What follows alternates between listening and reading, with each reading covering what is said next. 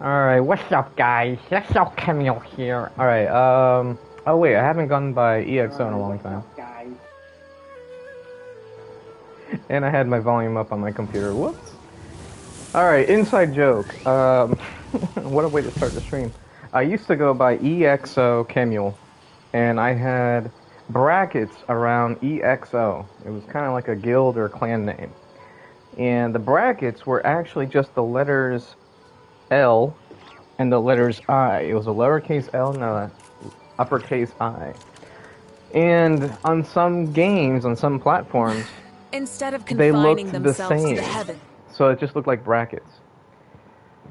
So a bunch of my friends who I met on Xbox could see that it was an L and an I because it no longer looked like a straight line for the capital I. It actually had like the little thing on top and bottom that distinguishes it. It's instead of it looking like a stick or just a straight line or whatever. And then the L, well, the L still looked like a straight line. So my friends knew it was an L on the front or the beginning of the tag and an I. But they would just pretend that the I was also an L, just to make things simple. Especially since people that I met afterwards who couldn't see that because they were too dumb to, would always say, Lexol, Lexol. And so instead of calling me Kemuel, they would say, hey, Lexol. And I'm like, no, it's EXO. The actual name is Kemuel. Damn it, I should have put the EXO at the end instead of the front. So one of my buddies always said, hey guys, it's EXO Kemuel here. And so that was just a stupid inside joke. But anyways, how's everybody doing today? I'm here in Luna 7? Yeah, Luna 7. God, I can't count. Which is pretty obvious every time I do a pull video or a pulling session. I'm like, oh, what number am I on? Where'd that wind come from? Shut up, Paimon! Anyway, so... yeah, we're on Luna 7. I'm going to be doing some questing today, maybe even some events. I don't know which I want to do first. But I want to spend my resin first and see where that takes me. I might fight some bosses just to get them out of the way for the weekly, but I don't know.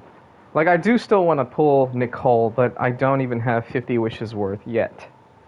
So I don't know if I want to do that just yet. I don't want to go back down to 0 just yet. So I'm still trying to figure things out. I do want Nicole, but I don't want her so bad that I'm willing to just use all my Primogems and not have anything for the next character. Or the next banner, for that matter, because I do want Melwika's weapon. Decisions.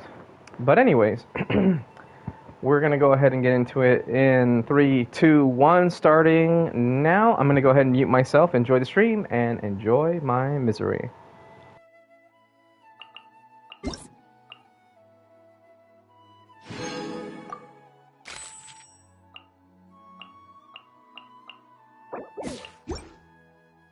God should...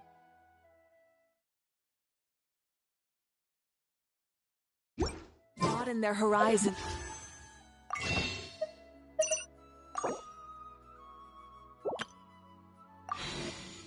In the world below.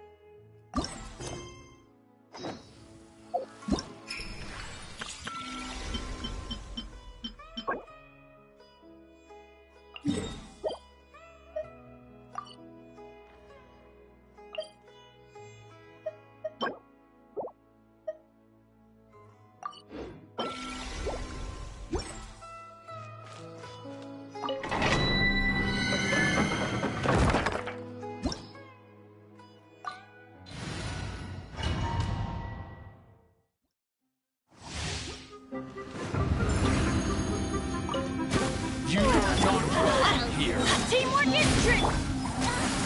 You two! Time to take me up! Hold on to your hats.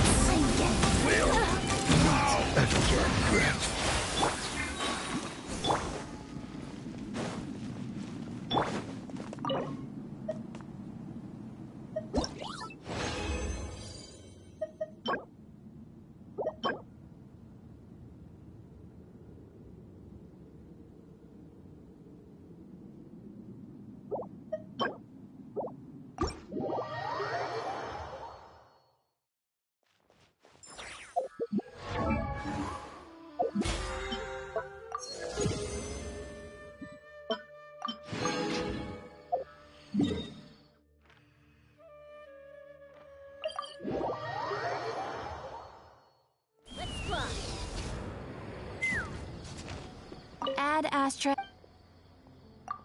Thank you for Ad Astra.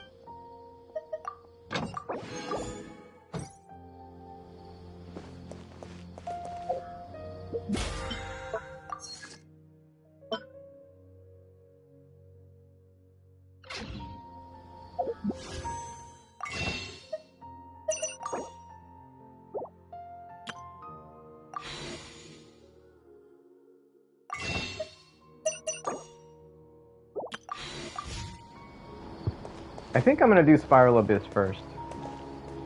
Cause then I'll at least have 40 pulls. Nah, fuck it. I'm gonna do the quest first. Alright, here I go. Do not cry!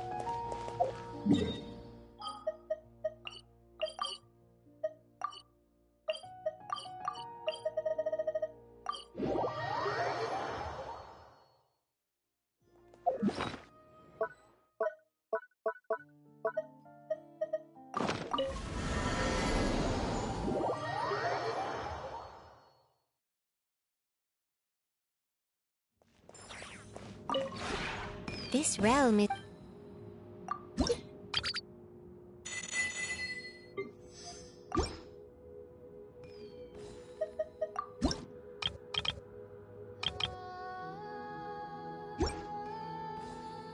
If you ever...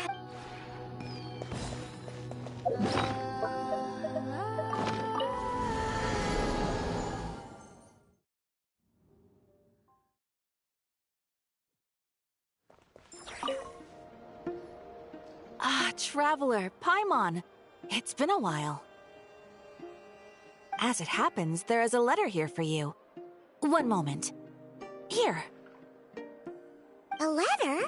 From who? Dear Diary, I'm Kale. I work as a trainee forest ranger under my master, Tainari. I'm also studying at the academia. I've been getting better and better at reading lately. Mr. Al-Haytham says that the written word is a crucial medium for exploring the world and understanding oneself. That's why I decided to start this diary. That said, what should I write about? Things are pretty quiet in Sumeria these days. Life is good. Every day is a fulfilling and happy one.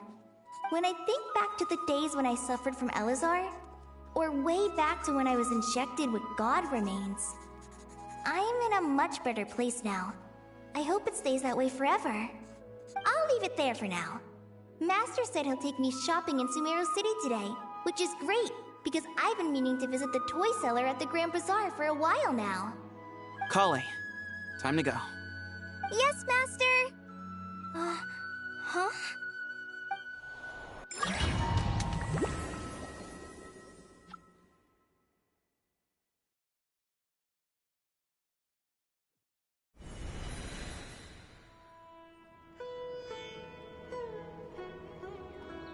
What's wrong, Kale? Is there something on my face? No, sorry. I didn't mean to stare. Did Master Tainari send you to pick me up? Master Tainari? What are you talking about? Tainari is the General Mahamatra. He's probably busy arresting criminals in Sumeru City. I mean, if that's what floats your boat, I can introduce you, but... Wait, Master Tainari is the General Mahamatra? But what about Mr. Sino? Sorry? Oh, you mean that guy who just joined the Vahumana Darshan? Rumor has it he's the leader of the Temple of Silence. If that's true, it's pretty impressive. Sounds like you've been getting to know more and more people since you joined the Academia. That's great, but don't let your Forest Ranger duties fall by the wayside, okay? What's going on? Sethos is acting like he's my master, and Master Tainari has taken over Mr. Sino's job. Is this some kind of prank? If so, it's a weird choice of prank. But anyway, Sethos doesn't look like he's joking. What is this all about? Hey, you're zoning out again. I'm gonna buy some tools for the Rangers. Why don't you stretch your legs a bit? It's been a while since you last visited the city, right? Wait! He's right. It has been a while since I last visited Sumeru City. Was it always like this? I mean, it feels familiar, yet somehow something seems different. Is this really Sumeru City?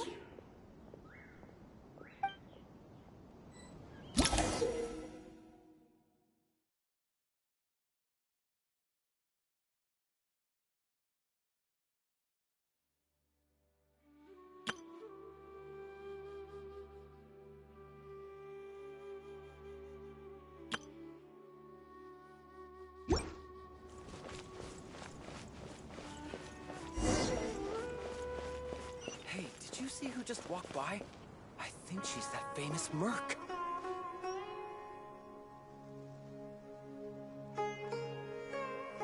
Hey, did you see who just... Hey, did you see who just walked by? I think she's that famous merc. Yeah, it's gotta be her. That red hair gives her away. The Flame Mane. They say she can take down a dozen tough guys with just one hand.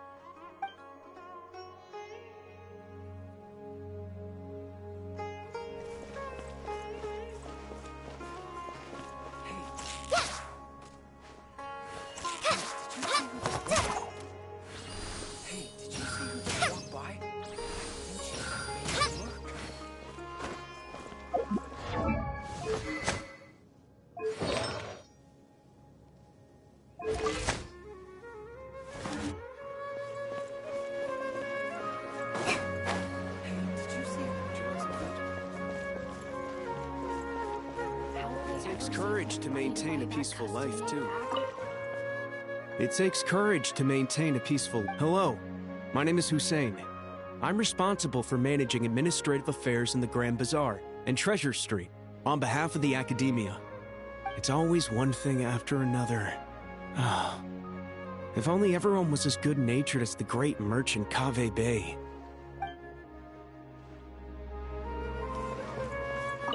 How will I ever save enough money to buy that custom-made axe with floral carvings from the blacksmith? To use as a weapon, of course. As Hussein's secretary, I must ensure his safety. Don't underestimate me just because I'm a homemaker. I used to be a mercenary in the Corps of 30. Peace is precious, but you must always be prepared for the worst.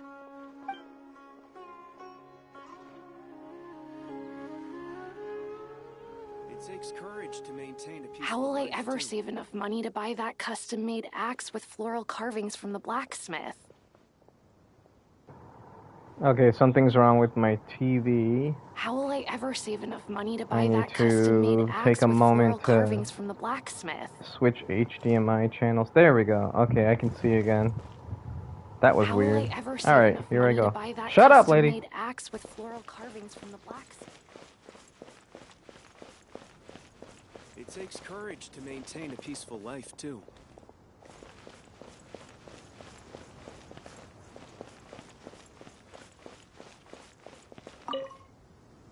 When I grow up, I'm gonna join the Eremites and protect Sumeru City.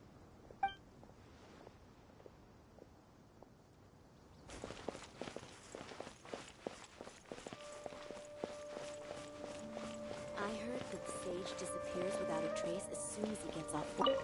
I heard that the sage disappears without a trace as soon as he gets off work. It's a little mysterious if you ask me.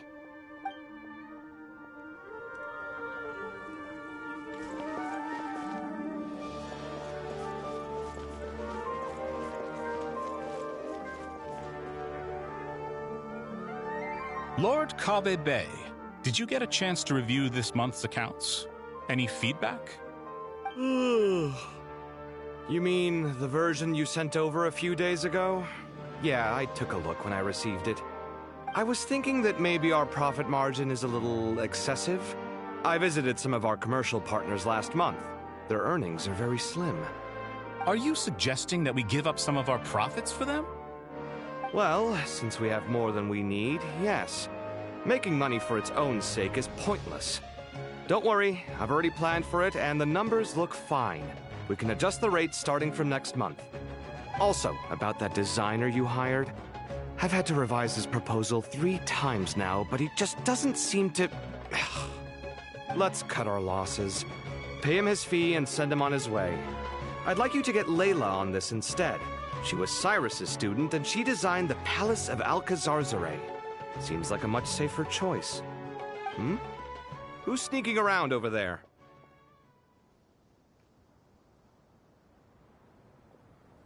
Mr. Kave?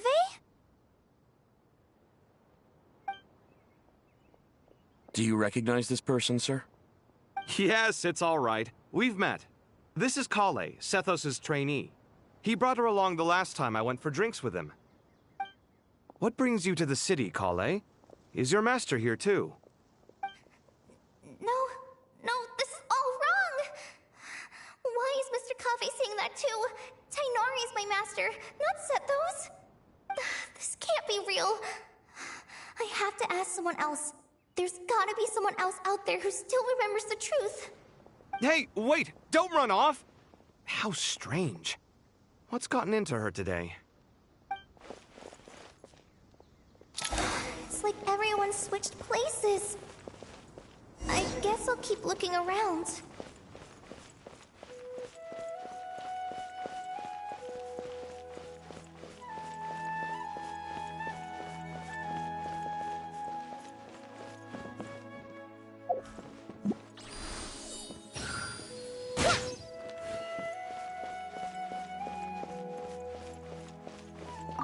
The Grand Sage always used to disappear the moment he got off work, but recently, for whatever reason, he's been seen sifting through records in the House of Dana late into the night. We asked him if there was anything unusual going on, but he answered us with a question of his own. Don't you find it strange that someone with my personality would willingly accept the position of sage?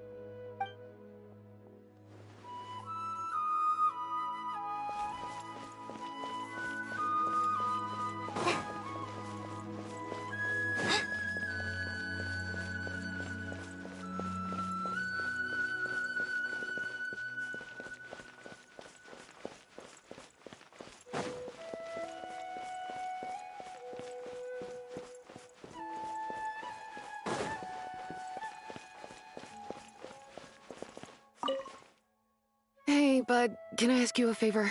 Is that alright if I borrow your thesis? Don't worry, I'm not gonna copy your work. I just need it as a reference. I guess that's okay. But if our theses end up sounding too similar, it's gonna be easy for them to spot. Yeah, trust me, plagiarism's the last thing on my mind. The only reason I ask is it's been really hard to get my hands on any reference material lately. Why don't you go ask the Grand Conservator? Candace should be able to find you what you need. She's super friendly. I'm sure she'll be happy to help. Really? I always assumed she'd be tough to negotiate with. Fair enough. I'll try my luck at the House of Dana later then.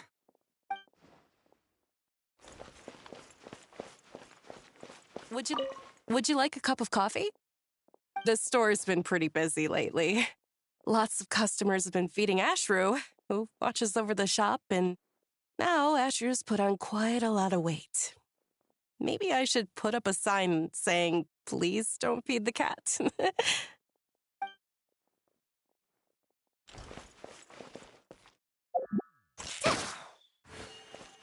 Would you like a cup of coffee? Would you like a cup of coffee?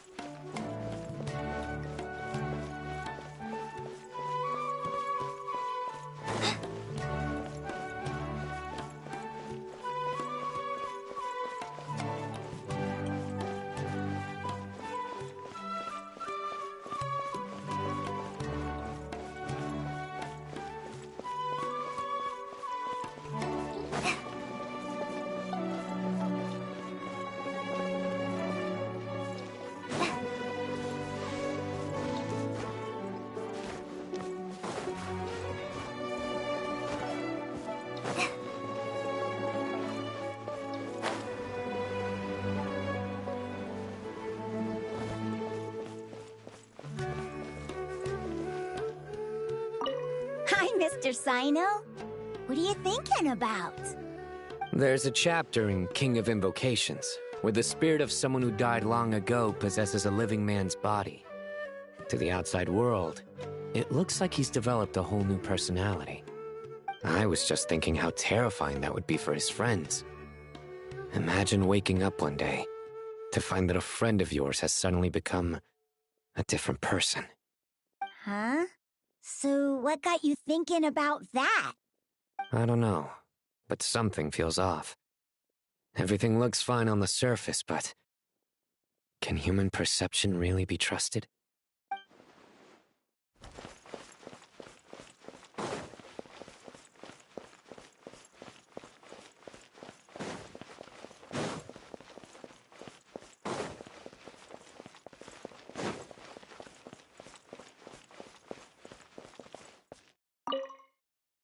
All right, not a single Mora short. That covers you for this month's rent. What a relief. I was worried the design fees I received this month wouldn't be enough. Well, next time, don't fret. Just let me know and I'll give you a few days' grace. We've known each other long enough for that. Anyway, how are you settling in? I couldn't help but notice that you're staying up late quite often. Yeah, I can't explain it. I just feel more inspired at night.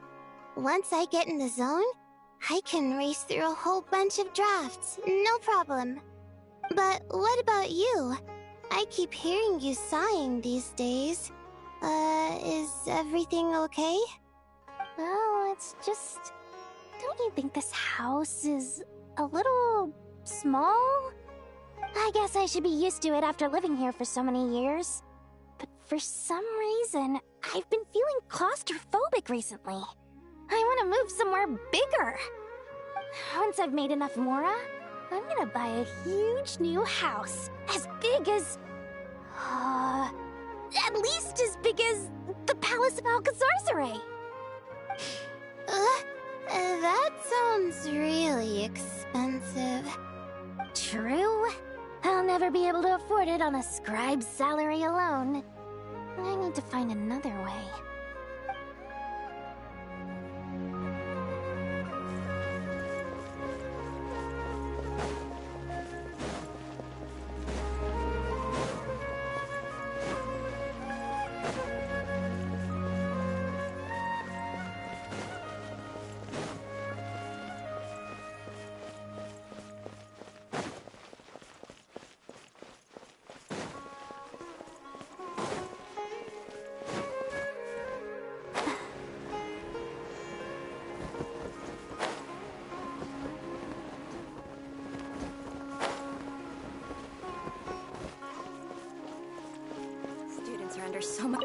Students are under so much pressure these days.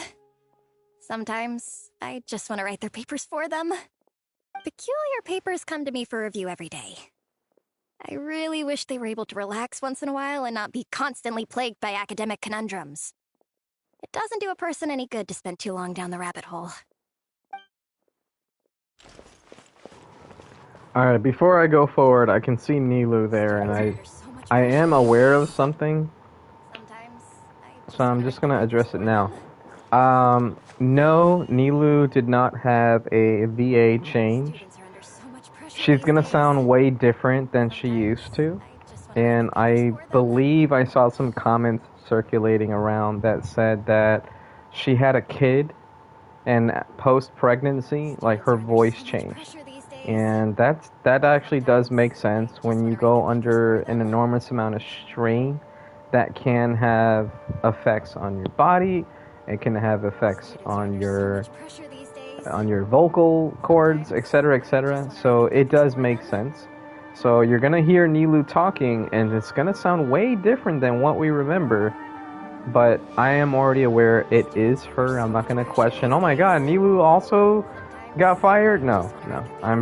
I'm already aware that it is the same VA, and with that, I would just say congratulations. No one from this game will ever know who I am, but I would still say congratulations to her. That's pretty cool that she had a kid. So, good on her. Anyway, Moving right along. Lots of visitors today, I see. Welcome all. It's been a while. Hey, Rahman. You know that guy who sells face powder on Treasure Street? I haven't seen him around in a while. Any idea what happened to him? Oh, you mean a Hongar? Yeah, he got into a brawl with Shavirme on Treasure Street. He's been banned from setting up shop there for now. Seriously? Oh, well, that's a shame. I was planning to pick out some makeup for you. Oh, don't worry about it. The legendary Flame Mane discussing makeup with the Zubair Theater star dancer. Now there's something you don't see every day. Flame Mane? You know, I'm not actually sure when people started calling me that. Maybe the other Eremites thought I needed a fiercer title to scare people off? To be completely honest, I think the title would fit you better than me, Dia. You think? Can't say I've never imagined myself as a merc. If I ever give up the dancing, maybe I'll head to the desert and give the Eremite life a try. You would? Is that so strange? Oh, not at all. In fact, I've actually had similar thoughts before. If I ever get tired of sleeping out in the wild, I think I might go look for a job at the Zubair Theater. I've adored the dance of Sub-Zeros ever since the first time I saw you perform it. If the chance ever came up, I'd love to try it out on stage for myself. Really? If our manager Sataria heard you say that, she'd hold you to it. Probably grab you by the sleeve and never let you go again. Hey, when that day comes, I'll do your makeup myself. How's that sound? Sure. If the day comes, I'd be honored.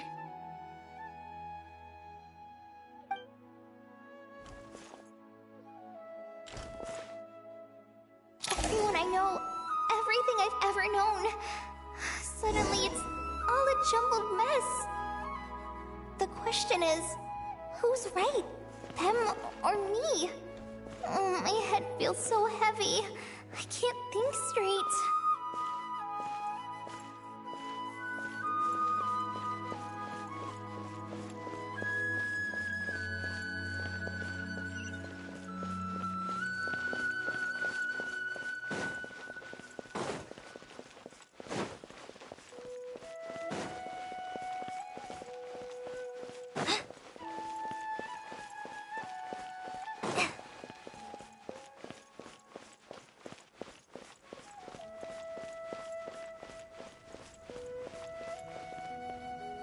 Mahamatra Tainari! We've apprehended the suspect. They say that the fool is prone to blind faith, but the wise man is not immune to it either. Siraj, do you have anything to say in your defense? Tainari, you were the one who turned the sages against me. Just a few words of caution from you was all it took to destroy my research. And now you're trying to stop me again?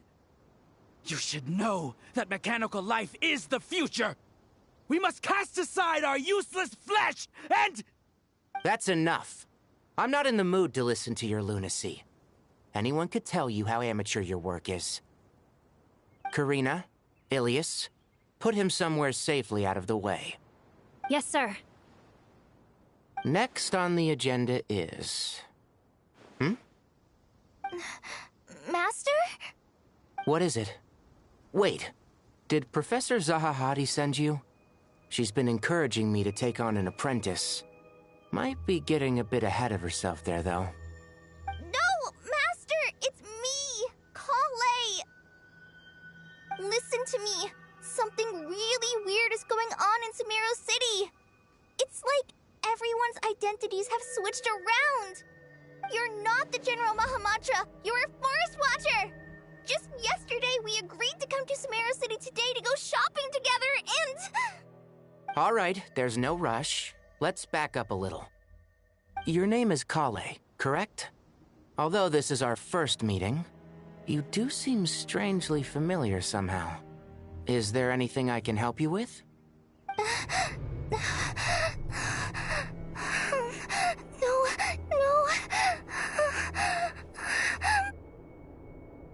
Master!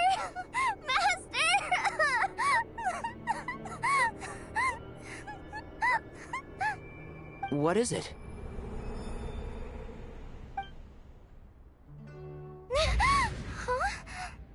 Did you have another nightmare?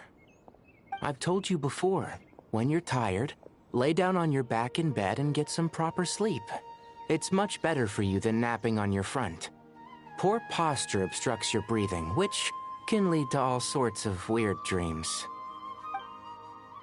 Now, we're supposed to go shopping in Sumeru City today, remember? Cheer up. I'll take you to Hushang's. I heard he's got some new toys in stock.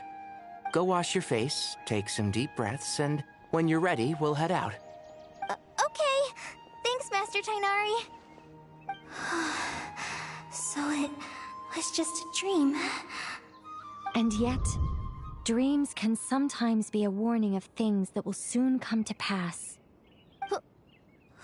Who said that? That dream felt unusually real, didn't it? Here's my suggestion. Since you're heading into Sumeru City anyway, you may as well tell Lesser Lord Kusanali about everything that happened. And just to be on the safe side, I think you should also inform your 2 traveler friends who once helped save Sumeru. I'd write them a letter if I were you. Time is short. A storm is coming from beyond the bounds of fate.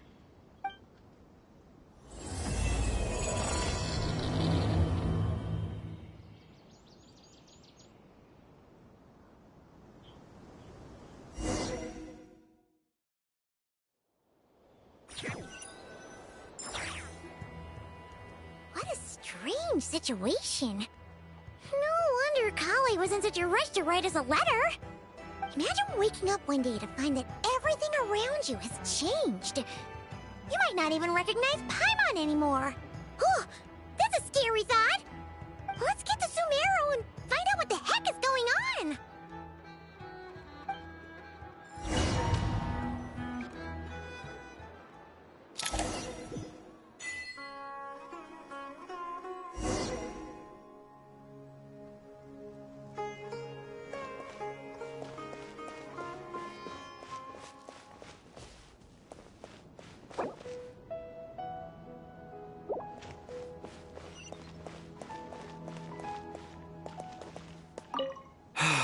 I can't believe I have to move so far away on such short notice.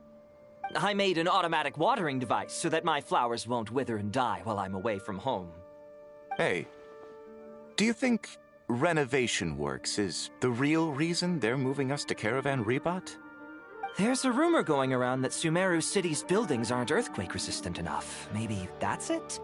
All we know for sure is that the order came down from the Dendro Archon herself.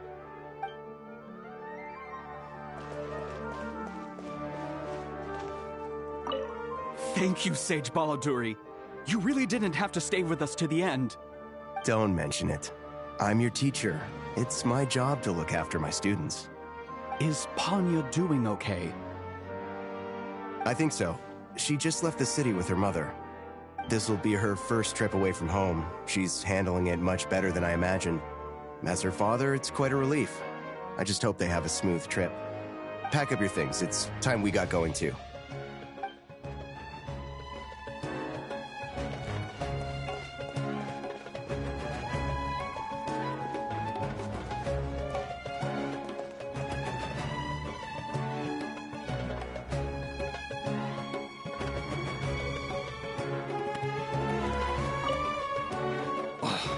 As if work and family aren't enough to deal with already. Now they're telling us to move to Caravan Rebot because of renovations? Huh. I bet it's just some vanity project. I don't trust the Dendro Archon, nor any of the sages. Especially not that new Grand Sage, what's his name, Nephis? If you ask me, he's the worst of the bunch.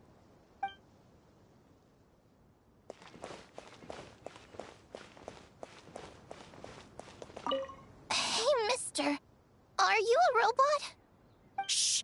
Look! He's pretending to be human! He definitely doesn't want anyone to find out he's a robot. I am a robot. I was designed to infiltrate the human world undetected. My mission is to find an opportunity to destroy humanity. I knew it! It's just like in the picture books. What do we do? We're the only ones who know his secret, right? Surely he won't silence us for good. You have discovered my secret. Now I must take you as my prisoners. I will tickle your feet until you join the robot army. Don't be afraid. I'll protect you. Take this, robot! Ow! Stop!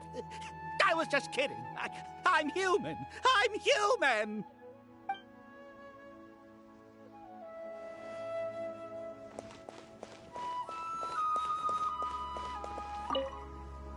Hey, now's not a good time to visit Sumeru City.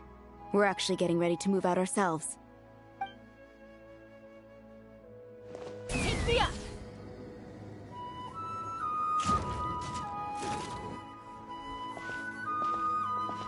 Callie! Traveler! Paimon! Thank goodness! I'm so glad you made it! Of course! We won't let anything happen to you, Kale. So, what's going on in Sumeru City? Looks like lots of people are moving or something. Yeah, I was just gonna say. After I wrote my letter, Master and I went to Sumeru City and told the Dendro Archon everything that I experienced, from start to finish. She was silent at first. It seemed like she was deep in thought. Then the next day, we got told that she was ordering everyone to leave Sumeru City immediately and move to Caravan Rebot. The entire population of the city has to move? Not just Sumeru City.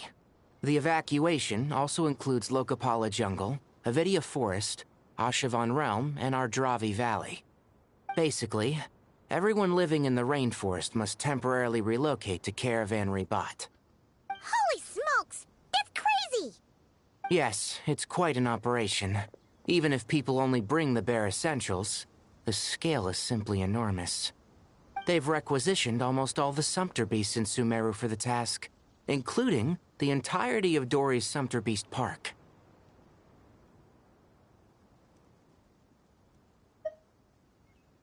The Dendro Archon said that what Kale experienced was not a dream, but a warning. After our meeting, she immediately summoned the 6 sages to analyze the situation and discuss countermeasures. They concluded that the events seen in the dream are very likely to become a reality, and that an unknown danger is rapidly approaching. Oh, please keep that to yourself. We don't want to cause widespread panic. The official reason they've given is a large-scale renovation of the rainforest ecosystem. People are skeptical, but there haven't been any major incidents. So far, at least. The Dendro Archon seemed really worried when we spoke to her. She said you can go visit her in the Sanctuary of Surasthana when you arrive. She also said she'd hold out until the very end. Tighnari? Kale? You got a minute? I need a hand here. One moment, I'll be right there. As a forest watcher, I've been tasked with assisting with the relocation work. There's a lot to be done, and they need all the help they can get. This will be the final group of evacuees from Sumeru City. While they're away from home, they'll be heavily reliant on outside help. Thank you for coming in our time of need. As you can see, another crisis is upon us. Excuse me, sorry to trouble you, but could you help an old man find his medicine? It's buried somewhere in my luggage. Where's my mom? Where did she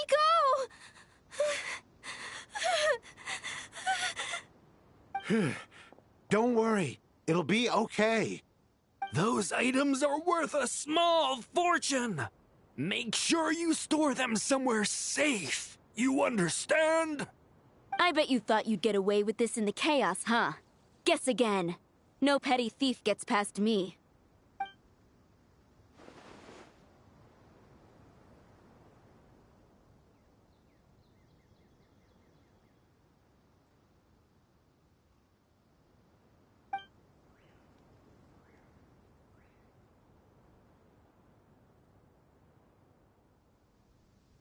We should go help the evacuees. See you around.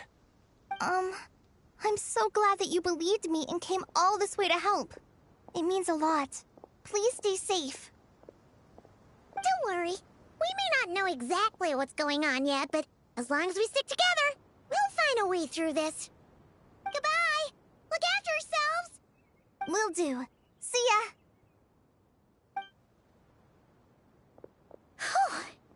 Paimon's not sure how she found the words to comfort Kale because, honestly, she's kind of nervous herself. Let's head to the Sanctuary of Surasana and see Nahida.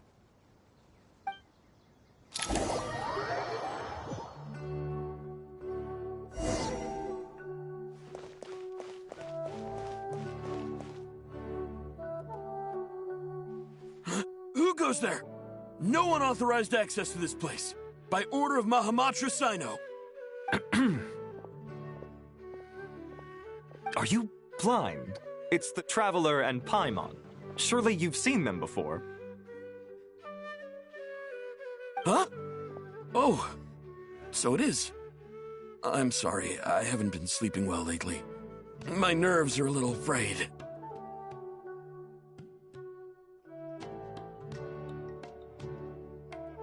The Dendro Archon is in a very vulnerable state at the moment. Mahamatra Sino is concerned that our enemies might choose this moment to strike, so he's ordered us to strengthen our defenses. Just seeing you two again already puts our minds at ease. Please, enter. I'm sure everyone's expecting you.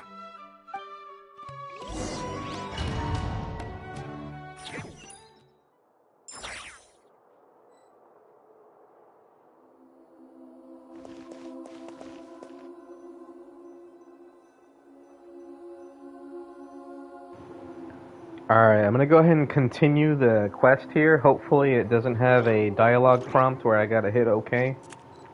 Just gonna use the restroom while the dialogue is going on, so here we go.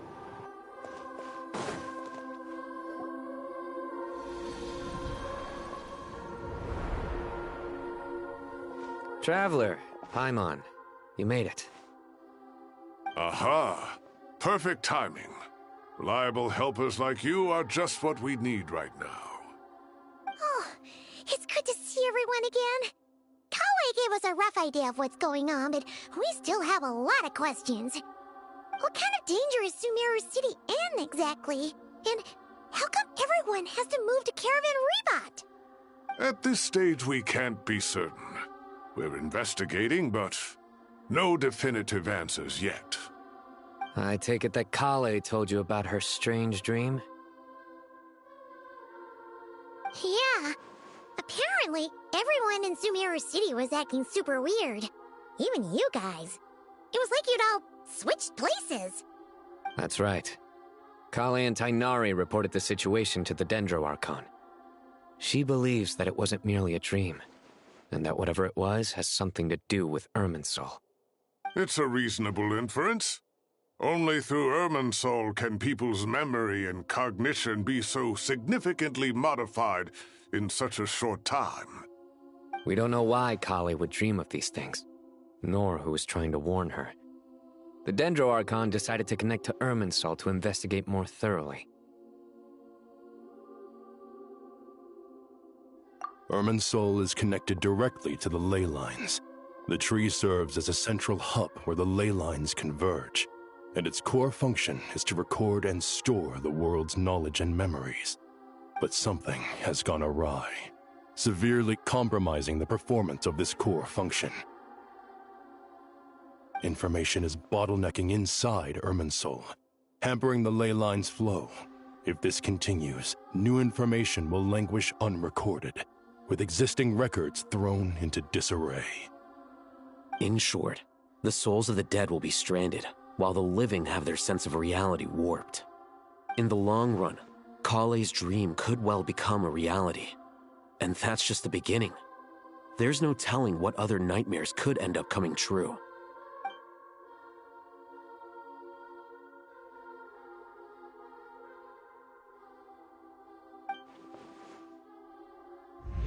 I have come this far, to use my death to open the gates of the ley lines to my people.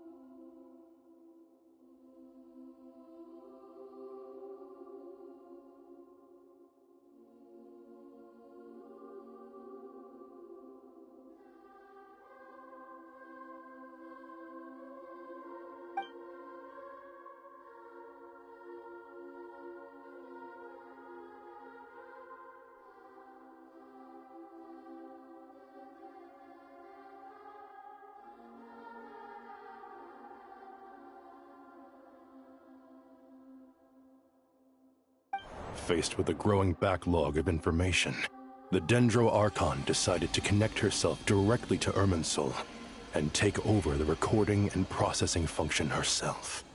But it is an almost impossible task. Individual brains aren't equipped to deal with the sheer volume of knowledge and memories involved. All that information flooding in at once would instantly fry any human mind.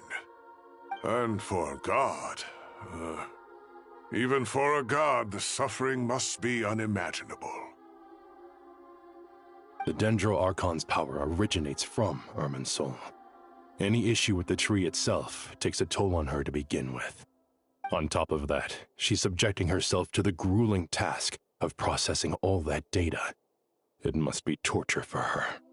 And despite all of this, she is somehow finding the strength to investigate the Irminsul situation from within and send us her findings. I finished analyzing the latest data. Looks like our working theory was wrong. There's no signs of Irminsul having been attacked from the outside. So it's internal then? Some sort of disease, perhaps? No. I've spent half my life studying the ley lines. If Irminsul malfunctioned this easily, the world would have met its end long ago.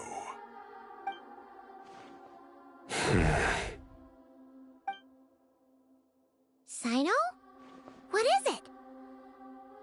Not long ago, I got a tip from the Core of 30 that a large number of unidentified merchant caravans had recently been spotted entering Sumeru through Beta Harbor.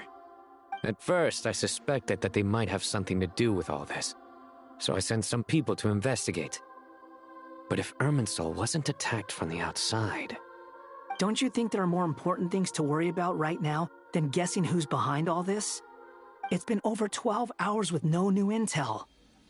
If even the Keeper of Irminsul is this badly affected, you can imagine how bad things are in there.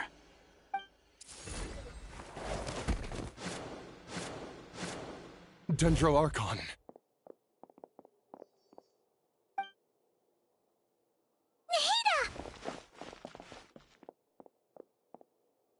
What's wrong? Her breathing is weak, and her elemental energy levels are dangerously low. Looks like it's time to move to the backup plan. What's the backup plan? Get out of the city and take the Dendro Archon with us. The entrance to Irminsul is directly beneath the sanctuary of Surasthana. That means this is ground zero if anything goes wrong. The Dendro Archon has a very strong connection to Irminsul. But theoretically, this connection should grow weaker with distance. Under normal circumstances, she could unleash her full power here.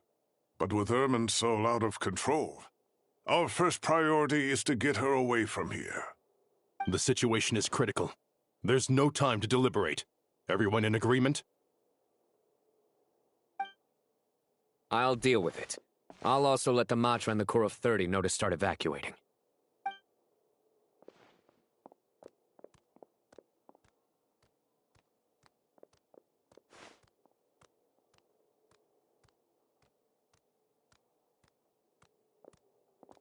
Let's go.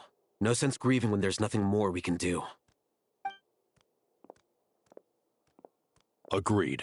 We'll be back as soon as this is over.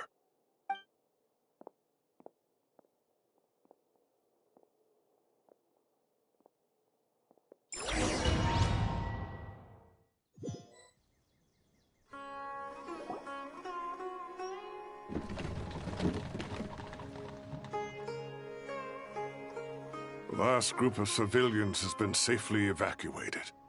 Dendro Archon's carriage will travel with them. Sino and Hat Guy will protect the convoy. With the Dendro Archon in a coma, we've lost our means of investigating the situation. And with Irminsul still deteriorating, we have no choice but to evacuate Sumeru City. Feels as though we're being pushed along by an invisible hand. Stop moaning, Cyrus. We're the teachers here. We should be showing a little more confidence, don't you think? A wise judgment. Let's move out to Caravan Rebot.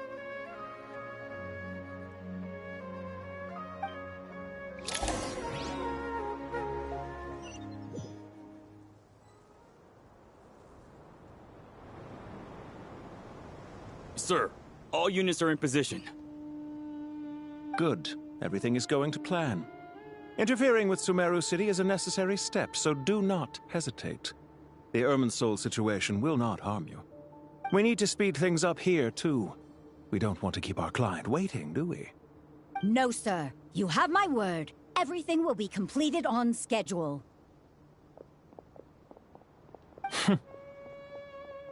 They say that fervent ambition attracts the favor of the gods, and with it, a vision. But we appear to be the exception. So, is our ambition not strong enough? Or does it threaten the very foundations of this world?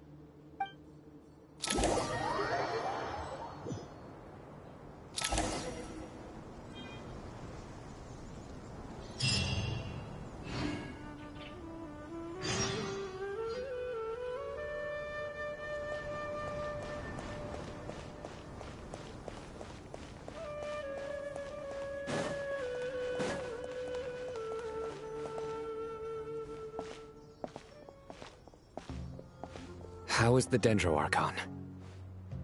Her breathing is steady. I prepared some therapeutic incense for her, but it hasn't had much effect.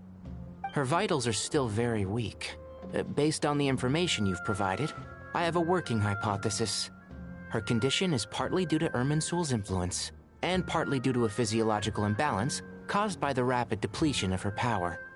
Elemental energy usually flows through the body at a relatively constant rate. The body grows accustomed to this rhythm, so when it's thrown out of balance, physical symptoms will appear. Is this similar to the ley lines? Overloading and withering both directly affect their vitality, potentially causing irreversible damage. Correct. From a biological perspective, if you overexert yourself, you pay the price with your life. The Dendro Archon is not only drained of power, but her life force is at a critically low level. Is there any way to restore her health? I know the ley lines have strong self-healing abilities. As long as any blockages or pollutions are dealt with, they can quickly regain their vitality. But what about people? Well, gods. What's their capacity for self-healing? Before we think about that, there's a bigger predicament to resolve. Restoring the Dendro Archon's power requires us to heal Irminsul first. But that will be extremely difficult without the Dendro Archon's power. Paimon's already getting lost here.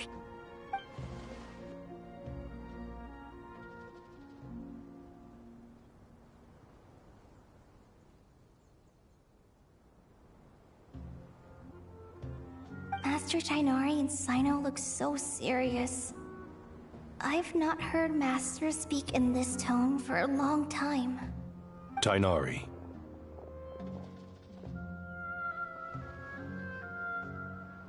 Master Nephis, sages. Tighnari, haven't seen you in ages. Have you gotten taller? Or did your ears get longer? Hopefully the former, Uncle Baladuri. Cyno, where's Professor Cyrus? I thought he'd be with you. He went out into the wild to investigate the situation. He said that the Irminsul anomaly will likely start to affect the real world soon. He shouldn't be trotting around alone at his age. Which way did he go? I'll look for him later. Would someone mind introducing us? Ah yes, of course. Allow me to do the honors. I'm sure we're all familiar with the Traveler and Paimon.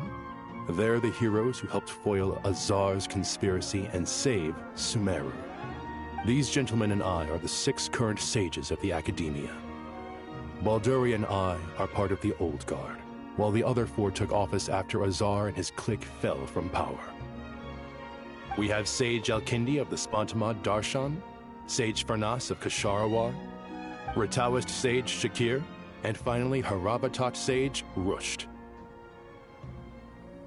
Nice to meet you all!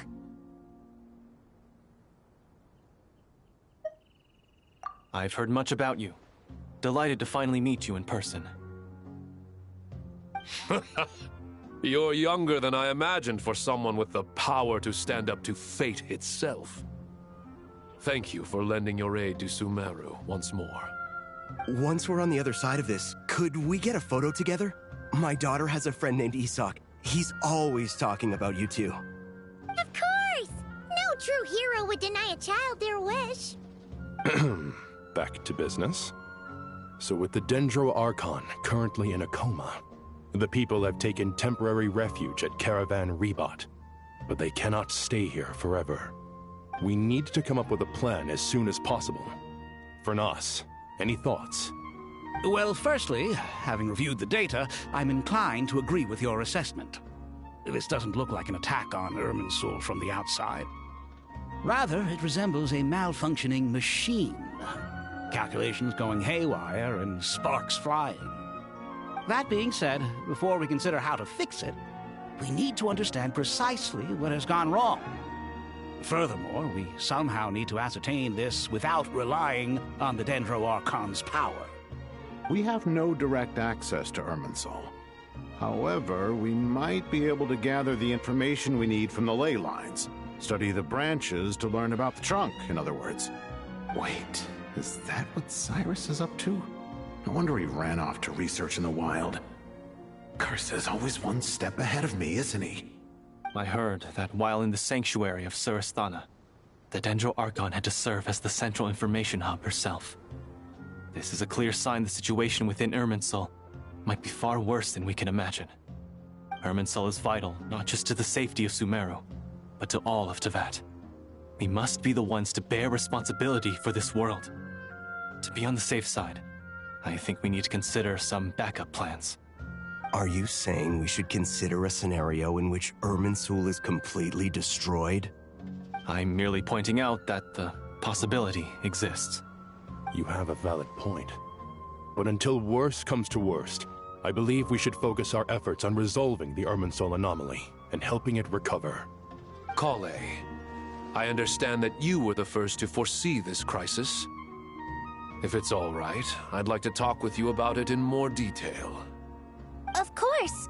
But even I don't know how I came to have that dream. If there are no signs of external damage, could it be a stress fracture? Metals tend to suffer from this issue with long-term use, and Irminsul has existed for centuries, after all.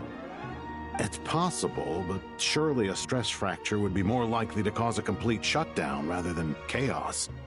Sages, General Mahamatra, sorry to interrupt, but something has come up. What happened?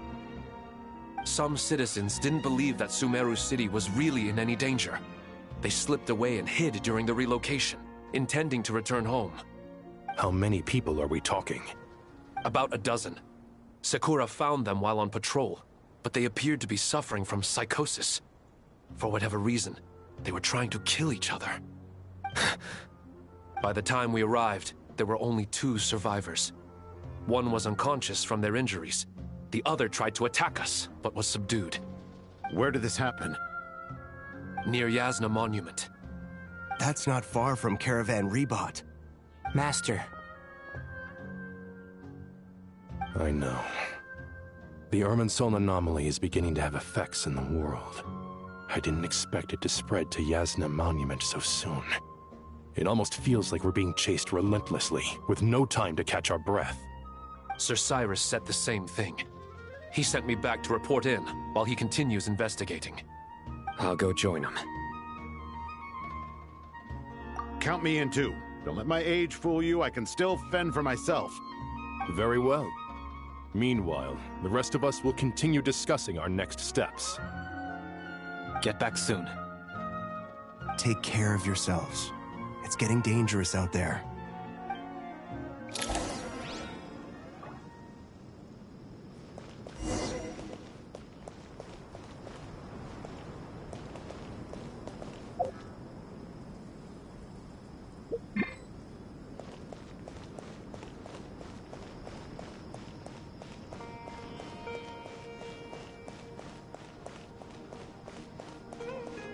Let's fly!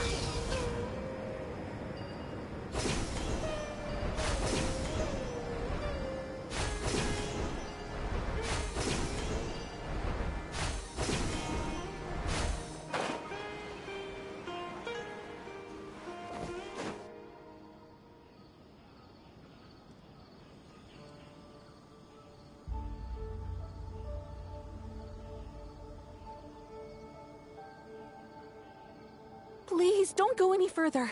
As you get closer to Sumeru City, there's no knowing what dangers you might encounter. So this is our mentally disturbed man? I'm going to gut you all!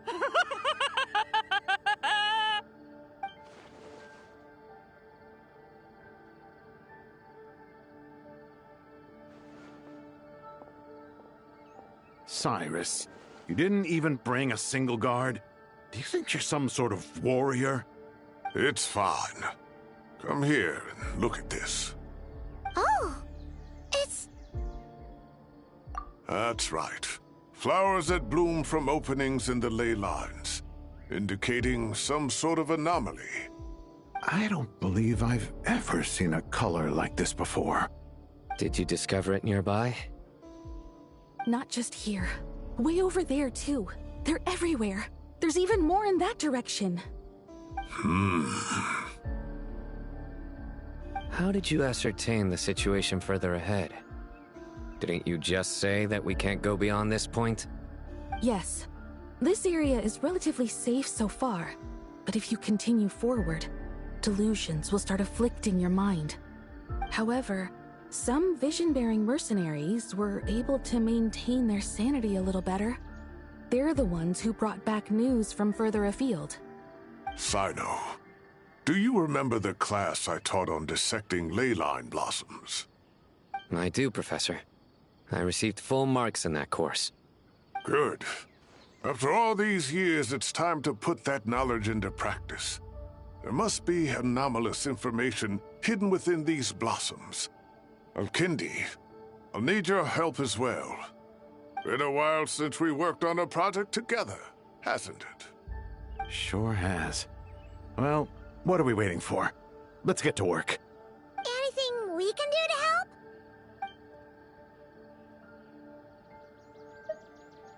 Will you need my help? All right, well, don't go too far. There's too many unknowns at this stage. Let's regroup at Caravan Rebot later. Don't worry if you don't show up. I'll come and find you.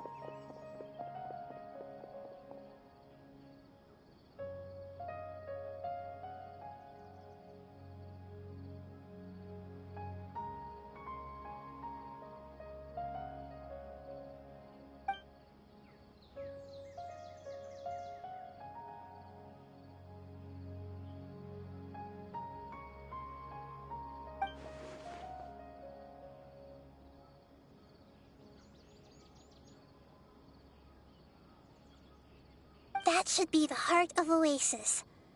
All we need to do is light it with the fire seed, and it'll restore a pep with elemental power.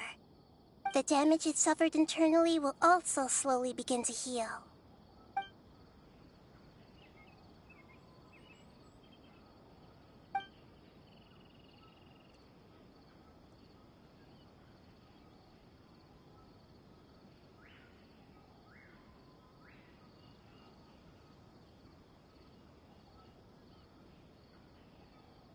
What is it? You thought of something? Really? Then let's get back and tell the others!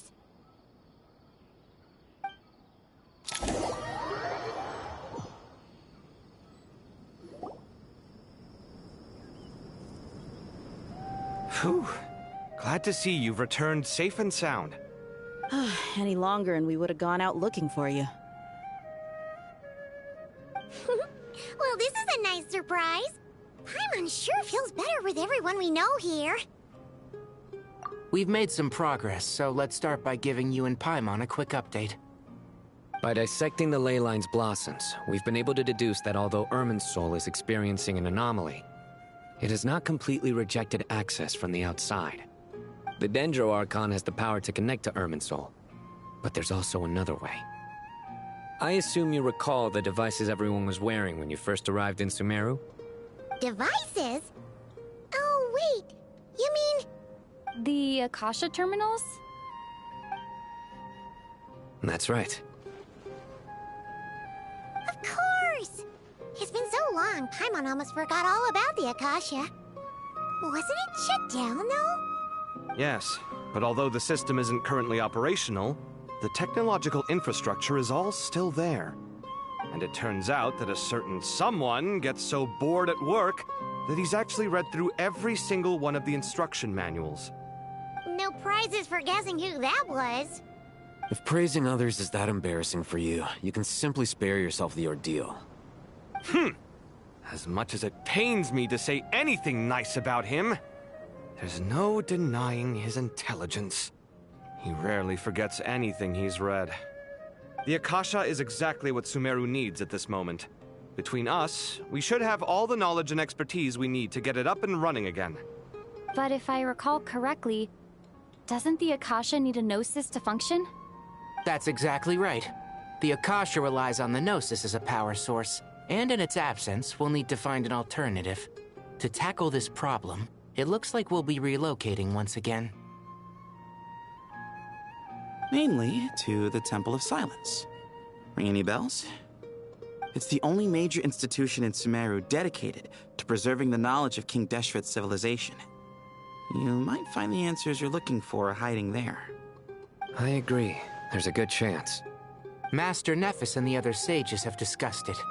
As the chaos from Irminsul continues to spread, Caravan Rebot won't be a safe haven for much longer. We have to move into the desert next. The scholars and sages will head to the Temple of Silence, while the civilian population seeks refuge in Aru Village. The Eremites will keep everyone safe during the journey, and Candace will be there to receive us at the village. This leaves us just one thing to worry about. That Dendro Archon. She's very weak. We can't afford to wait until Irminsul is fixed. There has to be another way to help her. Huh. Wow. Luckily, the Traveler had a eureka moment while we were out investigating. Really? Wow. Nice one, Traveler. Let's hear it. What say our Amorta experts? Theoretically, it's feasible. From what you're saying, although elemental life and elemental energy have their differences, the Dendro Archon has explicitly stated that she can imitate the power of the former. In which case, as long as a Pep is willing, she should be able to convert her own power into a form that the Archon can use. It wouldn't be difficult for her at all. The only problem is convincing her to help.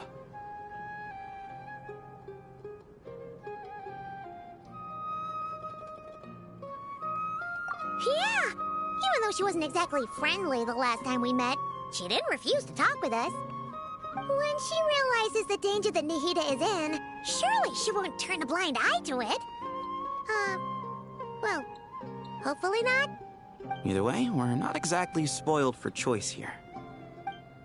Hey, it's better than having no options at all. I agree. Without Irminsul's aid, the legendary Dendro Dragon Apep may well be the only living thing in Sumeru who can help our Archon recover her power. There's no time to lose. I'll bring this proposal to Master right away. If he and the other sages agree, we'll split into 3 teams. The academics will go to the Temple of Silence to look for a solution to the Akasha problem. The Eremites will escort the civilians safely to Aru Village, and the Traveler and Paimon will take the Dendro Archon to see Apep. There's still a long road ahead, and no knowing if we'll make it. But at least we have a direction now. I'll take it over floundering around in confusion. If there are no objections, then let's proceed. But before we adjourn, I would like to leave you all with some parting words. No matter the distance between us, there will always be an invisible force tying us together. May the bonds forged in the past shine bright like stars and open a new path before our feet. Huh. Is that from King of Invocations? No. This one's from King of Invocations, the sequel. what's the difference? The sequel's much cooler. Couldn't agree more. Well, it was very apropos. Once this is all over, I'll give everyone a copy of King of Invocations and the sequel to show my gratitude. Come on, let's get moving.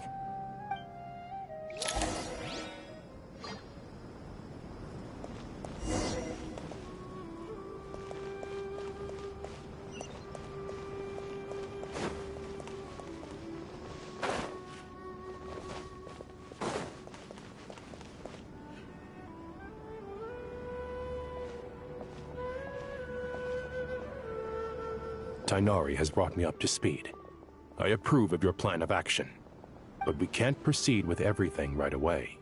The people need to rest. For many of them, this will be their first time in the desert, so we'll need to find additional personnel to help escort them. You two, please go on ahead with the Dendro Archon. Let's rendezvous at the Temple of Silence later. No problem. We got this. Words can't express my gratitude. So let me just say, I hope everything goes smoothly for all of us. Goodbye for now. All right, let's get going. If Paimon remembers correctly, the last time we saw a Pep was in... Traveler, Paimon. Could I borrow you guys for a moment? It'll only take a second. Collei, what's the matter? Well, the thing is, Master Tighnari once told me, after you raise a problem, you should think about how to resolve it. But ever since I had that dream, I feel like I haven't been of any help at all. I tried my best to keep up with the conversation, but there was so much new information, I couldn't take it all in. So, I just wanted to ask, do you have any tips for me there? Paimon knows exactly how you feel. But fear not, everything you need to know is right here in Paimon's notes. Sumeru chapter. It's got tons of info about all the things we've seen and heard on our adventures. Some parts are a little simplified, but hopefully it all makes sense. You see? Being the greatest guide in Tibet isn't just a fancy title. It takes a lot of hard work. Paimon doesn't always understand the things you're talking about with other people. Whenever that happens, she notes down the confusing parts and goes over them in her own time. This is perfect. Could I borrow it? Sure. Matter of fact, you can keep it if you want. Paimon has another copy. The spare copy was originally meant for the Traveler. Paimon used to worry that one day she might not need a guide anymore, so she wanted to have a gift for her, in case we ever parted ways. But it doesn't seem so necessary nowadays. We have so many more places to see together. One copy will be enough for both of us. Thank you so much. But still, these are your treasured memories. I think I'll make my own copy and then return the original to you. Anyway, that was all. I won't keep you any longer. Have a safe trip. See you again soon. See ya! Alright, time to bring the Hida to see a Pep. Let's hope that old grouch is in a negotiating mood.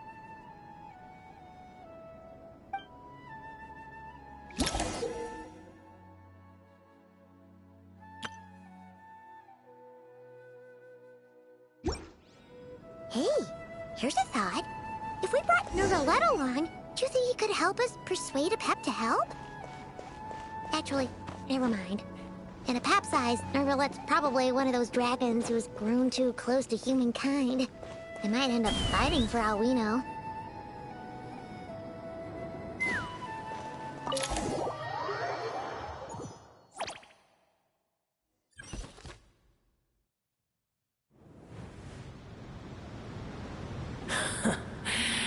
I had a feeling your kind might come calling. The ley lines are in disarray. Something has gone wrong with Irminsul, yes.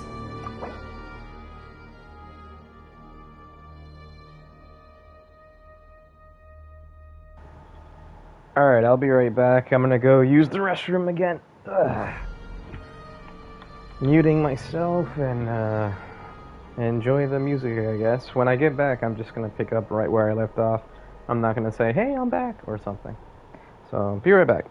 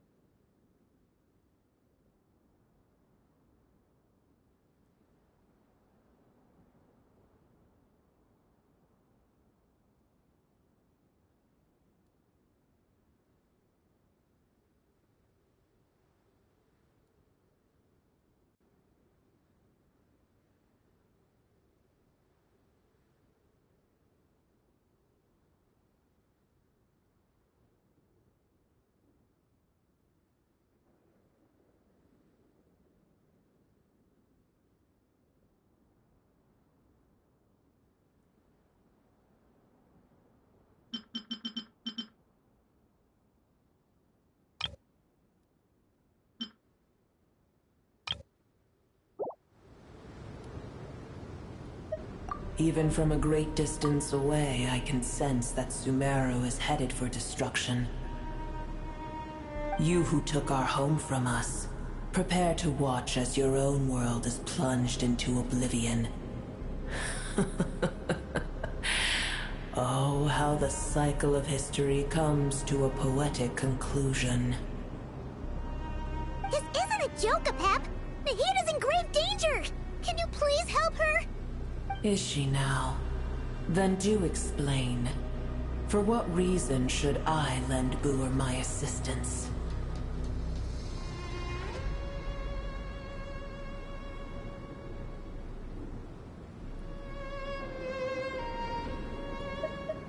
Apep, if you truly despise gods and humans so much, well, after the great humiliation of being helped by a god in the past, shouldn't you be jumping at this chance to balance the scales? Now that is a compelling reason. When El Ahmar plotted against me and I was tortured by forbidden knowledge, it was Booer who saved me from agony. And though I regard with shame the pity of my enemies, to receive aid without repaying it would likewise tarnish a dragon's dignity. Oh, tiny Booer, puny humans. Just this once I shall deign to show you the true power of dragonkind. Hello! It's happening again! We're gonna get sucked in!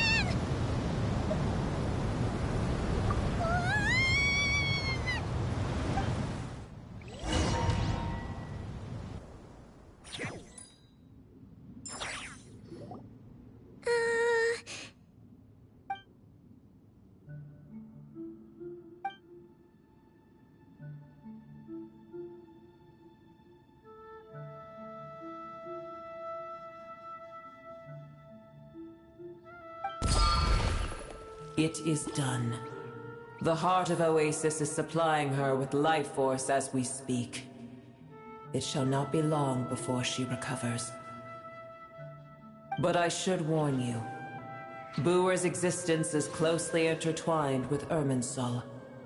Unless the issues plaguing it are resolved, she will never completely recover her former strength. Thank you! Spare me your words of gratitude. You may also spare me your feigned concern.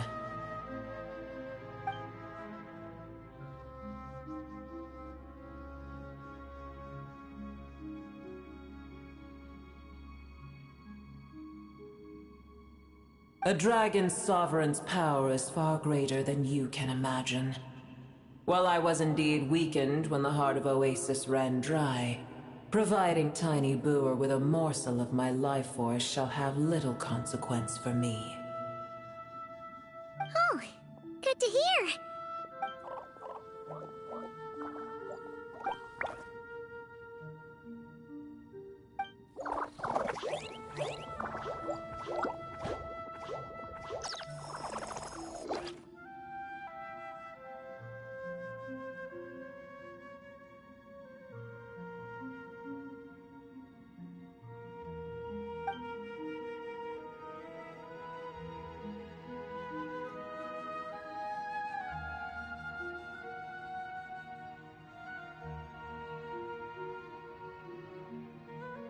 Ever held in high favor, I see. Oh, well, you know. The compliment was sincere. Simply accept it.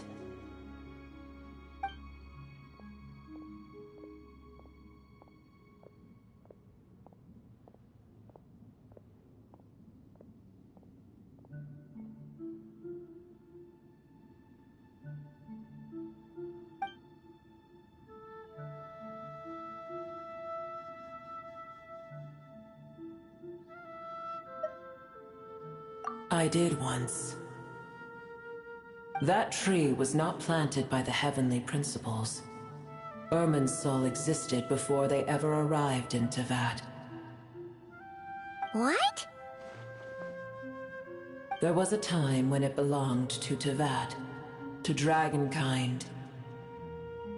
Its appearance and function then differed greatly from today. The ley lines flowed with an abundance of a familiar, primitive form of elemental energy. You may know it as the power of the Light Realm. The heavenly principles usurped and refashioned Irminsul, made it serve humanity, and used it to anchor the fate of the world. Yet in the end, humanity has failed to protect it. Heavenly principles, God of gods. It makes me sick. The enmity between your kind and mine can never be bridged. As things stand today, holding a grudge against you would serve no purpose. But there will come a day when we reclaim this world for ourselves. The opportunity will arise no matter how long we must wait. I can already sense that far away from here, the Hydro Dragon has wrested his authority from the hands of the usurpers. Though we have yet to meet, I know that we are both preparing for our revenge day and night. Uh-huh.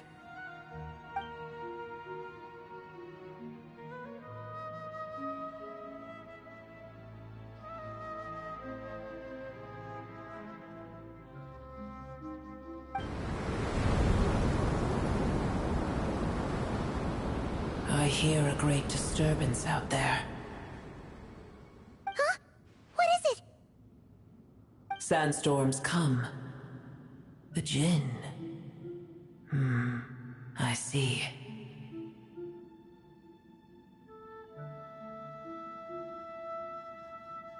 Another calamity approaches. You both seem restless. Let us part ways here. Boer is safe with me. Once she has recovered, I shall return her to your side. Oh, thanks again. Take care, alright? I told you already I have no need of your feigned concern.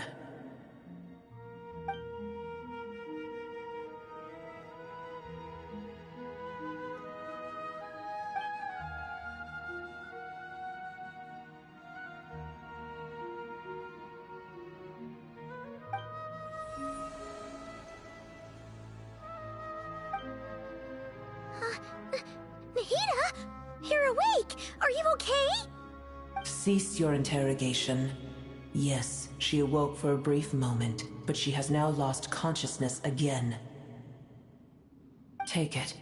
We shall talk more at another time.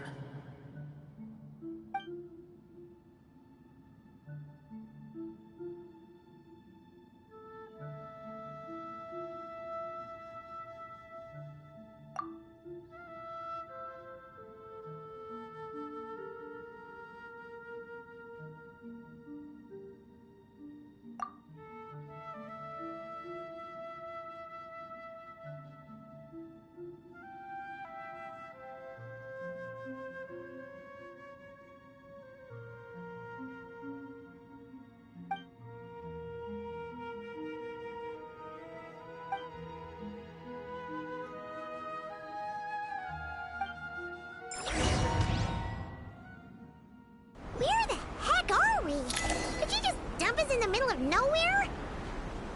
Wait. No, Paimon remembers now. The Temple of Silence is over that way.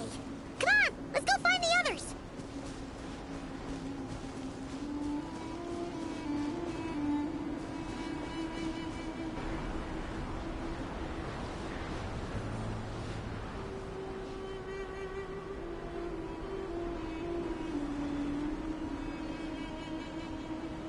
There's no need for everyone to stay here.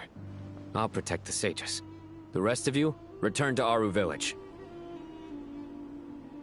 Yes, Mahamatra Sino.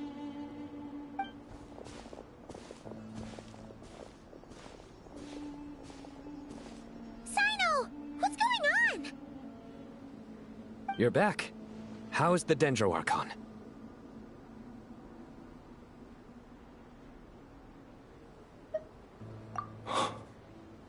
What a relief. It's the Jinn. Countless Jinn have stirred up violent sandstorms across the desert, blocking our path to the Temple of Silence. Tighnari and Kale have returned to Aru Village to help. The Jinn are being highly aggressive, so both the village and the merchant caravans require protection. It's just one thing after another. Where did all of them come from anyway? In all my trips to the desert, I've never seen anything like this before. As I see it, the only possible candidate is Gurabad. Gurabad? Baladuri could explain in more detail if he were here. All I know is a rumor I've heard about from previous trips to the desert. Supposedly, a great number of dormant Jinn lie sealed beneath that city.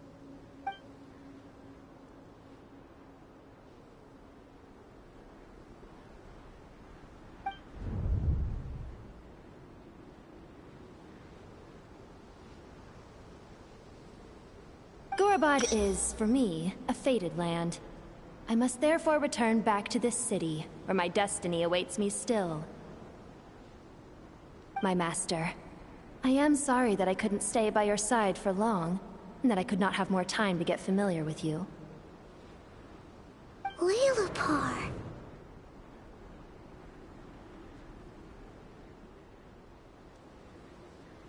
Yeah, we once said goodbye to a friend there. Well, maybe not a friend exactly, but someone we met on the road anyway. She was a strange bottle. If we can find a way to wake her up, maybe she can help solve the situation in Gurabad. Well, be careful. You may find there's more than just the Jinn to worry about. You mean, there are other dangers in Gurabad?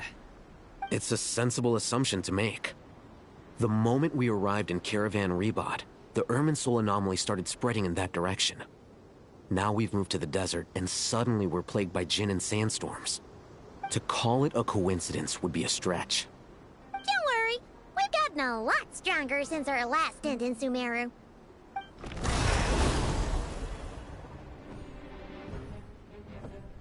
Ah! When did they show up? It appears the monsters native to the desert have been stirred by the Jinn's activity.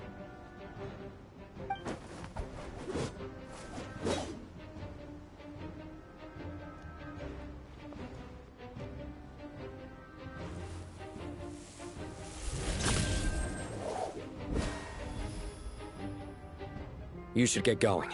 We'll take care of things here.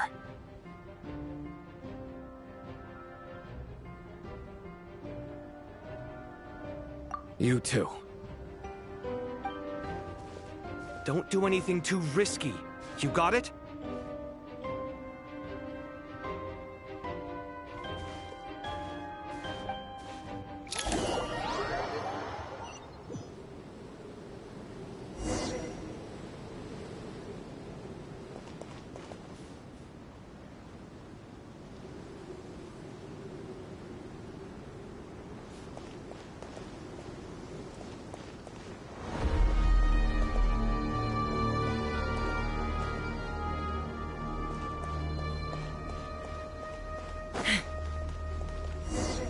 The Jinn are swarming out of Gurabad! Looks like Alvita was right! Let's get inside and see what's going on!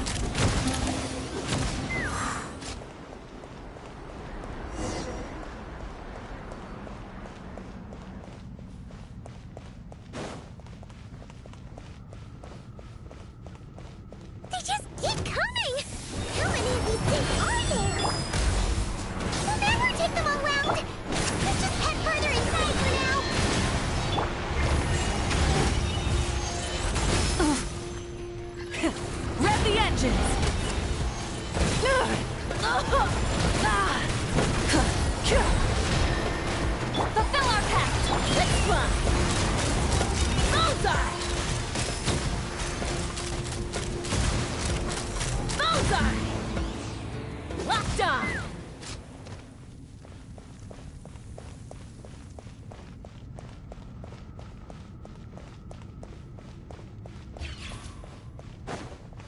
Target spotted! All units at the ready. The Patchouli? They must be using this place as a stronghold! Are they the ones behind all this?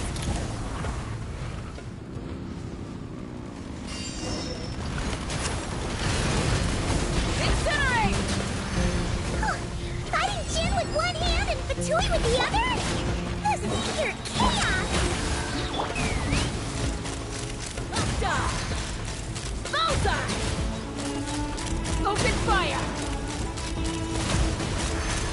Bullseye! I'm going in! See Lolene! Eat Papa! Get a breath from the sky! Take me up! Locked on! Locked on!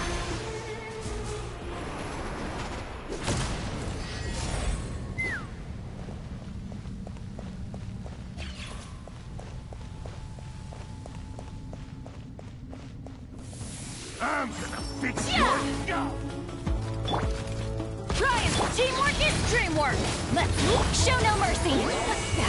Suffer the wrath of... Pyroclastic surge! Ha!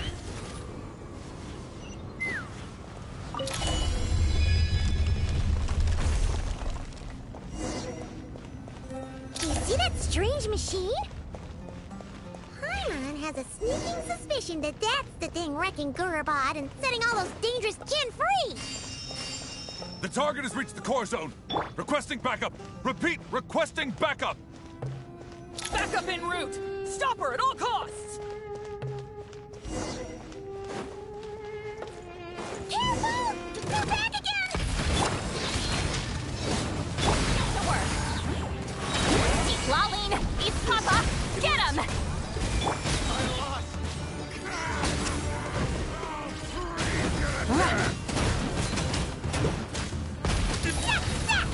Nice one, Traveler! Let's keep going!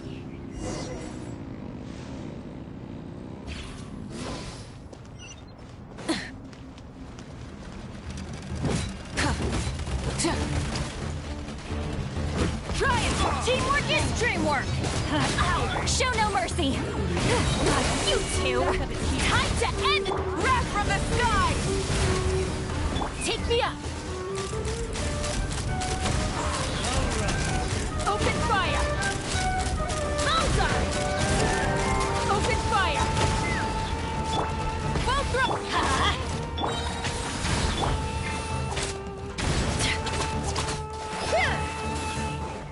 Let's fly! Bullseye! Listen.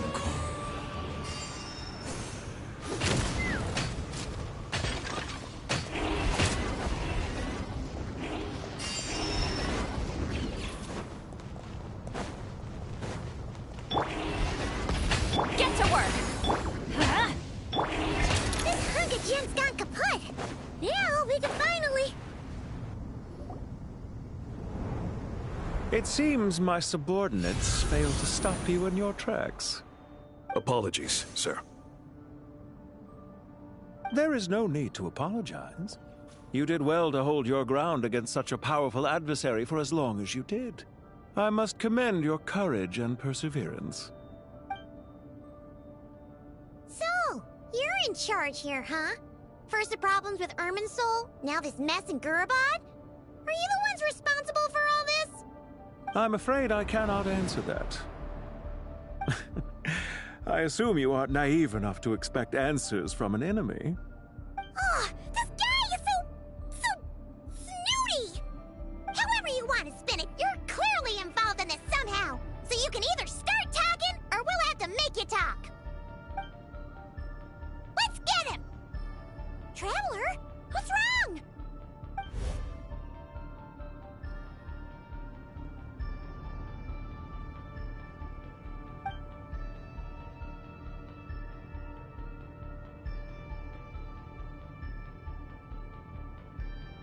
You're remarkably calm. Some would act more rashly upon finding the ringleader all alone. But you keep your cool. Even as your enemy, I must applaud you. Did you show yourself just to say that? Is this you trying to take back control of the conversation? Unfortunately, I really don't have anything to say to you. I am here merely to indulge my own curiosity. Your names are well known among the Fatui. Naturally, I wanted to observe you up close while I had the chance. Hey! Don't treat us like we're some kind of exotic animals in a zoo! Oh, I wouldn't dream of it. You seem rather predisposed to misunderstand me. I'm quite aware that you are both heroes of great renown. You have resolved crises in many nations and won countless allies along the way. I've been following your adventures with great admiration. My only regret is that the trajectory of your journey conflicts with our goals. What do you mean, admiration? Sorry, but that sounds pretty weird coming from you. I don't see why. We may happen to occupy opposing sides, but there is no cause for deep-seated enmity between us. To respect one's enemy is to respect oneself. Well, now that you're observing us up close, what do you see? I've observed as keenly as I can. Yet, while I endeavor to understand, your true strength remains a mystery to me. Violence is not my area of expertise either, so, you see, I would much rather converse with you like this than determine a victor with the edge of a blade. Besides, I've heard that even 3 moons in the sky fail to eclipse your brilliance. I know better than to bite off more than I can chew. 3 moons? So, you have a connection with the Harbinger, the Doctor. Well deduced.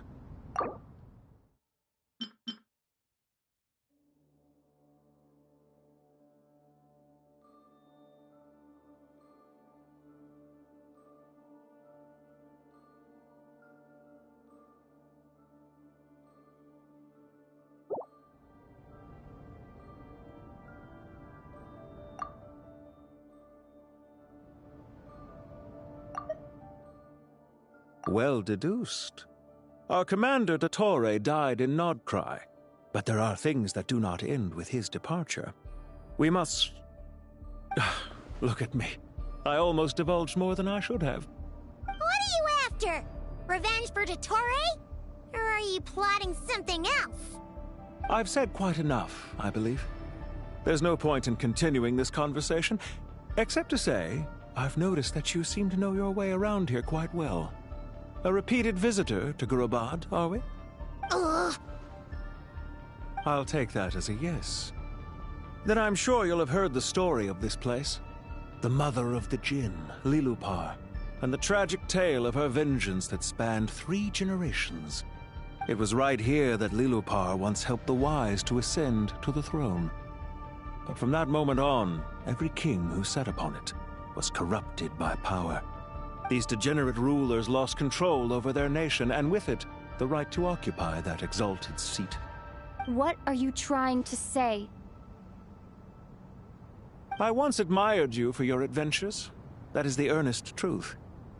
But it appears to me that your journey serves ultimately to uphold the rules of this world.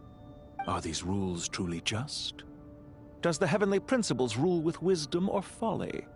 And how can we be sure that the 7 who wield authority over the world will not be corrupted? Do you seriously think you're gonna convince us of anything? Convince you? I'm sure my commander already tried that. Why would I waste my breath doing the same? If a few words from a stranger were enough to make someone completely change their stance, it would only prove that they never had a firm will to begin with. I am merely stating my position, so that we might understand each other better. One's enemy in the present may not necessarily be an enemy for life. As for what game I'm playing here, I'm simply buying some time. But now I must bid you farewell. It was a wise decision not to attack me immediately. Since you did not fall for my ambush, I will now have to ask those in hiding to reveal themselves. Leave this to us, sir. Very well. I trust you to do what is necessary. Stall her while I execute the next step of the plan. Sumeru City, Irminsul. Hey! Stop right there! Don't you dare leave without explaining yourself! All units, stop them! Protect the commander! Did you hear that? He mentioned Sumeru City and Irminsul! He definitely knows something!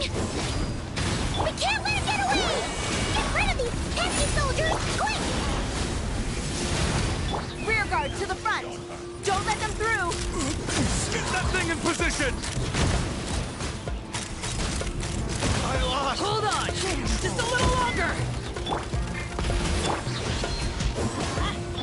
He's Laline! He's Papa! Get him! Show no mercy! Rebel! We finally beat them! That mysterious guy can't have gotten far! Let's catch up with him!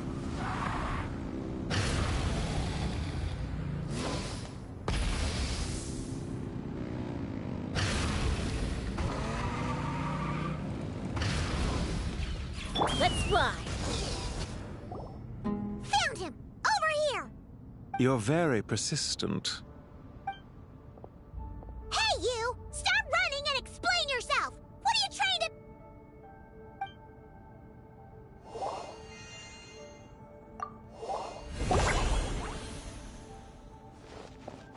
What's this?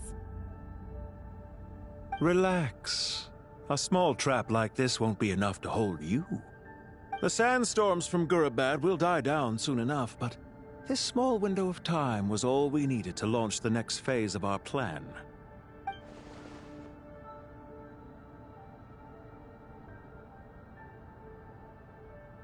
Don't be discouraged.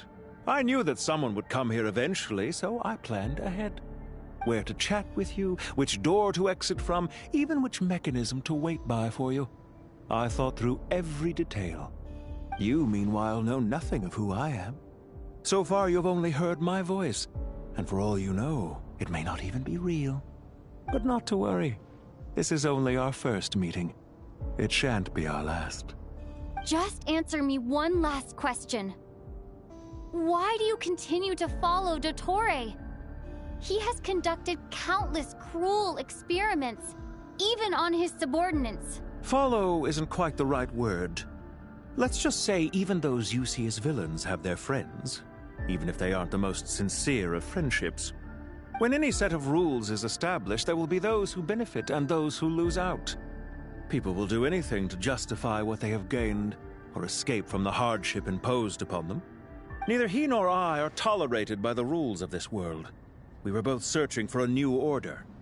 Our ideas of the final form that should take may have differed, but our journeys took a shared path. Goodbye, Traveler and Paimon. I wish you a timely escape, albeit not too soon. I will need a little more time to prepare, after all. Hey! Come back! Wait, this dark wall. We've seen these on our adventures before. It swallows people up! Oh, I'm sorry. She shouldn't have jumped the gun! Oh, okay. He may have fooled us this time, but we'll get him back!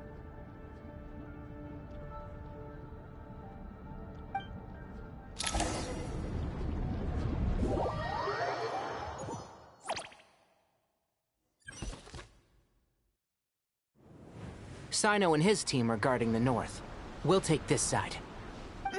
There's so many Jin. We can't let them get into Aru Village. Don't fret. I am well prepared for this situation. Huh. So you have a solution? Perhaps you're unaware that I have a trusty genie partner of my own, Plumpy. If I send her to negotiate with the others, this whole thing will be resolved before you can say Mora. Off you go, Plumpy.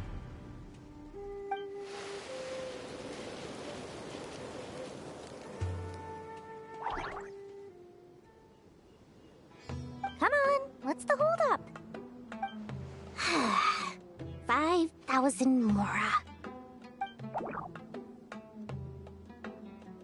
20,000 Mora.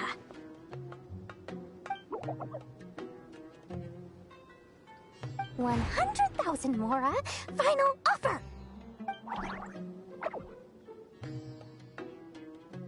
Ah, so she's a hired partner.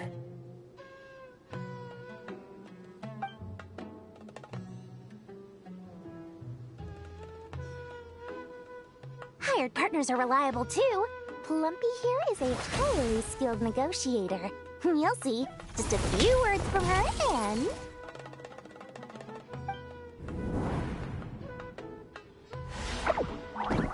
Plumpy! Don't you, Jin, have any respect for the rules?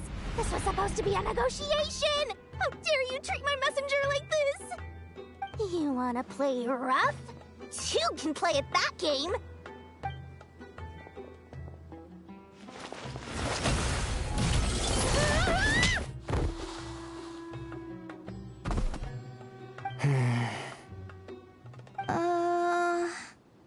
Looks like it's up to us now.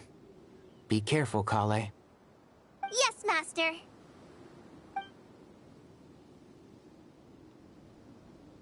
What happened?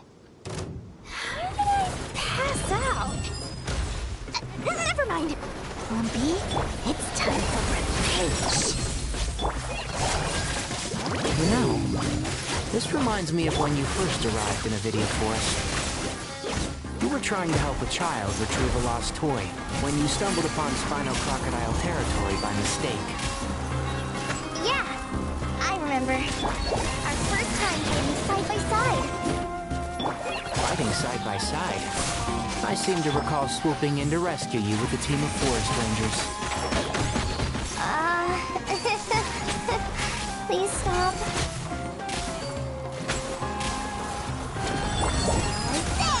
Let's sweeten the deal! Go! Just like we rehearsed! One with the forest. So. There's too many of them! I can't believe I used 12 rare items in one battle! Ugh. I shudder to think how this is going to affect this month's accounts. The sight of that glaring deficit might be more than my poor heart can take. Tighnari, how's the situation on your end? We held the line, though it was a close call. But it looks like they're preparing for another attack. Has something happened? They've breached our defenses in the south. The Jin are pouring in. We're moving the villagers to the north as we speak. We're hemmed in. This is getting precarious. Our margin for error just got a lot smaller. That's why we wanted to confirm your status. We need to consider our next move carefully. Bad news! Another line of defense has been breached. Kale, go with them and assess the situation. Dory and I will hold the line here. But Master! Even with 3 of us, we barely managed to. This is not a discussion, Kale. Don't worry about us. She clearly still has plenty of tricks left up her sleeve. Wait, you can't pin all your hopes on me? Oh, great. I've almost run out of the things I brought with me, and the rest is back at the caravan. I should be able to hold out for a little longer, but still... Master! Need any help? Huh? What is it, Kale? If things continue like this, it won't be long before Aru village is overrun by Jin, and the sandstorms are sure to follow in their wake. I do have a plan, but I can't guarantee it will work.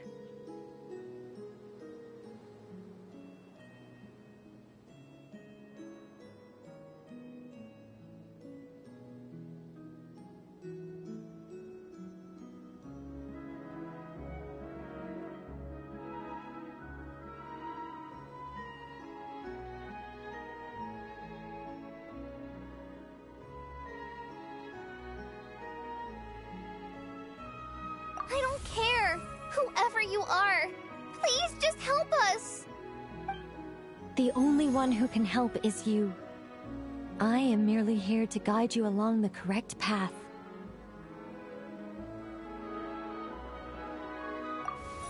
I am a spirit created at the beginning. I am a flickering illusion. I am the shimmering light that flows from the eyes of the Creator.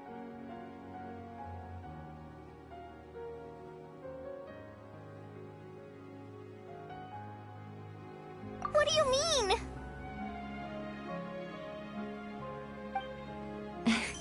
It doesn't matter. You don't need to understand it. Just repeat after me, one line at a time.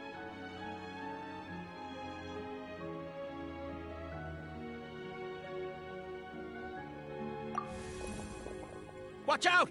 Jin incoming!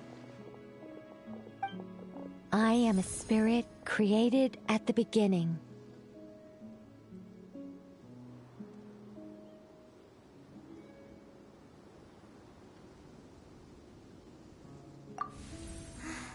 Here goes nothing! I am a spirit, created at the beginning.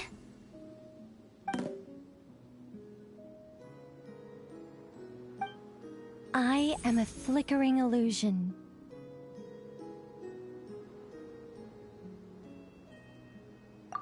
I am a flickering illusion.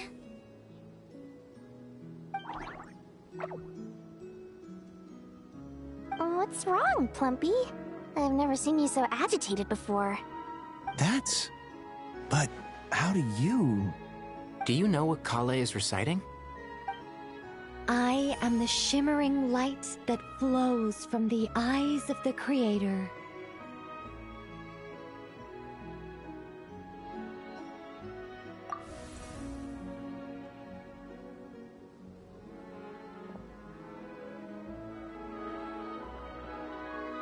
I am the shimmering light that flows from the eyes of the Creator.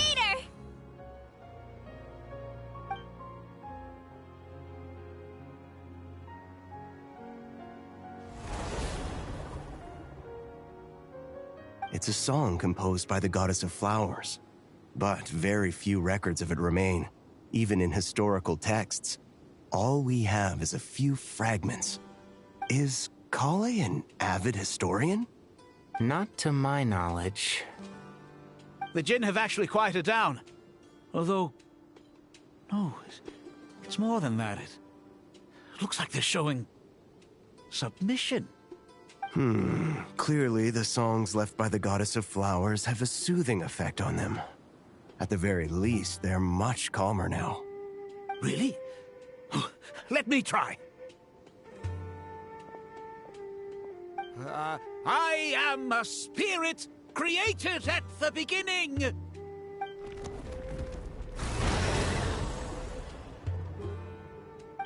Don't stay away.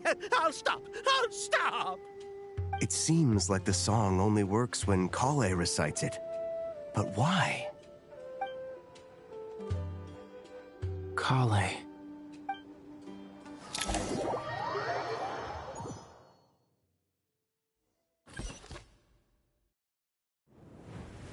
Yeah!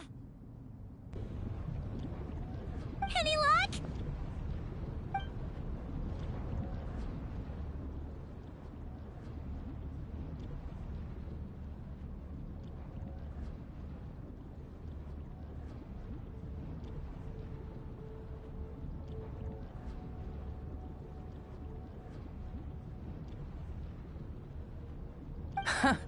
When I heard that loud rumbling in the distance, I thought the shifting sands had bust open the gates to some ancient treasure vault. Turns out it was just you guys. Huh? Wait, that sounds like... It's been a long while. Did you miss me?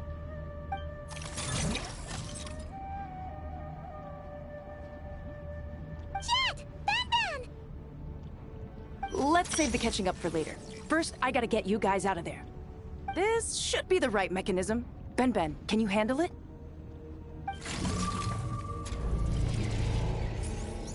There we go. Come on, let's leave this place.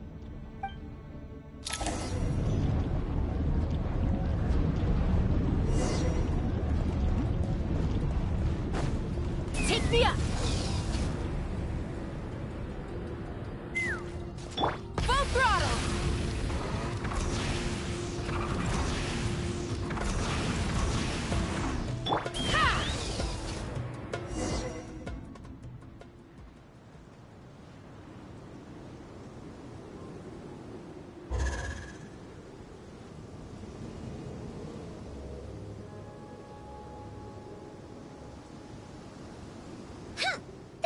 Fatui sure made themselves scarce.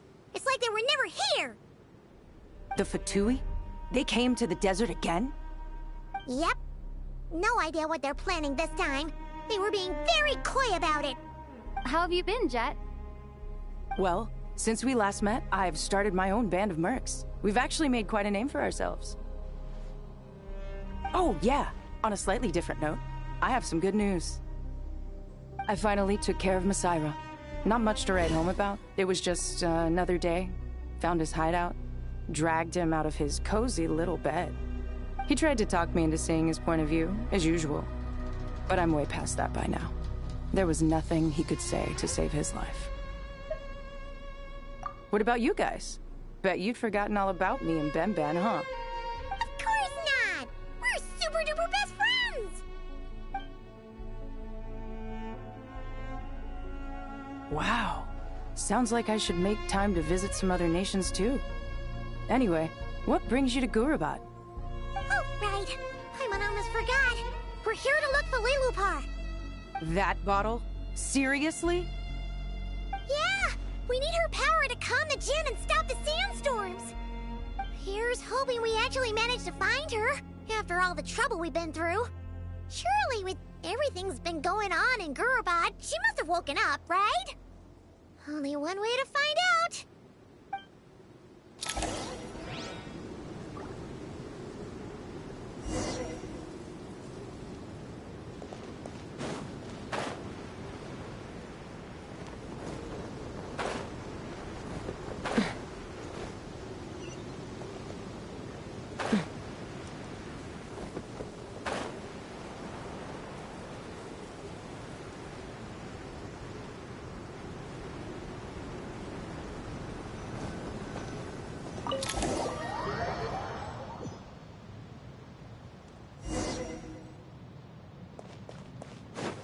Let's see.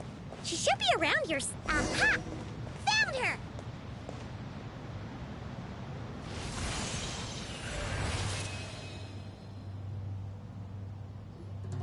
Lilupar! What a long dream that was. It's been a while, my master. Oh, and you're here too, little wildcat. The four of us back together again. Imagine that. In truth, it was at first. I was none too pleased when those miscreants barged in. But it did give me the chance to reunite with you, dear master, so I shall overlook their folly. After we last parted ways, I merged with the land beneath Gurabad to suppress the dark calamities stirring in the depths. It rekindled the flame of vengeance within the Jinn, depriving Gurabad of any hope of peace. I fought against it for a long, long time. Until one day, I sensed a change in a foreign land to the west. Suddenly, the pitch-black abyss fell silent.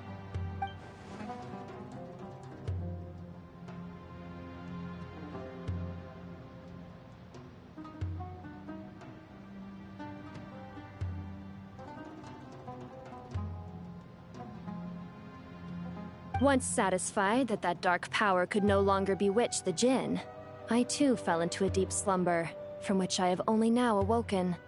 Why have you returned to Gurabad, my master? And why is my sand-swept homeland in disarray once more? Well, basically, Sumeru's in danger and a lot of our friends are affected. Some bad guys messed around with Irminsul and now they've released the Jinn in here. We managed to chase off the culprits, but we have no idea how to seal this place back up and stop the sandstorms. Child's play. I shall quell the Jinn and scatter the storms. Thank you, Lilupar. No need to thank me, my master. I have granted many wishes in my time, and this was the most trivial of them all.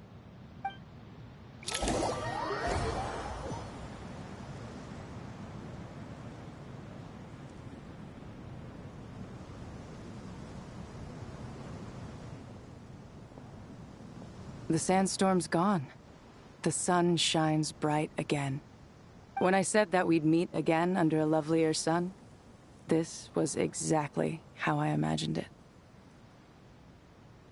Yay! Although, honestly, to hang out with you more, even if the weather sucked.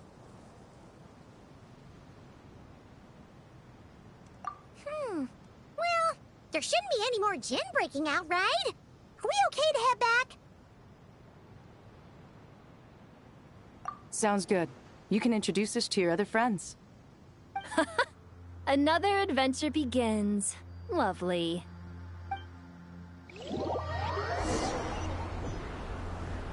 The storms have stopped! We should be able to get to the Temple of Silence without any problems now. Time to regroup!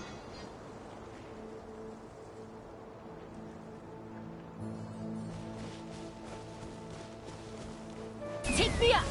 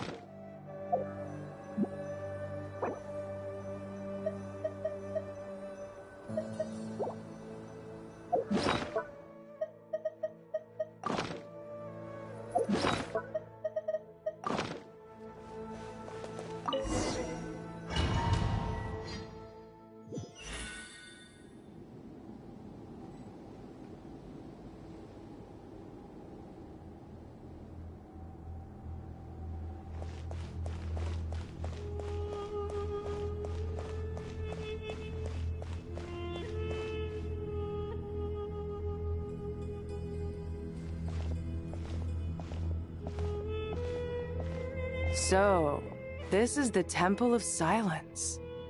I've heard the Nagarjanites mention it in passing, but I never imagined it would be this big. It's colossal. I thought the temple moved to the rainforest ages ago. When did they scamper back into the desert? I don't know. This plan sounds a little too risky for my liking. Even in King Deshret's day, this was experimental technology. We have no idea what could happen if we activate it. Well, unless you know of another viable alternative for the Akasha terminal, I'm afraid this is our only option. The plan is sound, and the risks are manageable. However, if we are to proceed, we must act quickly. The scale of this project is enormous. Even with Kaveh, Faruzan, and every other scholar of mechanics working on it full-time, the proposed modifications won't happen overnight.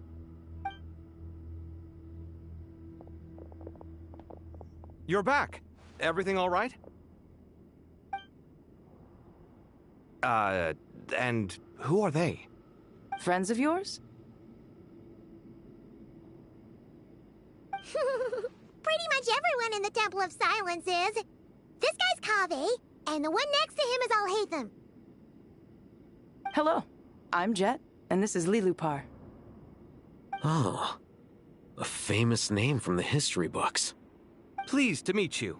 A friend of a friend is a friend of mine, as they say. Who's they? Huh? Do people not say that? Not in the desert. Friends you can trust, but friends of friends? Gotta keep an eye on them. Still, I do trust the Traveler's judgment. I'm sure you're good people. The sandstorms have calmed down. I take it the Gurabad problem is resolved? What did you find?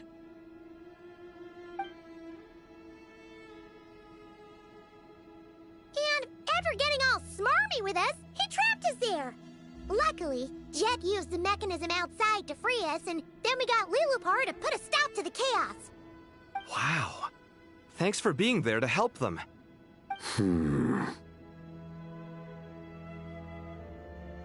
So, this mystery man openly admitted that he was merely a Harbinger subordinate.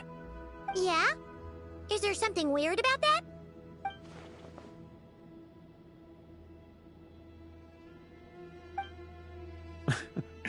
I assume you aren't naive enough to expect answers from an enemy. Well deduced. Our commander, Dottore, died in Nordcry.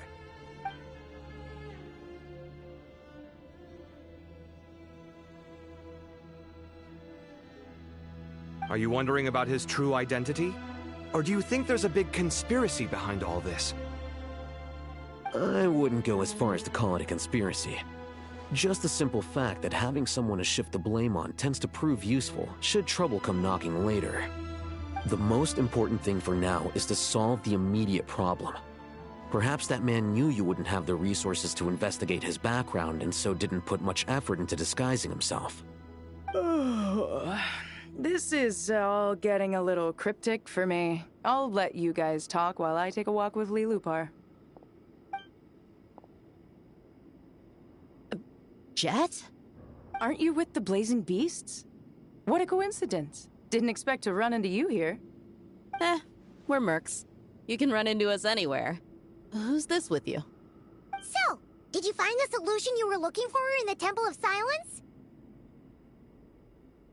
You bet we did. This place is incredible. It has everything.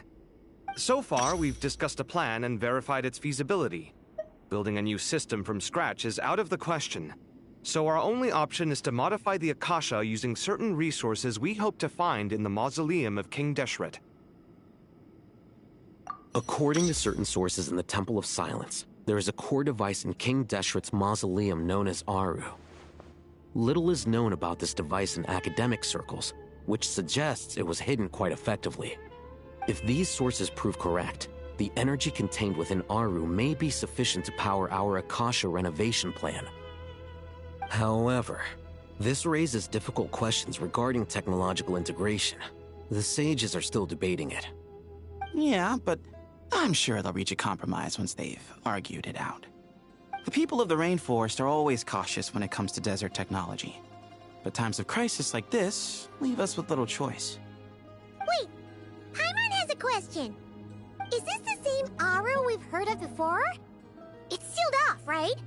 Some sort of prison where the Goat King, Ibis King, and Crocodile King are locked up. Well remembered. Yes, that's exactly right. According to our records, Aru was the most brilliant creation King Deshret ever conceived of.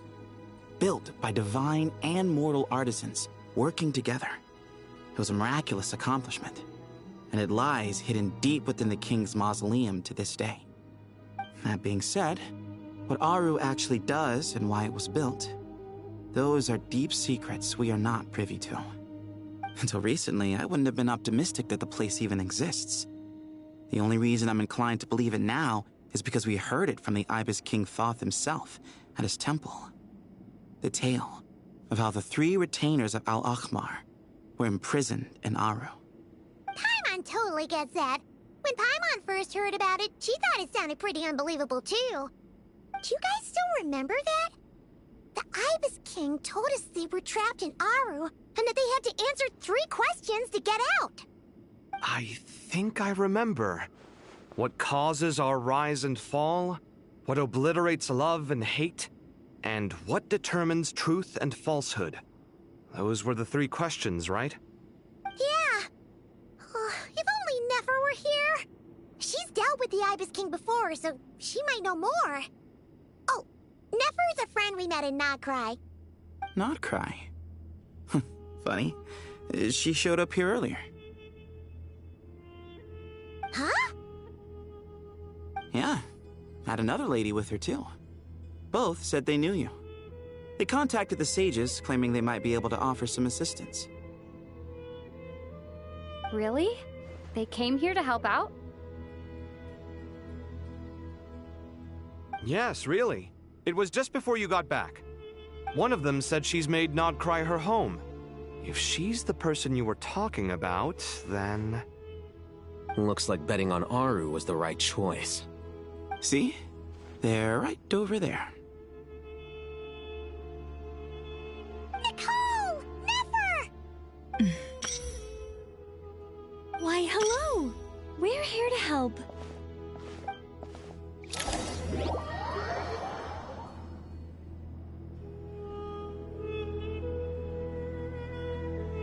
It's a good thing we left early. We almost got locked out. Locked out? What do you mean? Oh, you haven't heard? An invisible barrier has appeared around Sumeru's borders, cutting off all travel in and out. No one can leave and no one can enter. Sumeru has become a lonely island. Are the Fatui behind this too? Actually, no. This has nothing to do with them. I suspect it's a defense mechanism within Irminsul itself. Irminsul is the source of Tevat's ley lines after all, and Sumeru is the nation closest to it. I imagine this function was put in place to seal the entire region off in the event of serious damage, preventing the disaster from spreading to the rest of Tevat. It may have been implemented long ago. But doesn't that mean that the people here won't be able to escape to other nations if the anomaly keeps spreading? Currently, that does appear to be the case, which is precisely why I am here. This is a critical moment for the world, and Sumeru is the eye. Paimon's surprised you managed to convince her to come back to Sumeru. Ah, crap, that was an accident. Hold on a second. Okay, here we go. Currently, that does appear to be the case, which is precisely why I am here. This is a critical moment for the world, and Sumeru is the eye of the storm. Indeed. Even for someone of my wisdom and eloquence, this tested my skills to the limit. And why should it concern me that Sumeru's in trouble? Surely you don't think I still have feelings for that place? Judging by your tone, I suppose you don't. Sounds like you don't know much about my past. And here I thought you knew everything. All I know is that the Ibis King is the source of your power. He was quite a prominent moon envoy once upon a time, so I do know a thing or two about him. As for your past, I have ways to learn the full story if I wish to. But everyone has secrets they'd rather keep to themselves, wouldn't you say? I'm glad you see it that way, Miss Nicole. I've chosen to call Nodcry home, which is why I did my part in its hour of need. That doesn't mean world savings become a habit with me. I have no particular desire to play hero in Sumeru, thank you. I understand. Human emotions do not appear and disappear without cause. There is always a reason to be found behind both salvation and destruction. Still, if time has taught me anything, it's that human emotions are often complex and in conflict. That's why people change their minds about things all the time. But that's where we angels come in. Our duty, ultimately, is to guide people towards their deepest, truest desires and help bring them to fruition. So I wish to hear about your past, because I do not believe you are motivated by hatred alone. And if we still arrive at different conclusions in the end, that's okay.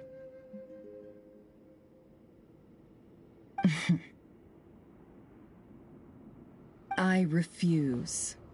Wait, what? But I set the atmosphere and everything. Isn't this supposed to be the moment when we finally open up to one another? Is it? Maybe I'm not so good at reading the atmosphere. You're right, Nicole. There's more to me than just hatred. Had it consumed me, I'd be left stuck in the past forever, never living in the present. But I don't think that your guidance can change my mind. The all-consuming sands, the bloodshed, both deserved and undeserved.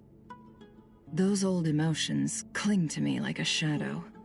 Do you wish to shake them off? No. I hope to remember them forever.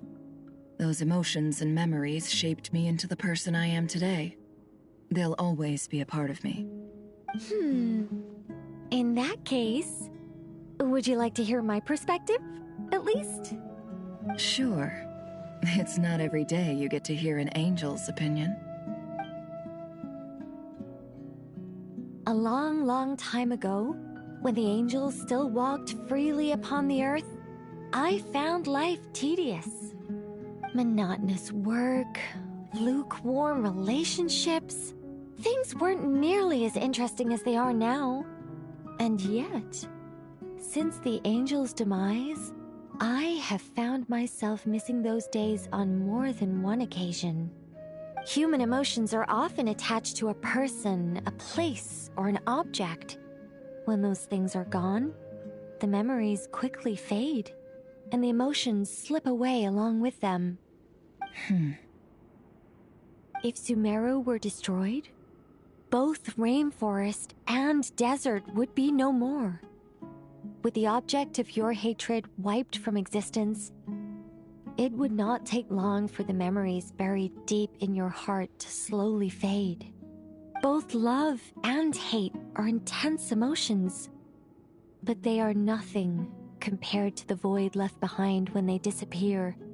Most sophisticated, Miss Nicole.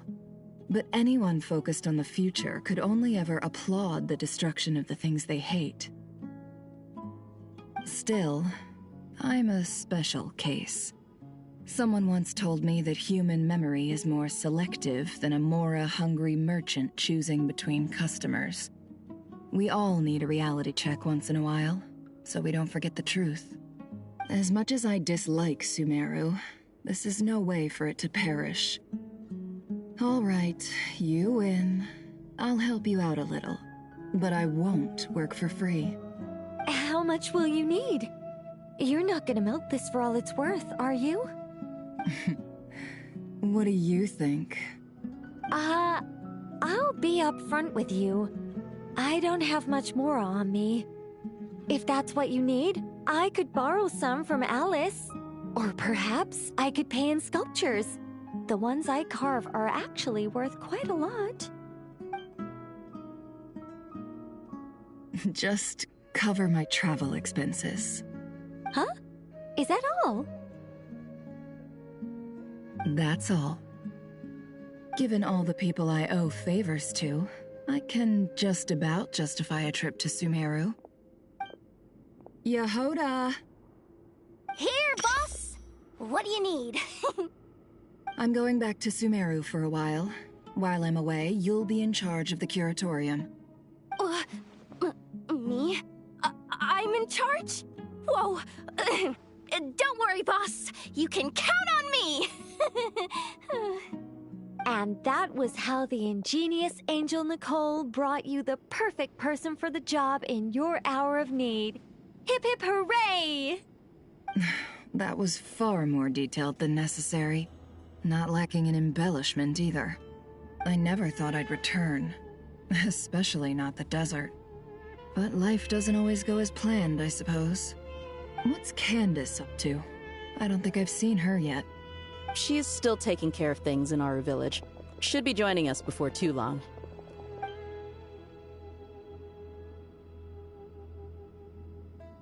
Oh, and sorry. Hope we're not interrupting anything. We have some good news, though. We're planning to go to the mausoleum of King Deshret to look for the legendary Aru, then use it to try and restore the Akasha system. According to records in the Temple of Silence, the mausoleum houses something called Aru's Chute, which can be used to establish connection with Aru. We still have some time before we leave, so there's no rush. By the way, who are these two new faces? Just call me Nefer. I'm based in Nodcry. Did I hear you mention Aru? Correct. Well, I happen to have a connection with one of the 3 retainers imprisoned inside, the Ibis King.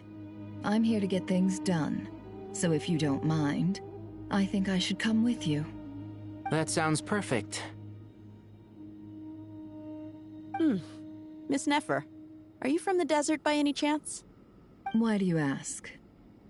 I don't know. There's a familiar air about you. Plus, you mentioned Candace. Sorry, I don't mean to pry. It was just a random thought. I'm Dia, an Eremite mercenary. My work usually keeps me out in the desert.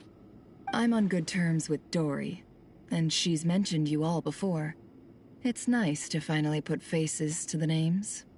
However, my associate here is probably less well acquainted with you. Why don't you all introduce yourselves? Actually, I'm a little better acquainted than you might think. Huh? Huh. Are my eyes playing tricks on me? It looked like you spoke without moving your mouth. Ventriloquism. I have heard tell of it before. What is it, Kale? It's you! You're the voice who's been speaking in my head, aren't you? You encouraged me to report my dreams to the Dendro Archon, and got me to recite that magic prayer. Mm-hmm. I have many titles, but let's go with the most pertinent one. I am Nicole Rain, an angel who has lived since ancient times. An angel? Sounds like a big deal, but, what exactly is an angel? Oh, Well, we're a rather long-living race of beings. Not gods, technically, but we can still tell you a lot of stories from ancient history. Yep, and she's also an amazing sculptor. You could say she's a real creative type. Well, ma'am, if both the Traveler and Paimon give you rave reviews, you must be pretty impressive. Oh, please don't call me ma'am. I find it so awkward when people get too formal with me. Just relax and be yourselves. No need to be nervous. Miss Nicole, if it's okay, could I ask you a few questions? Yes, you may. I can see your heart is filled with confusion, and you are desperate for answers. I also know which questions you want to ask me. Why did you dream of Sumeru City in disarray? Why did those verses soothe the Jinn only when recited by you? I can guide you to the truth, but it involves a personal secret of yours. I'd prefer to speak with you alone, if possible.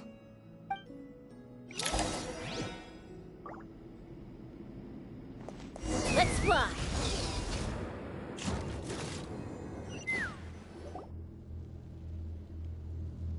I thought we were going to speak alone. This is a lot more people than I was expecting. What's wrong with it? Even the doctors at Dar al-Shifa allow patients to be accompanied by family members. Well, if Kale doesn't mind her secret being revealed, I have no problem with it. Thanks for being so considerate, Miss Nicole. I don't know what secret you mean, but whatever it is, there's no need for me to hide it from my closest friends. Closest friends? It's so nice to hear that. All right. In that case, I'll get right to it. Kale, are you aware that there are god remains inside your body? I am. When I was young, I got sick with Elazar. Nothing could cure it. The Fatui convinced my mom and dad that they could help, and I was sent to an unfamiliar place. There were a lot of other kids just like me there. This creepy guy injected us with some strange medicine, which I heard contained god remains. I can still remember the pain like it was yesterday. But thanks to the friends who've stuck by me all this time, I've gradually been able to overcome those memories. Anyway, so you're saying that what happened to me has something to do with the god remains they injected me with? Yes. Those were the remains of Nabu Malikata, the goddess of flowers. What? Huh. Fascinating. You don't seem surprised like the rest of us. Why?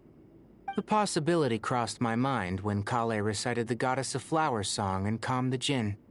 You made Paimon jump! What are you doing here, Lilupar? I was merely passing through when I heard the name of the Goddess of Flowers. Be assured that I share your surprise. You, with the hat. Are you certain? I sense no trace of the Lord of Flowers within her. Well, it is a very small fragment. Unless special methods are used to manifest its power, even her closest acquaintances would find it near impossible to detect. After the goddess passed away, her remains were scattered across the desert. King Deshret gathered all the pieces he could find and buried them in the Eternal Oasis. But some fragments remained unaccounted for. Eventually, the Fatui must have found a way to track some of them down. Presumably for use in some experiment. It's not an uncommon occurrence. You're more shaken than I thought. In one sense, you've been extraordinarily lucky. So many people who yearn for this kind of power never attain it, yet you have coexisted with her all this time without even realizing it. I don't know what to say. I'm glad that I could help everyone with this power, really. But knowing that a fragment of the Goddess of Flowers is inside my body is... it's a strange feeling. Well, people value their autonomy very highly. Even a well-intentioned intruder can shake one's sense of self. I understand how you feel, Kale. But once you get used to it, you'll find it's nothing to be concerned about. Huh. I guess you, of all people, have a good reason to speak on this. 2 good reasons, in fact. Incidentally, 3 is the maximum number of Hermanubis' Ba fragments that I could bear. Let me guess.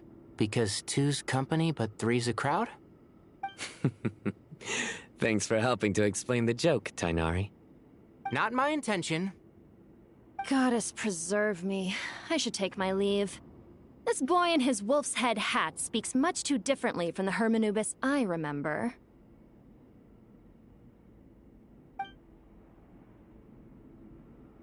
Kale, all I'm trying to say is, no matter how many Hermanubis fragments there are within me, you wouldn't think of me as Hermanubis. In the same way, you are simply you. Yeah, I know what you mean. So about that dream I had, was it a warning from the Goddess of Flowers? Yes. Just like me, she was an angel created by the primordial humans, born with the instinct to guide living beings. Though her body and soul have perished, her essence retains its natural instincts. Even her smallest remaining fragments would do their utmost to send you that warning.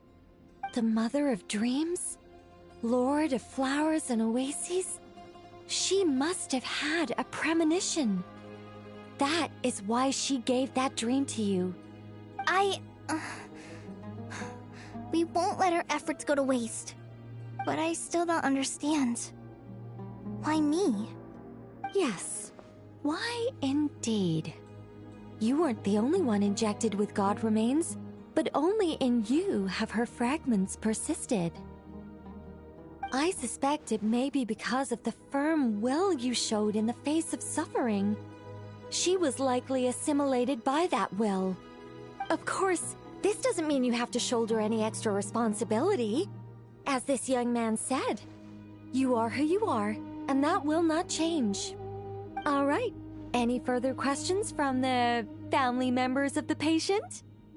If not, we should head to the mausoleum of King Deshret. Let's move out. Time to put our plan into action. We all hope it'll work. But will we really be able to open Aru?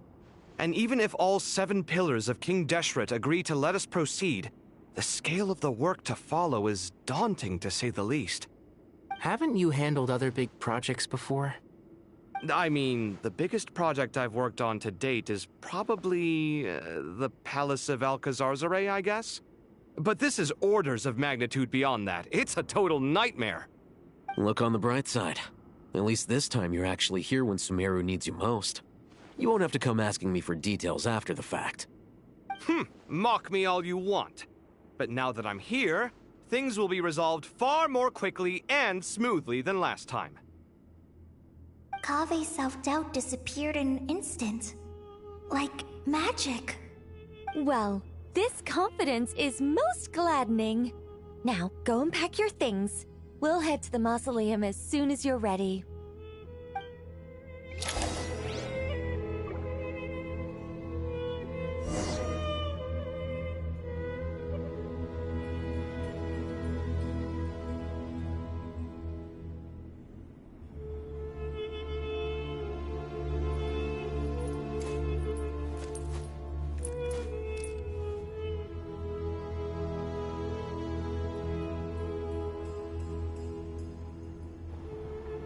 Of course, I take a bathroom break, and that's when the conversation ends. Oh boy. Okay. Go to the Hall of Truth. No, I'm in the... Okay, so I'm in the special story mode. Still. Okay. Moving on.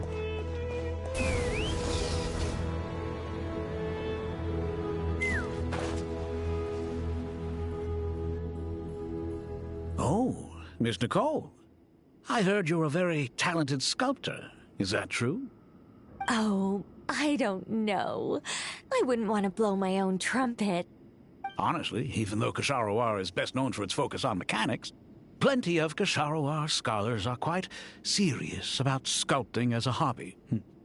So if they rate your work, that's enough for us. We just have to take a look. Who's we? Myself and a few other scholars. Kashif, Daneshvar, come take a look. Oh, well, if you insist, I suppose there's no harm in showing you.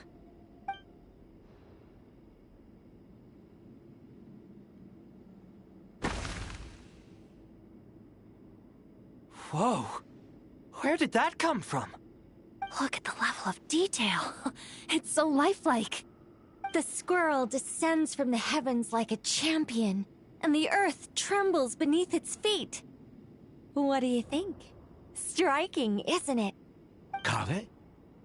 Kaveh, come here for a sec. Oh, and Madame Faruzan, didn't you used to study in our darshan? Come take a look. All right, but hang on a moment. I have to finish reviewing this proposal first. You called? What is it, youngster? This squirrel statue. Isn't it cute? Oh, a squirrel. I wouldn't say cute per se.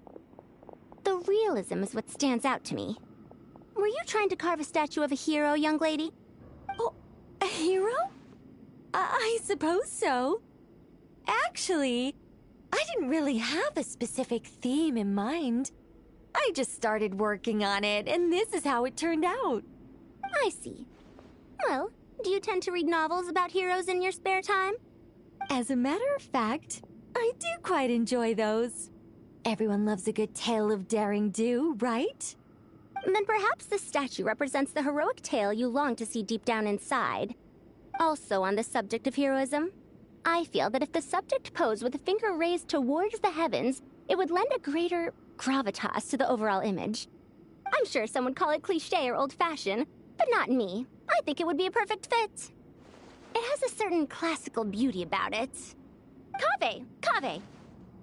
Sorry, Madame Faruzan, I'm a little busy right now. Don't wait up for me. What a pity. That young man has excellent aesthetic tastes. I was hoping to ask him for his opinion. What a genius idea! Why didn't I think of that? Classical beauty is a great direction to explore. That's it. Once I get back, I'm going to sculpt a heroic squirrel pointing its finger towards the sky. Precisely. A declaration of victory. You understand my vision. Then place the two statues face to face. Yes! That's exactly what I was thinking. It'll be a masterpiece. Miss... I'm sorry. I didn't catch your name. Just call me Nicole. Madame Faruzan? Was it? What? Oh, no. That wouldn't be right. Why ever not? Madam is a state of mind cultivated from within. Anyone may call me Madam if they so desire. My dear Miss Nicole, once we make it through these trying times, should we have the pleasure of meeting again, I shall look forward to seeing your new work. In this day of age, it's rare to find people with an appreciation for classical aesthetics. Meeting you was truly a pleasant surprise. Honestly, I feel the same way. It's been a long time since I met anyone interested in this style of statue. Clearly, they don't call you Madam for nothing.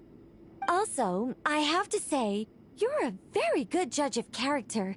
Because when I think about it, I really am someone who likes stories about heroes. That must be why I've quietly kept watch over generation after generation of them. Sorry, keeping watch over heroes?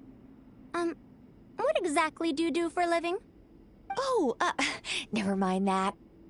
Let's not tell Madame Faruzan about Miss Nicole's true identity for now. Good idea. Let's limit the conversation to aesthetics.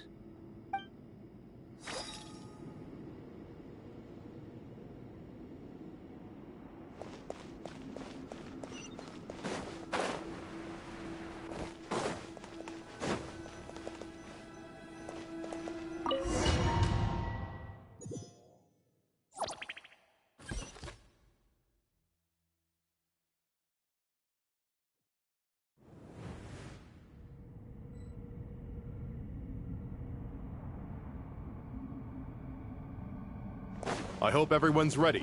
We'll be arriving at our destination very shortly.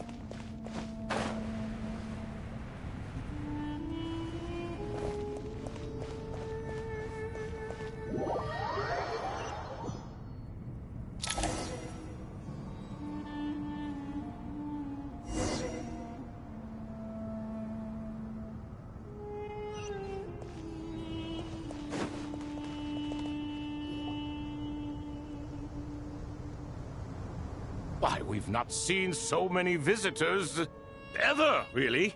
What is this place now, a tourist attraction?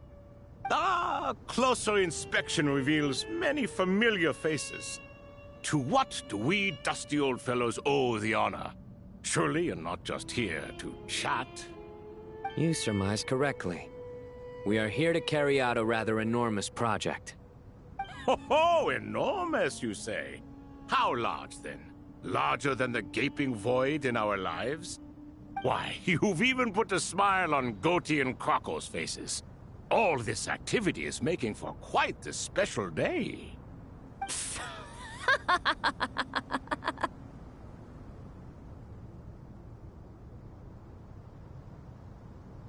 I know that laugh. Lilipar? What on earth are you doing here? Oh, this is hilarious. Turns out good things really do come to those who wait. As long as you stay alive long enough. When did you three get locked up in here?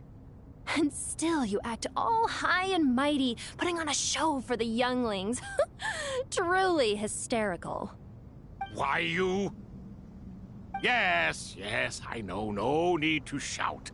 You're right, Lilipar. Goatee, Crocco, and I all have the same problem. But didn't King Deshret seal you away? How did you break free, and how did you get in here? Who knows? Perhaps you can ask my master one day, should you ever get the chance. Behold, the executioners of old.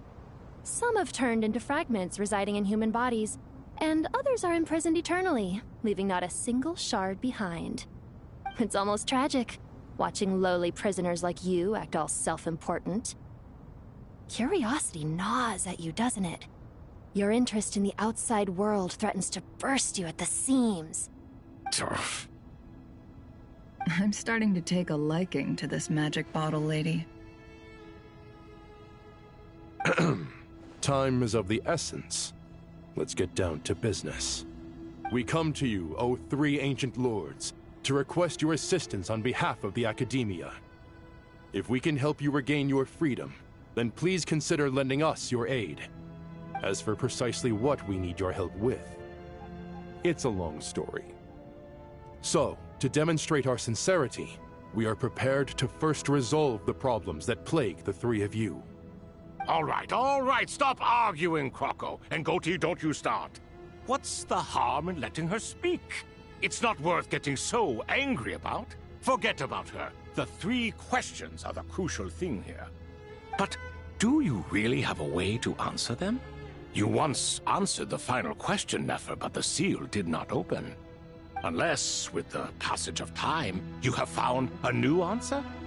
You could say so. When you first asked me what determines truth and falsehood, my answer was a liar's soul. Liars are the best at seeing through the falsehoods of the world. But if you want them to tell you the truth, you have to reach their soul. I think that makes sense. I found it quite compelling myself, and I told Nefer so. Unfortunately, it brought us no closer to liberation. Well, that's simply because it was my answer. Not the one King Deshret was looking for. Can you guess which answer Al-Ahmar wanted then? Time. And that's not only the answer to the final question, it's the answer to all three of them. All things wax and wane with the passage of time. Love and hate eventually fade into nothing. Current affairs are always fraught with conflict and controversy. Only time can distinguish between right and wrong. You once described King Deshret as a proud man. I'd say that the prouder someone is, the more inclined they are to believe that only time is qualified to be their judge. Time. Well. Indeed. Perhaps in building Aru, our king was in fact attempting to reverse time, to bring love and hate, right and wrong, the rise and fall of all things back to their point of origin.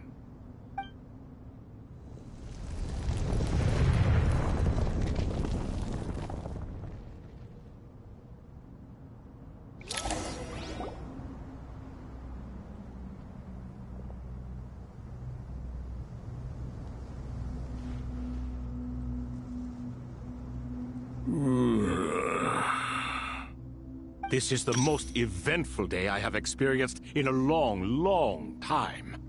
You have my sincere gratitude. Are those 3 of the 7 pillars? Turns out the statues were quite faithful to the source. You three seem to be in good spirits. Prison can help a person grow and learn to cherish what they have. Nevertheless, after everything you've done for me, I sincerely hope you never have to experience it for yourself. Hello, Nefer. It's good to see you, Thoth the Ibis King. Nice. Definitely puts my mind at ease, seeing you two getting along so well. Should we maybe introduce ourselves, or... Sure. I'm Sethos, the current leader of the Temple of Silence. This is General Mahamatra Sino, and this is the former Spantamad sage, Cyrus. But I'm guessing none of that means a whole lot to you. Everything is equally new to us, in truth. We've been gone from this mortal world for longer than you can imagine. Let's hold off on the introductions for now. We can always ask Nefer about you later. It'll give me something to talk about with my chosen disciple. You're like a helpless parrot. Gods and people of yore are not necessarily welcome in today's world.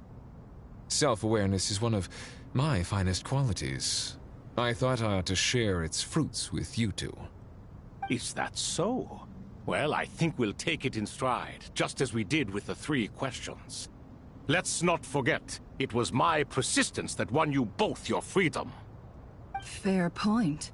I have to applaud your persistence. And I must praise you for your wisdom.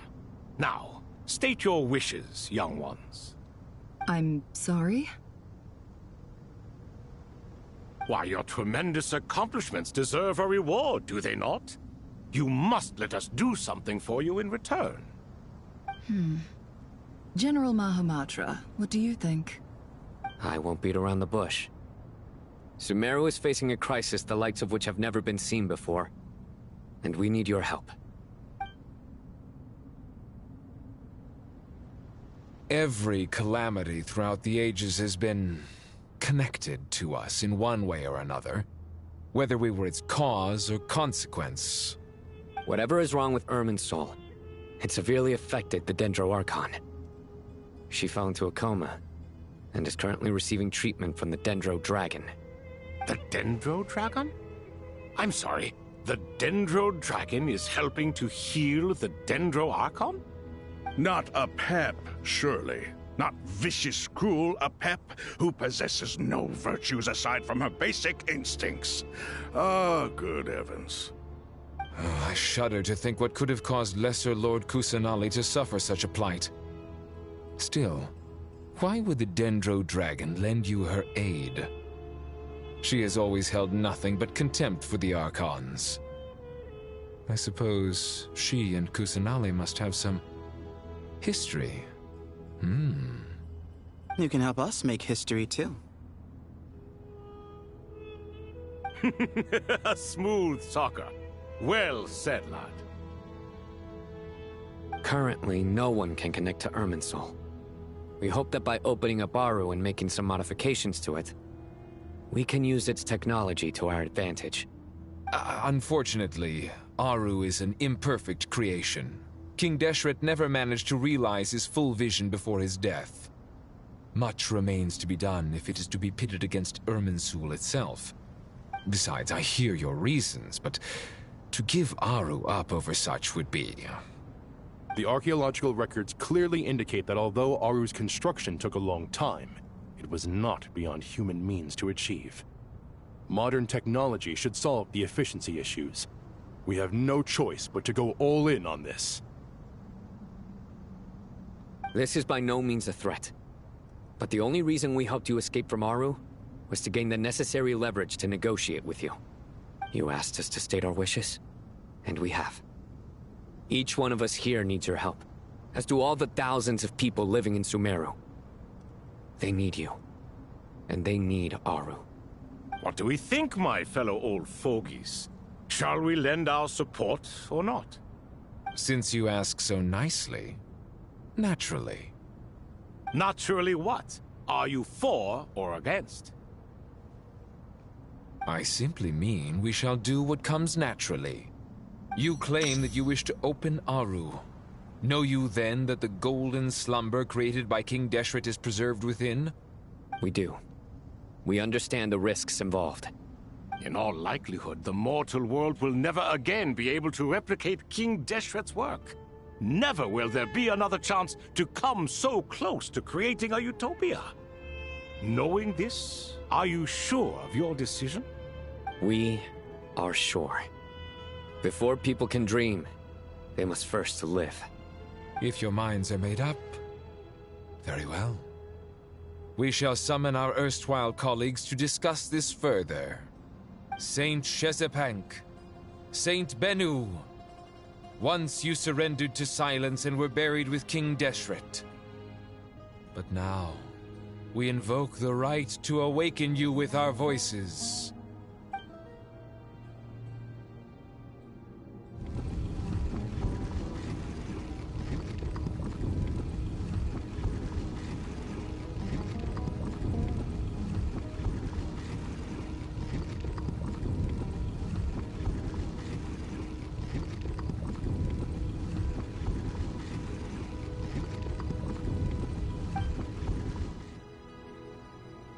Saint Bennu, responding to your call. 3 kings detected. Initiating autonomous will. Saint Shezbank, responding to your call. 3 kings detected. Initiating autonomous will. Ah, Lord Herreshoff. What a long time it has been. I trust you are keeping well. Then your trust in my well-being has long outlived your physical body. You have always opened with that same phrase, in life, death, and now even beyond. Al-Akmar is long gone. What is the reason for this meeting? You're awake? Good. We are voting on whether to give the people of present-day Sumeru access to Aru and permit them to perform technological renovations. You have the right to support or oppose the motion. Aru is the pride of Al-Ahmar. Opening Aru requires the unanimous consent of the 7 pillars. I hope you have a convincing reason to present to us.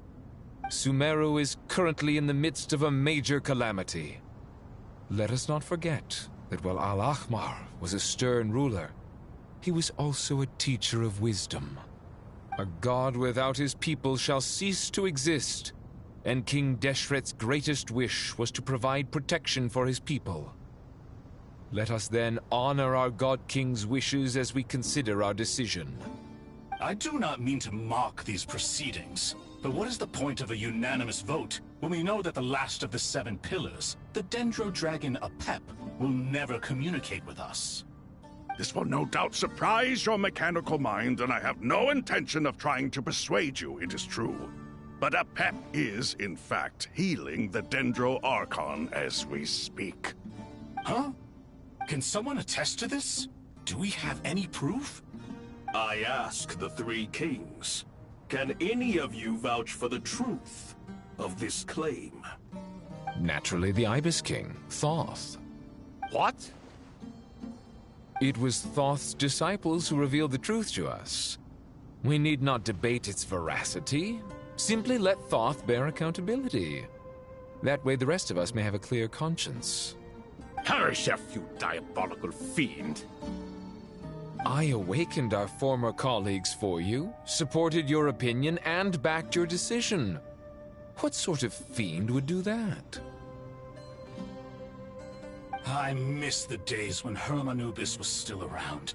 At times like this, he would offer to take accountability. What are you trying to say? Is my word worth less to you than Hermanubis's? Hypocrite though you are, Lord Thoth, you are humorous in equal measure. How could we bear not to associate with a character such as you? I, Saint Shezpank, approve the Goat King's proposal. Since King Deshret is no more, we shall receive no reprimand for acting beyond our remit. Nevertheless, I sincerely hope that those before us understand the significance of what they intend to do.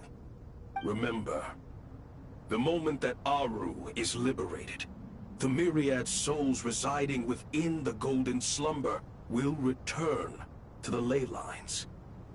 And once the ley lines flow again, these souls shall in turn be received by Irminsul. To take this step is to bring the perfect afterlife created by our king to a permanent end. We understand that well, and we have decided to proceed regardless.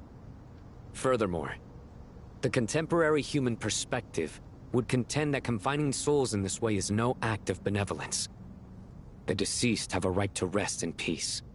King Deshret's creation is clearly a place of rest and peace. It is just that many do not see it this way.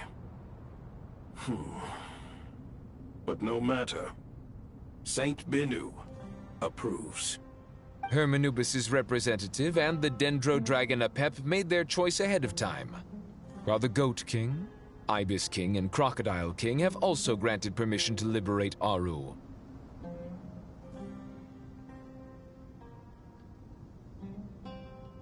By the grace of His Majesty, guided by his wisdom and will, let the gates of Aru be reopened.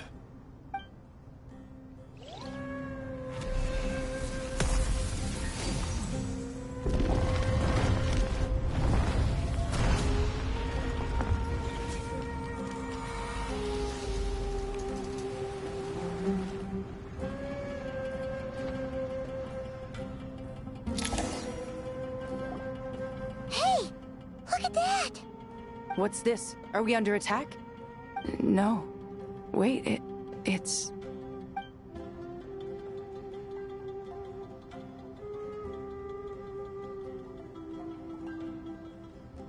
Here you are. Through the sands of time. I see you. Father. Father, is it really you? It's Jet's father, Jibriel! That's right! He entered the Golden Slumber, didn't he? I smell blood and sand on you. You've grown. Strong as a wild beast, and without shedding a tear.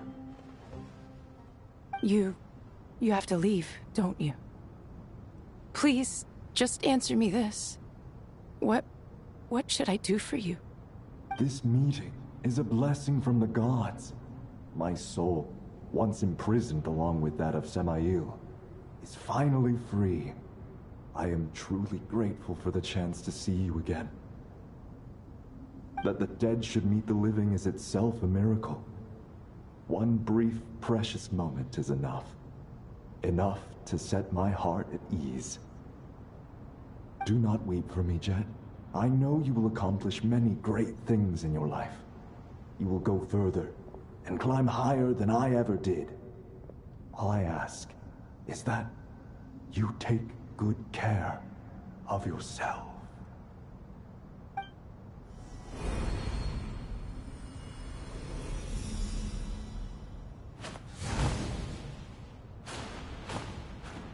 Father! Father! Father. Hey, Jet. Do you want something to eat? Maybe it'll help you feel better. I'm fine. Thanks, Paimon. It was just a little sudden. The chance to see my father again meant the world to me. He was trapped in the golden slumber for our sake. And now, after all this time, he can finally rest in peace. I'm glad. It's a huge relief. You've grown strong, Jet. More than enough to fend for yourself. Yeah. I'll leave the past in my memory where it belongs. My family, the good times and the bad.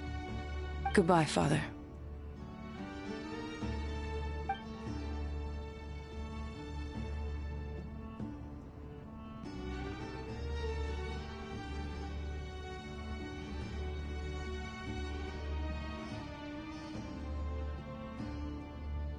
Ah, me, what a touching reunion that was.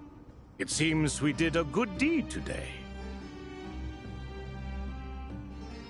We three retainers, once imprisoned for our iniquity, are surely the least qualified to judge whether this deed is good or bad.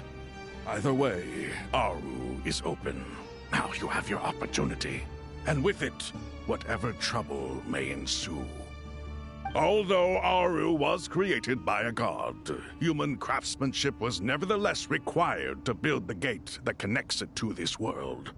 Perhaps the relationship between gods and humanity follows a similar principle. As for your proposed renovations, we cannot determine which functions to keep or discard. Proceed as you see fit, but please entrust the task to your most accomplished scholars, or Bennu will be most displeased. It matters not. The Ibis King shall be accountable if any problems arise. Ibis, you chose to take on disciples, and so it follows that you must accept the risks of associating with humans. If I'd known you'd be like this, I would have locked all of you away in Aru, never to leave again for all eternity. All of us? What does this have to do with me? Vilify me no further. Scholars, since you have liberated Aru, allow me to present you with a gift.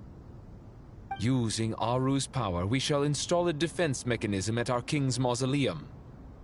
You must be guarded even against Irminsul itself. This shall afford you some convenience. Unseen and unheard. From this moment forth, none may by sight or hearing perceive anything said or done within the mausoleum. Amazing. And all this is achieved just with the power of Aru? With technology from the heavens, the possibilities are endless. Just because King Deshret did not use it for this purpose does not mean that it cannot be done. So, marvel away. This is the reward you have earned. All right. Well, that resolves the issue of confidentiality. What about the technical side? Do we have the manpower? Why, yes. I've already contacted them. They'll be here soon.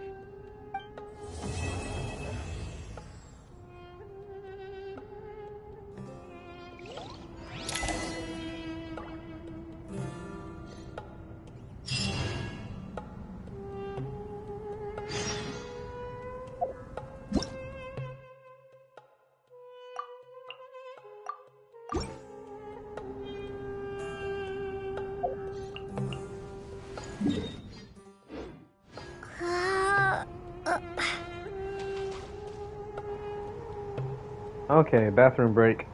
For some reason, it doesn't put me in the outside world. It just continues on. So, yeah, I'm just gonna go to the restroom.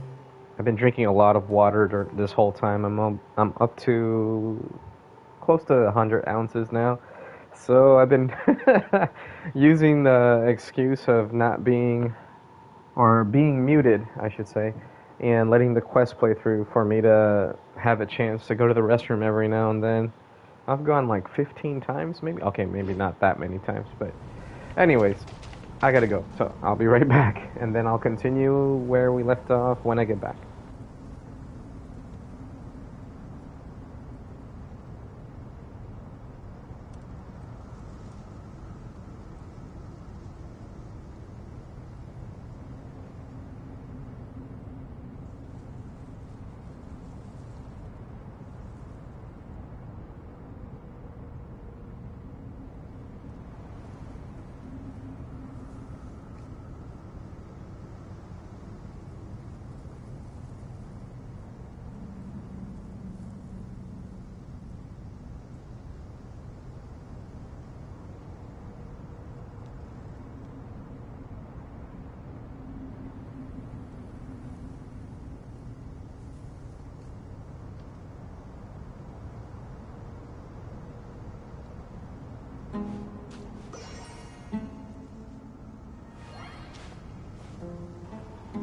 Okay, I just noticed it's raining outside.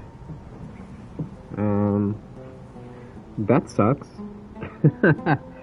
I just started using a vehicle, if you will, to go to work lately, and unfortunately that vehicle is one where I'm exposed, so I would get drenched in this rain.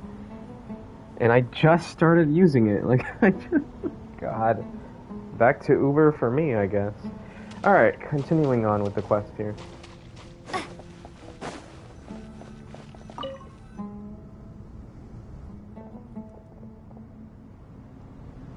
You must be the ones tasked by the Academia with renovating Aru? That's right. Good afternoon.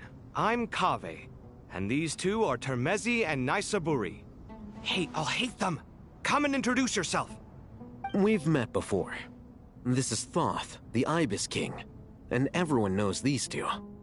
Afternoon, gentlemen.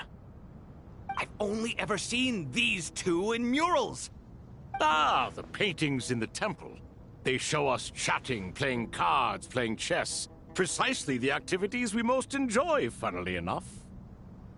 No, only you enjoy playing chess. We were just humoring you. I wouldn't go that far. Back to the matter at hand. A preliminary assessment by the Academia indicates that this project requires expertise in various disciplines, including the deciphering of ancient texts, mechanical engineering, the restoration of ancient ruins, and elemental theory. The most capable minds in their respective fields are here before you. If there are no objections, we'd like to begin our work. The artisans who built Aru for Al-Ahmar gave their very lives to create this splendid work. Follow their example by giving your utmost devotion to this project. I didn't know that. We'll do our best, of course, but we certainly won't be sacrificing our lives. Such brazen words.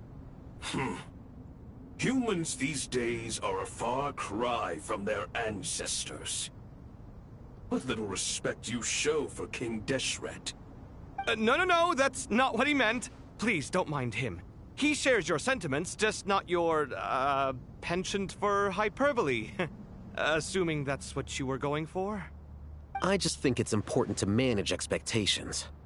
Forgive my lack of courtesy, but we simply can't sacrifice our lives to the gods on completion of the project like people in the legends of old. Here's a first draft of the project proposal for your perusal. Please let us know if you have any requests. Normally, I'd have made it look a lot more visually appealing, but we were really pressed for time on this occasion. I hope you'll forgive me if it's a little rough around the edges. Naturally.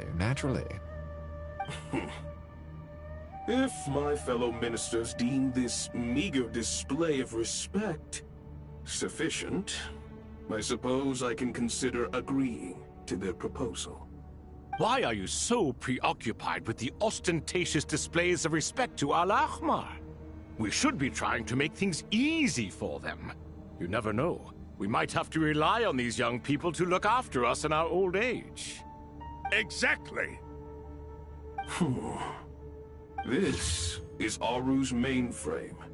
Be reminded to use it with great caution. We certainly will. Thank you for your assistance. You may attempt to lay out punishment should you so desire, though I'm afraid it would be futile. You and I both know that certain components of Aru can only be operated by humans.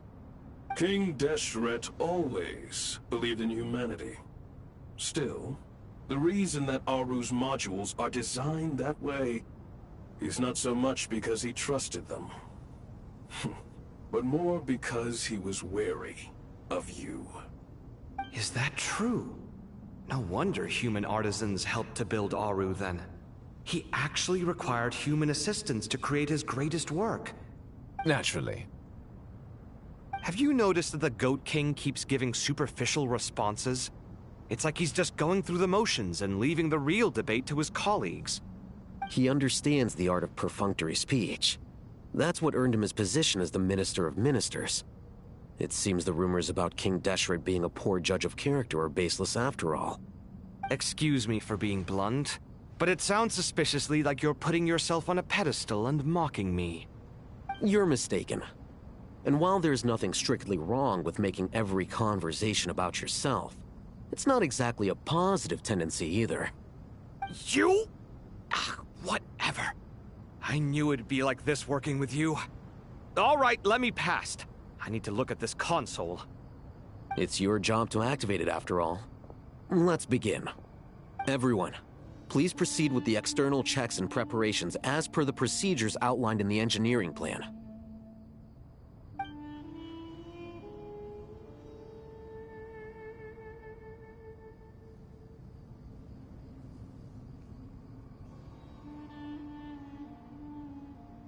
Hello there, youngsters. Whoa, the Ibis King came to life. What do you mean, came to life? I've been alive the whole time. You did say we could start our research, right? Are you having second thoughts now? I've reviewed the proposal. The work you're planning to carry out on this grand device is ambitious in its scope. You have ample confidence in your abilities, I take it? I wouldn't say I'm feeling hugely confident, but given how bad things are, I'd rather at least try something than sit around waiting to die. You are the top scholars of your day. I trust you are aware that there are countless links between Aru and the Akasha? Aru and the Akasha? But I thought the Akasha was the Academia's greatest technological accomplishment, created years ago by the Dendro Archon to help her people access knowledge. And you too? Do you not know either? You've read the instruction manual, right? You tell them. An instruction manual? The Akasha has an instruction manual? The Dendro Archon is a kind and thoughtful god indeed. It used to sit on a shelf in the corner at the House of Dana. Not the most popular read. If the manual is to be believed, Aru was in fact the original inspiration for the Akasha system. what? But there are so few records about Aru anywhere. And practically none of the scientific expeditions into the desert had anything to do with it. Ah, but this is something you could not possibly have known. You may have heard many stories about the desert, but what is the most important aspect of history? Consider this a quiz. Anyone from Vahumana present? I'm from Vahumana. It's, well, veracity. Precisely. And a large part of veracity is the chronological order in which events occur. I may as well tell you. In the beginning, Nabu Malikata, the goddess of flowers, descended upon Sumeru. The glory of the heaven was within her. She brought life, oases, and knowledge to this land. Then she created the Jinn, enlightened them, and ordered them to serve her. 2 other gods also walked upon this land where wisdom flowed in abundance, and the 3 met beneath the great green trees. It was the first and greatest alliance. We should speak with reverence of this covenant between the 3, which transcended both time and life. For they promised that in Sumeru, wisdom would be shared with all. All the great changes in Sumeru's history began with the goddess of flowers. For King Deshret's sake, she pried into the secrets of Celestia, and for this was burned to ashes by the flames of wrath. So grieved was King Deshret by her passing that he lost all interest in state affairs and devoted himself instead to the knowledge that she had brought back. It was after learning of the technology from that floating island in the sky that he first conceived of Aru. And so, the Akasha was inspired by Aru, while the basis for Aru itself came from Celestia's technology. Well, if the 2 share a common technological origin, then connecting one system to the other is an entirely feasible idea. Unbelievable. Have you no reverence at all for celestial technology? No, I do, but there's no time for that. The schedule is too tight. Blame it on the deadline. Perhaps you could try coming up with our cutoff dates. You know what it's like having to turn around 5 different drafts in one day? I wouldn't wish it on my worst enemy. Yeah, also, Sir Ibis, King, you don't plan on getting directly involved at all, do you? Yes, well, you strike us more as having come to give a popular science lecture. Or, wait, does this count as more of a first-hand witness statement? Neither. Anyway, this sounds like far too much work for me. Still, if Aru is so powerful, why didn't King Deshret use it for more ambitious ends? Because it was never fully completed. King Deshret had grand plans, but he perished before they could come to fruition. In the beginning, his wish was to create something that could rival the very world itself. The Lord of Flowers sacrificed everything for that ambition. What he desired, she bestowed, and thus was knowledge brought into the world. Her courage and sacrifice had to be honored with the most splendid of monuments, or King Deshret would surely have deemed it a grave injustice. And that monument, built from knowledge and technology, etched with a sacrificial and courageous love, even in its unfinished form, it deserves to be treasured. At that time, King Deshret said the following to the Lord of Dendro. Since we share an eternal covenant, I shall never be your enemy. Hence, the fruit of wisdom from the heavens is not to be devoured. Remember, it is not that I lack the power to become the enemy of wisdom. Yet you and she have taught me much and shown me kindness. For this, I cherish you both. In the end, Aru was only used to store a portion of the souls. It was but a primitive form of the masterwork the king had envisaged. His final hope for Aru was to return to the past, when she yet lived.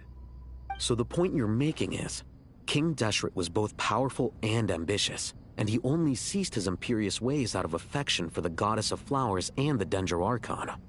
You could see this as an act of mercy, but you could also see it as the sentiments that lay between these 3 gods placing constraints on him. This was, after all, the foundation of the alliance between them. This explains why Aru was both a prison and a monument, and why the answer to the 3 questions was time. You have to be careful who you get involved with, or you invite all manner of misfortune. This is as true for gods as it is for humans. Love is the same. It is both a prison and a monument. All right, let us pause the story here for now. Seeing as you've been so diligent, I'll offer a little help. Who's in charge again? Is it you 2? Ah, yes, me and him. Now then, Close your eyes. Wisdom hides in the space between the tangible and the intangible. It is to convey the incommunicable through the simplest of mediums. By the power of King Deshret, I shall grant you a glimpse into the unseen secrets that lie at the threshold of existence.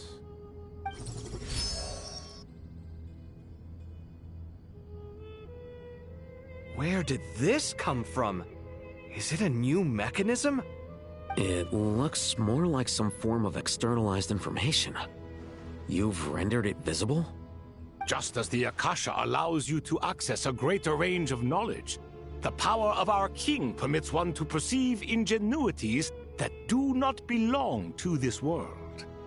This is no ordinary mechanism. It reflects the internal structure of Aru. Whether you choose to increase or decrease, keep or discard. Come, use these to achieve the outcome you desire. Looks mechanical to me. Better let me handle it, just in case. But wait, how do I get up there? Turn around. So that's where the elevator is!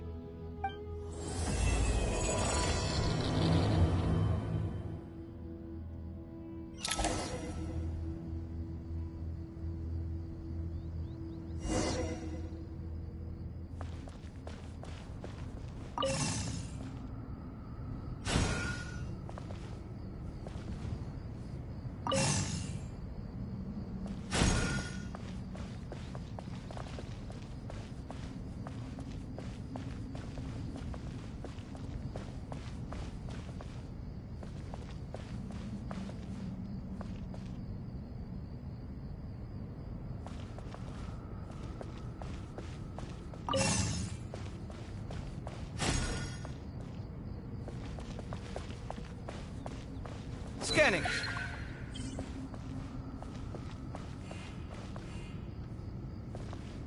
Site clear.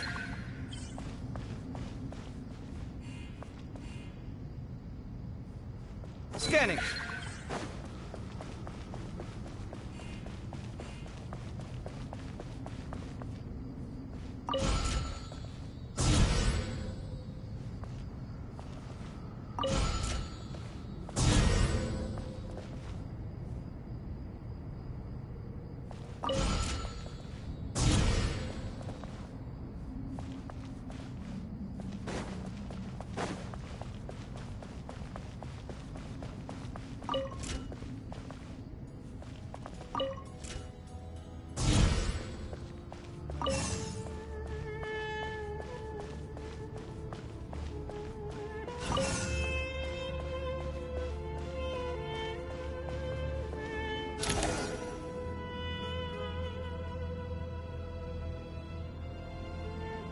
Obelisks were used to record important information in the ancient desert civilization.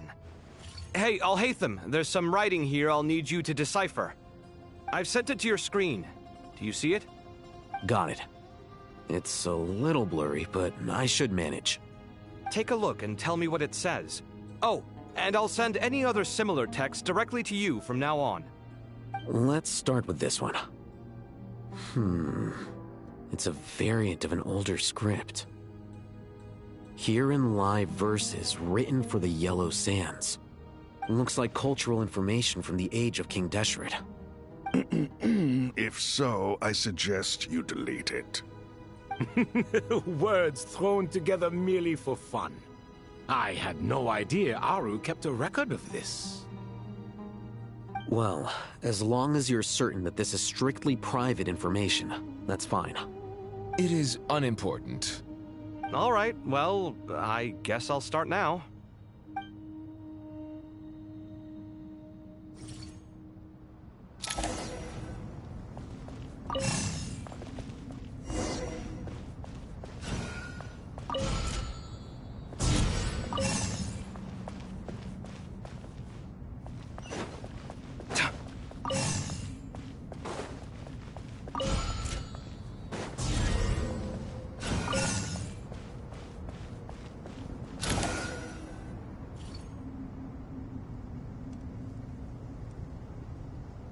Found some more. Sending them over to you now.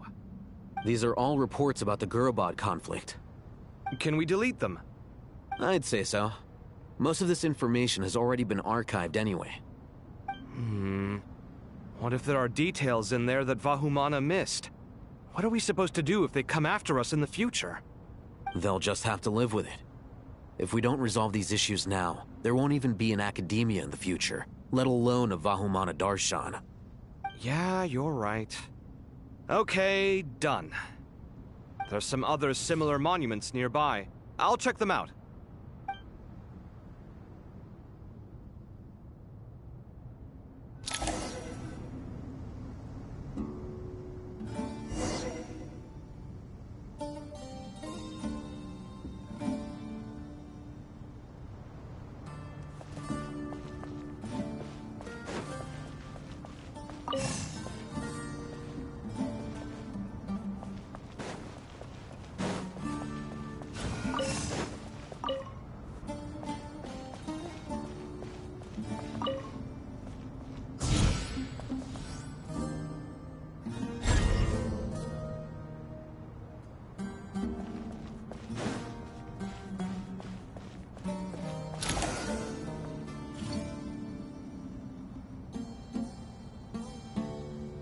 Another monument.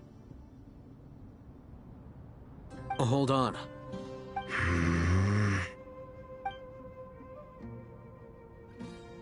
You're still reading it? How long is it? It records the development and governance of the Oasis civilization. Most of it concerns the Jinn, but it also contains records left by the artisans who built Aru. Is it important? Some of it.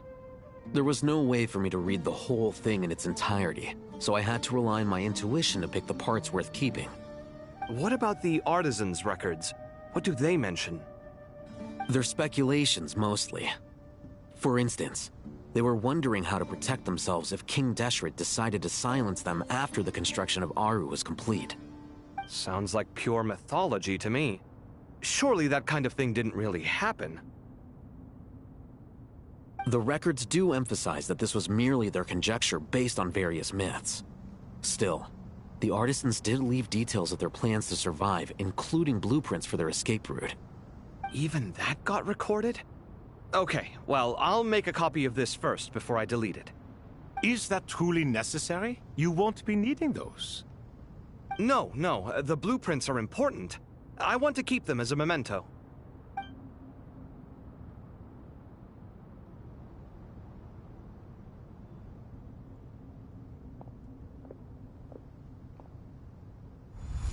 I think that should just about do it.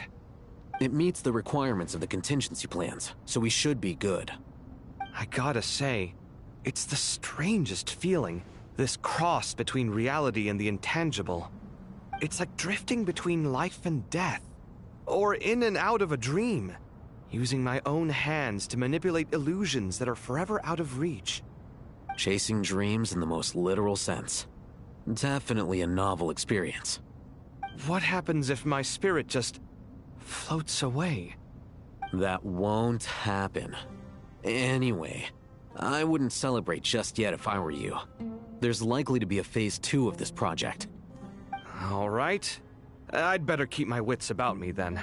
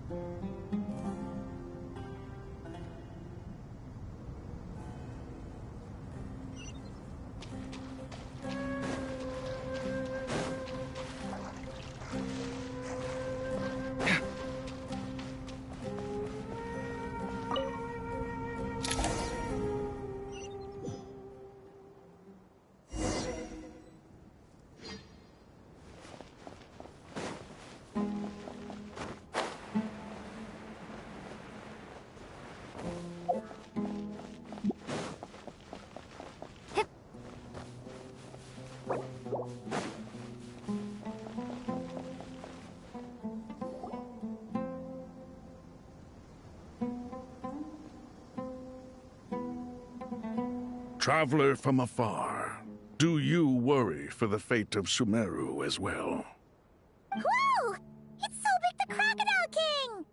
Greetings, Crocodile King. Please be at ease. I'm just here to chat with you about Lesser Lord Kusanali. Sounds like you really care about her. Yes, although to be exact, it is a mixture of both concern and curiosity that I feel. Speaking of Nahida, Paimon was wondering how she's doing. Wait a moment.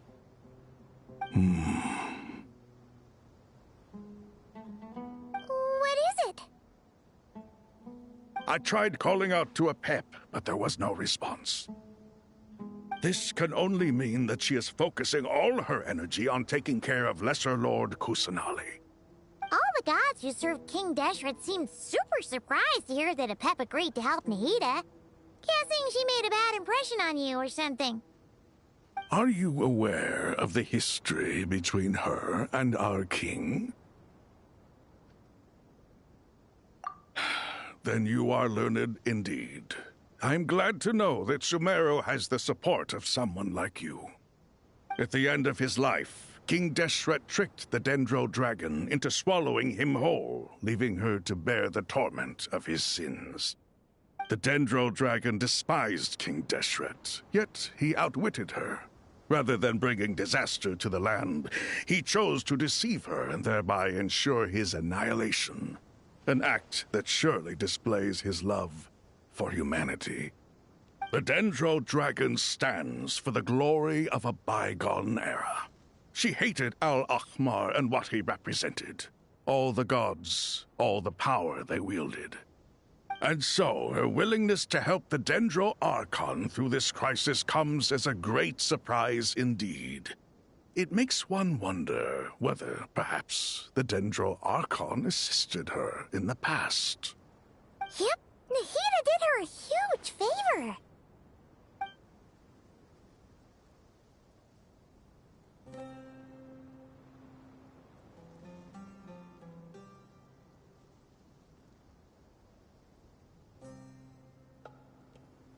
So Lesser Lord Kusanali put an end to the Dendro Dragon's many long years of torment. As much as she loathes the Seven, a pep knows kindness when she sees it. No wonder she was willing to make an exception. Yeah, that's the sense we got from dealing with her too. She is not incapable of coexisting with other living things. Rather, she actively chooses to avoid coexistence. And this despite the fact that she symbolizes life itself. How ironic. All of this being said, I wouldn't expect too much from her if I were you. Nothing will change her hatred towards humanity and gods. We'll keep that in mind. Anyway, how much longer do you think Nahida needs to stay with the pep?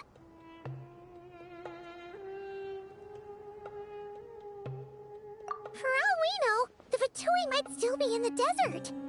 Just to be on the safe side, why don't we grab anyone who isn't busy right now and go look for her? I'm alright, Paimon. Huh? Was that Nahida's voice? It seems the treatment was effective. Since when do my deeds require your evaluation?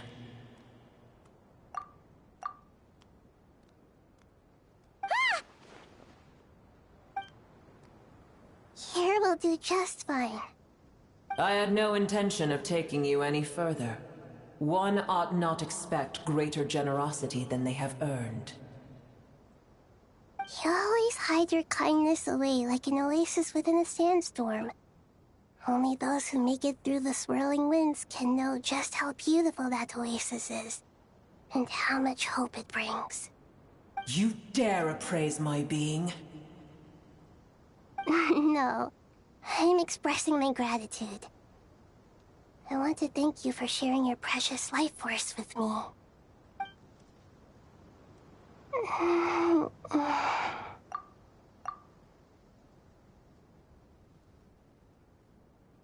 Awake already. You are more resilient than I thought.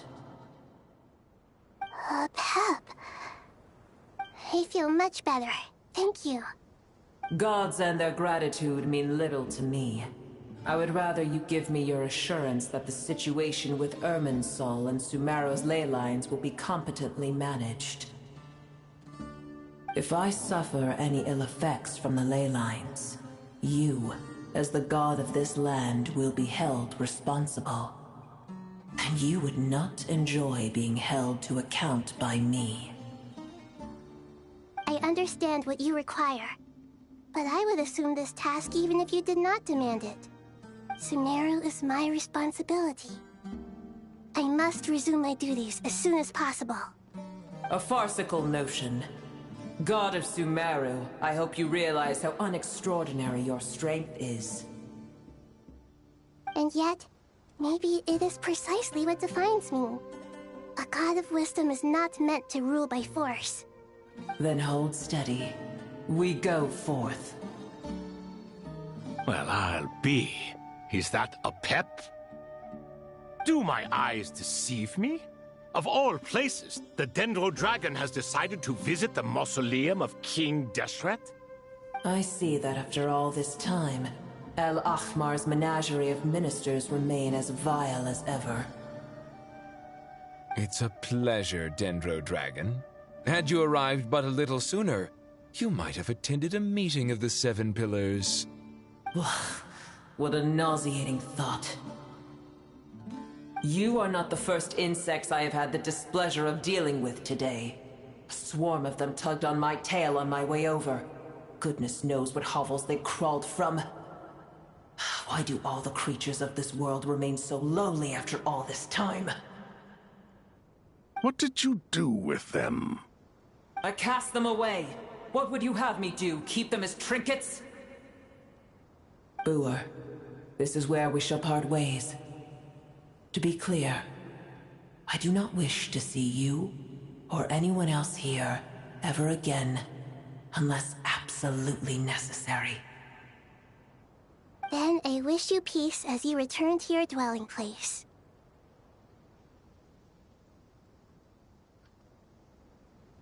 It matters not to me. Simply refrain from bothering me again.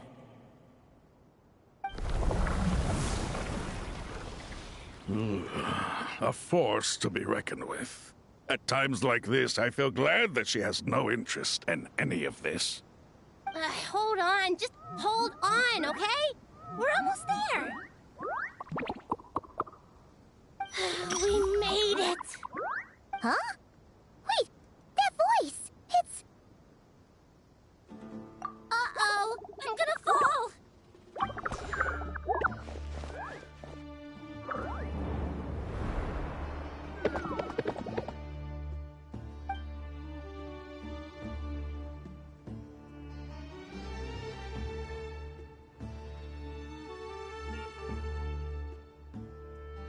Well, that's a relief.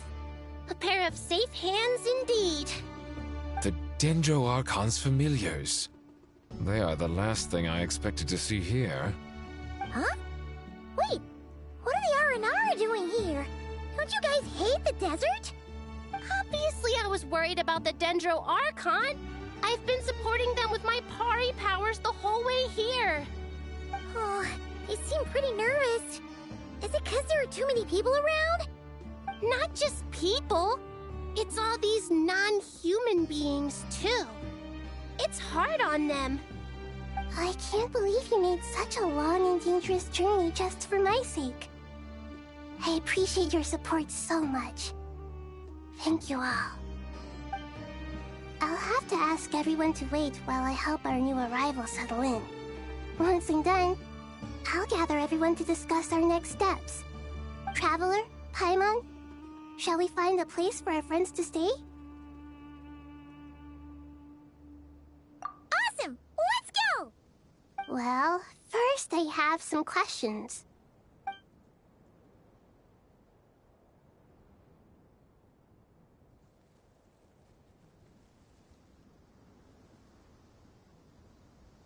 Okay, I think that covers everything. Thank you. We can get going now.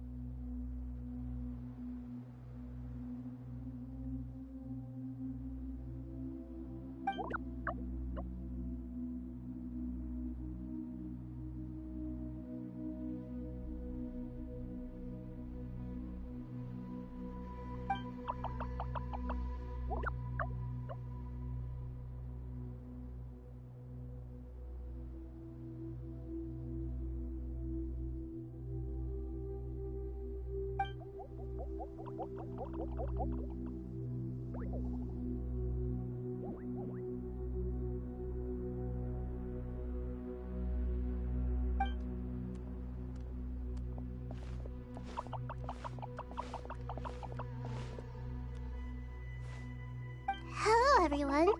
It's only us.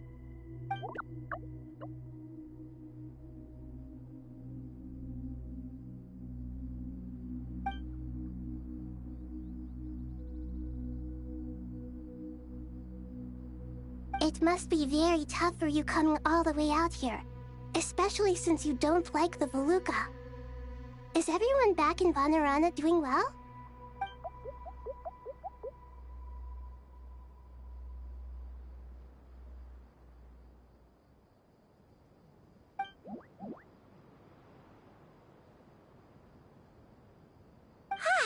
Everyone's here. Good. Are you okay? You look like you were about to pass out back there. Then you're forgetting who I am. Don't underestimate me.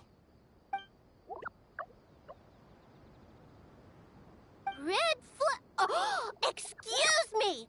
Are you comparing me to Paimon? I suppose everyone is gathered here because of me. As we can see, the situation is critical, and everyone is very busy with their various tasks, so...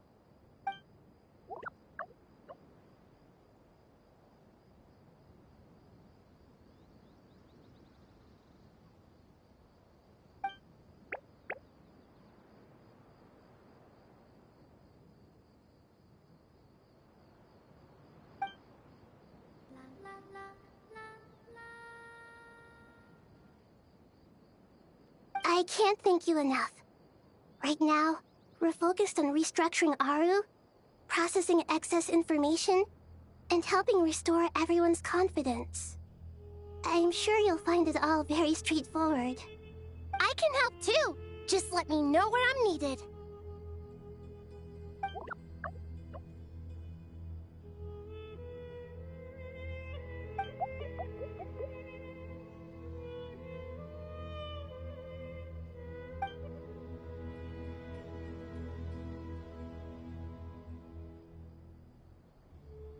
Up to no good?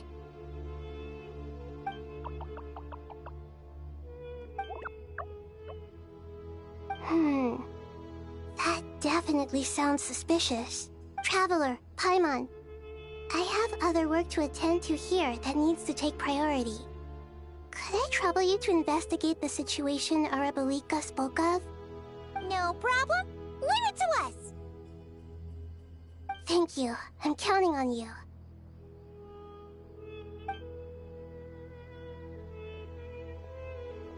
There's one other thing. If you are to work alongside the people of Sumeru, you will need to make yourselves visible to them. Is that acceptable to everyone?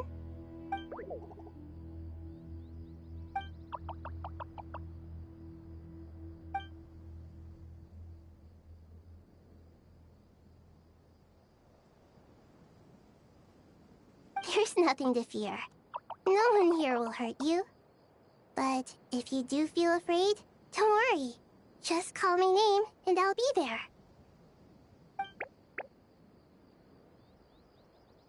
Very well. Now, I shall bestow a small blessing upon you all. Whenever people see you and interact with you, from the moment their gaze meets yours, they will experience the most beautiful of dreams.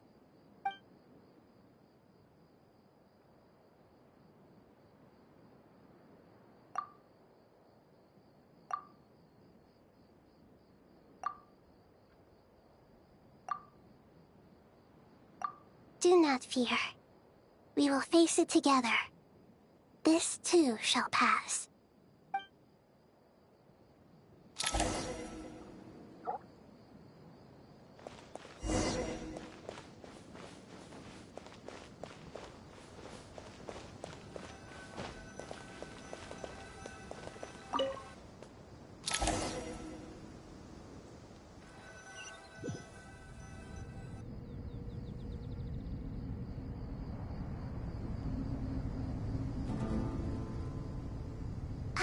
Everyone's here.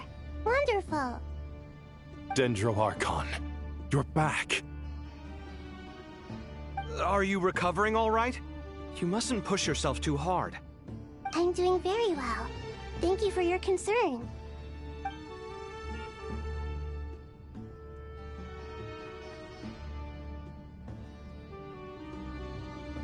I see. Using the power of Aru to reboot the Akasha and gain access to Irminsul. It's a sound plan, although... I regret to be the bearer of bad news, but with the state that Irminsul is currently in, it's impossible to access via traditional means. Even the Akasha won't change that. Alas, we had feared this may be the case.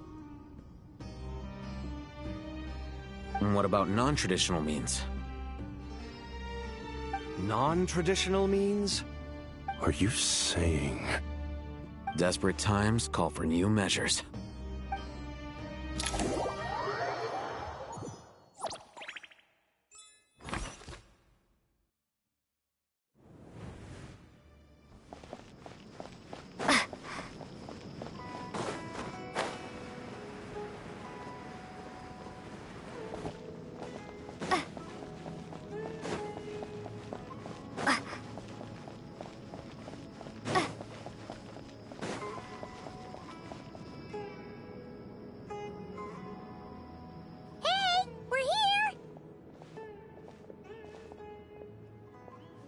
Ah, it's you.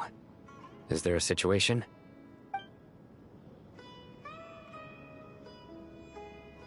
The Aranara have good intuition when it comes to people.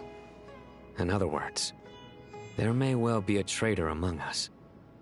Given everything that's going on, I'd be more surprised if there wasn't.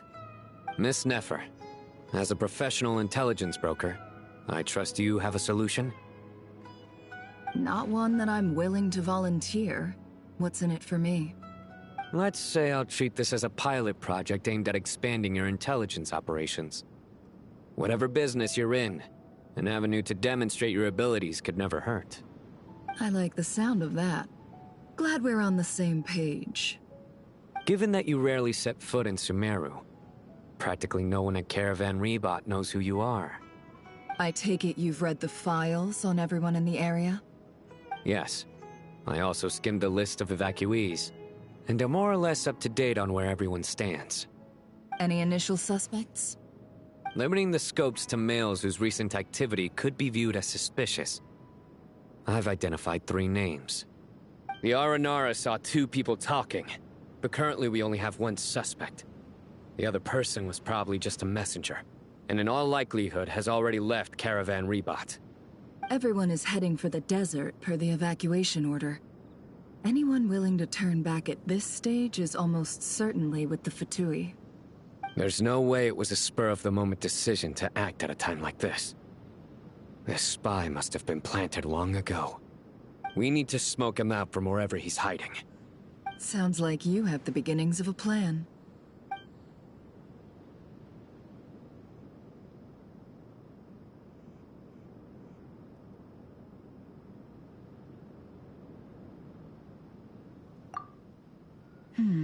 I see. Your suspicions are well-founded. I'd be watching him too if I were you. So far, we still lack solid evidence that he's been bribed. He hasn't made any recent purchases that would indicate he came into some cash.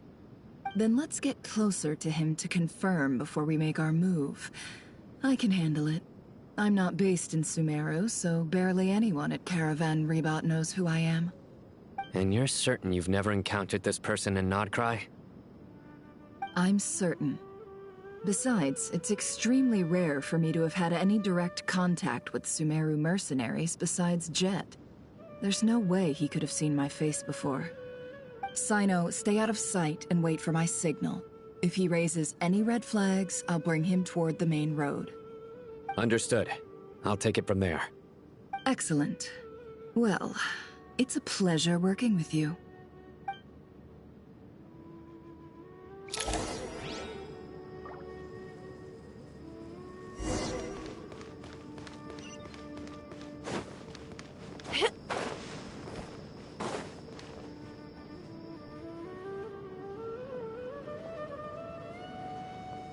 darker skin, scars, frequents the desert, and has ample combat experience. Nothing unusual about how he dresses or acts. What's that he's looking at? A coin. Interesting. Could that be how his contact paid him? Conveniently discreet for someone trying to hide any unexplained income. And yet it could be highly valuable. Sorry to bother you. Has everyone here already left? I don't suppose you happen to see a lady wearing a hat? Ma'am, what are you doing in Caravan Rebot all by yourself?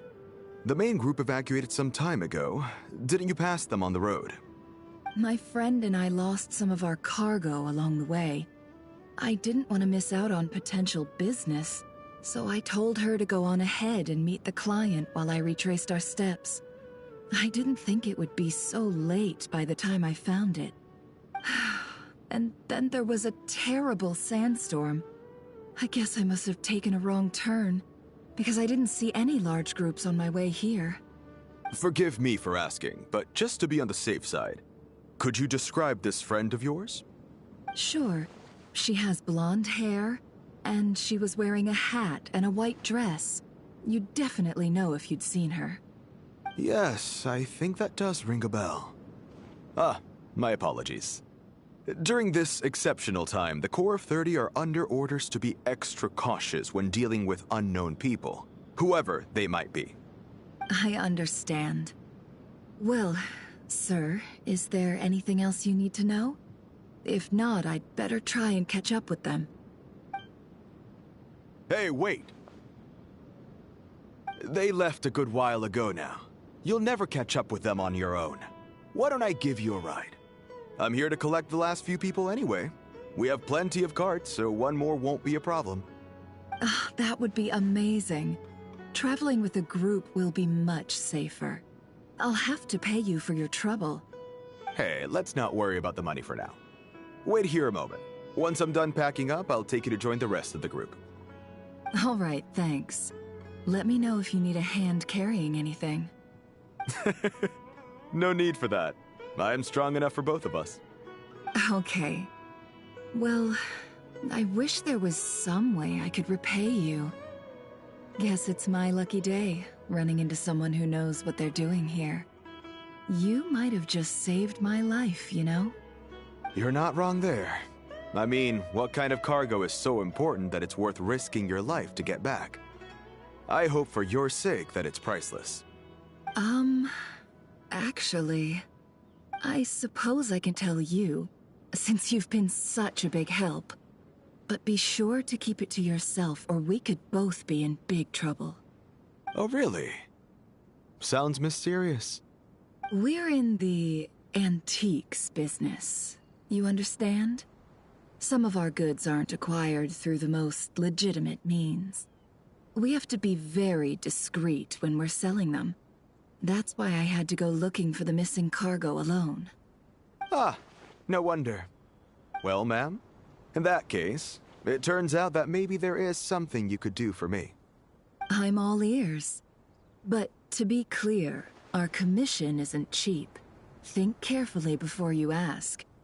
We don't want to ruin our relationship before we even hit the road. I'm sure that won't be a problem. My issue is, I have something that's a little difficult to sell on as well. Take a look at this.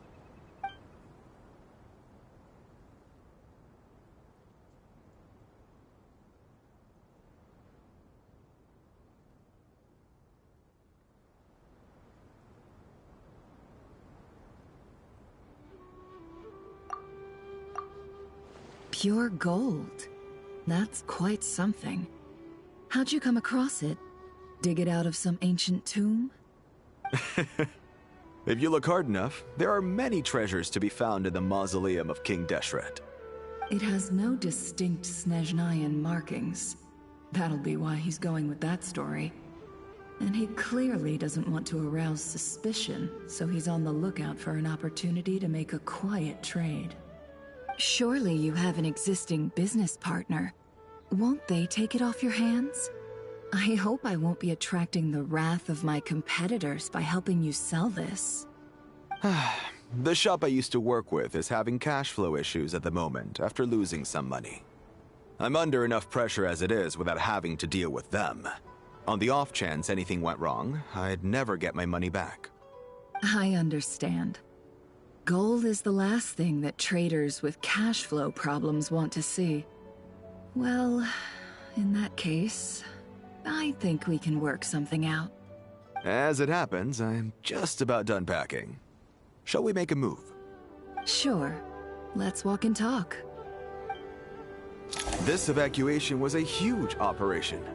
They needed a few people to stay behind and tie up loose ends. And I ended up being one of them. You're lucky you ran into us in time. I certainly am. I don't know how this happened. One thing led to another, and look how it ended up. I just hope our client doesn't get spooked and cancel their order. Fingers crossed. But either way, life goes on, and we all have to make a living somehow.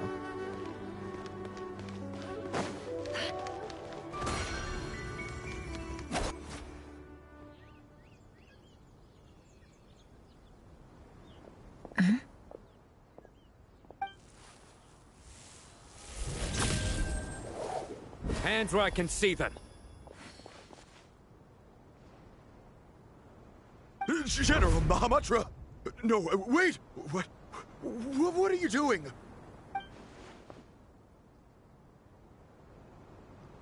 This is the coin? Good. Sadly, you won't have the chance to spend it. Nicely done. Looks like Sumeru's Matra are a well-oiled machine nowadays. Unmarked gold coins are quite difficult to trace. Thanks to you, we have secured the evidence. Here's what's gonna happen.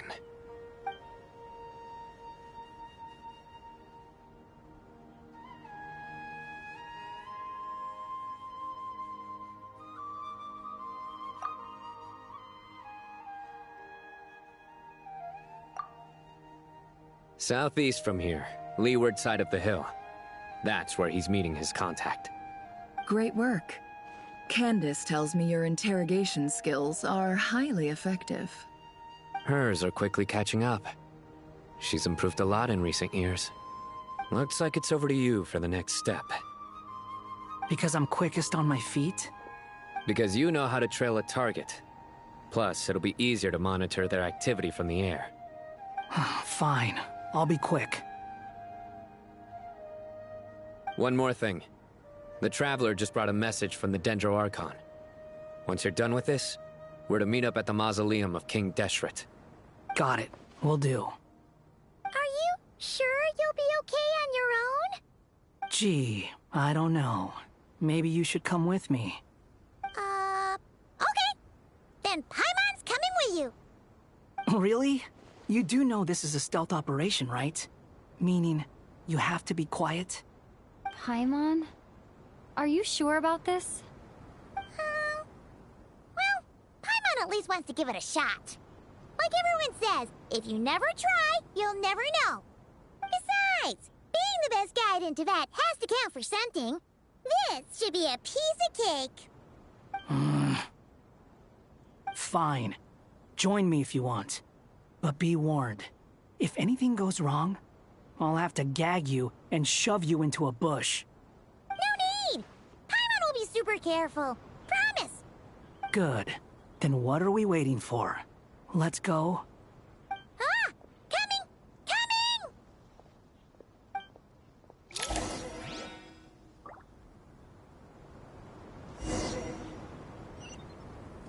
Squall Fury!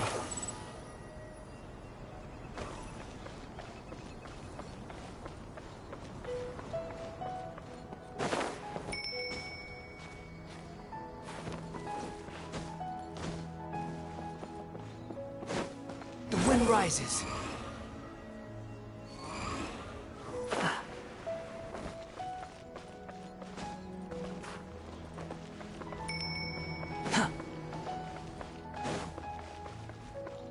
Behold!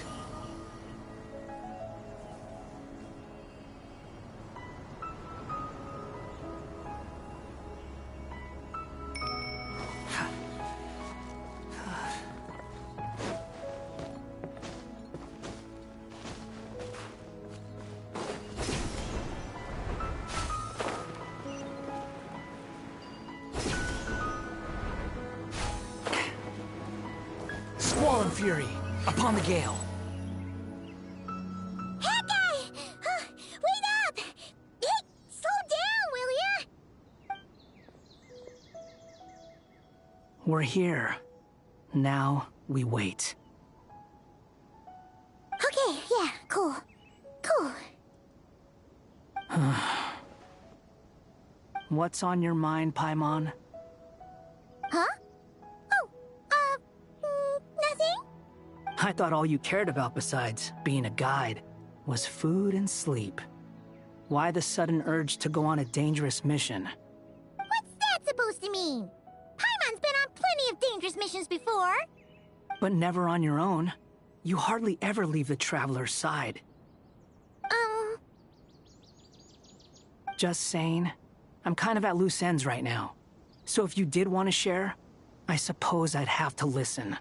If not, suit yourself. Makes no difference to me. That guy? Do you think Paimon is useless? What? Where's that coming from? When we were in Notcry, Paimon suddenly realized something. Even though Paimon's with the Traveler every single day, whenever we face real danger, she can't do anything to help. Paimon doesn't get like this very often. She just got really scared when the Traveler got kidnapped that time. What if she never came back? What would Paimon do then? And the more Paimon thought about it, the more useless she felt. But Paimon doesn't want to be a burden. Paimon wants to be a friend who's actually useful. Does that make any sense? You know, that feeling of just being completely useless and... Oh. Paimon probably sounds so ridiculous right now. You asked the right person. Boy, do I know that feeling. Oh, that guy. I'm not gonna try and encourage you. What I will say is this. When you start doubting yourself, you have two choices. Give up or change.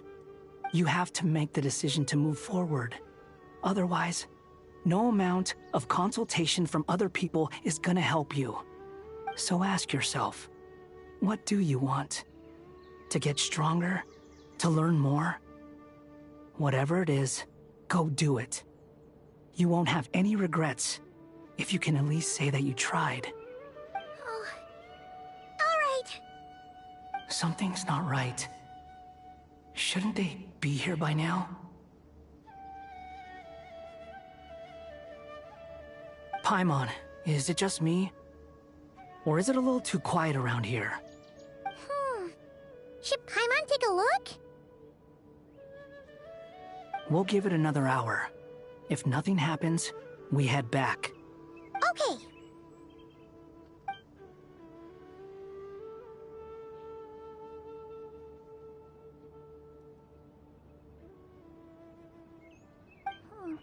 How strange. We've been here for ages. Where the heck are they? Have we been stood up? What is it? Did you think of something? Something feels off about this whole situation, but I can't quite explain why. We know for sure that the guy Sinocot had something set up, yet somehow his contact is a no-show. So, either the handler got caught, or, more likely, they decided to cut our guy loose. But how would they know to do that? Wouldn't they at least send someone here to check things out? That's the problem. They couldn't possibly know what's happening here. Unless... This feels all too familiar. Come on, let's head back.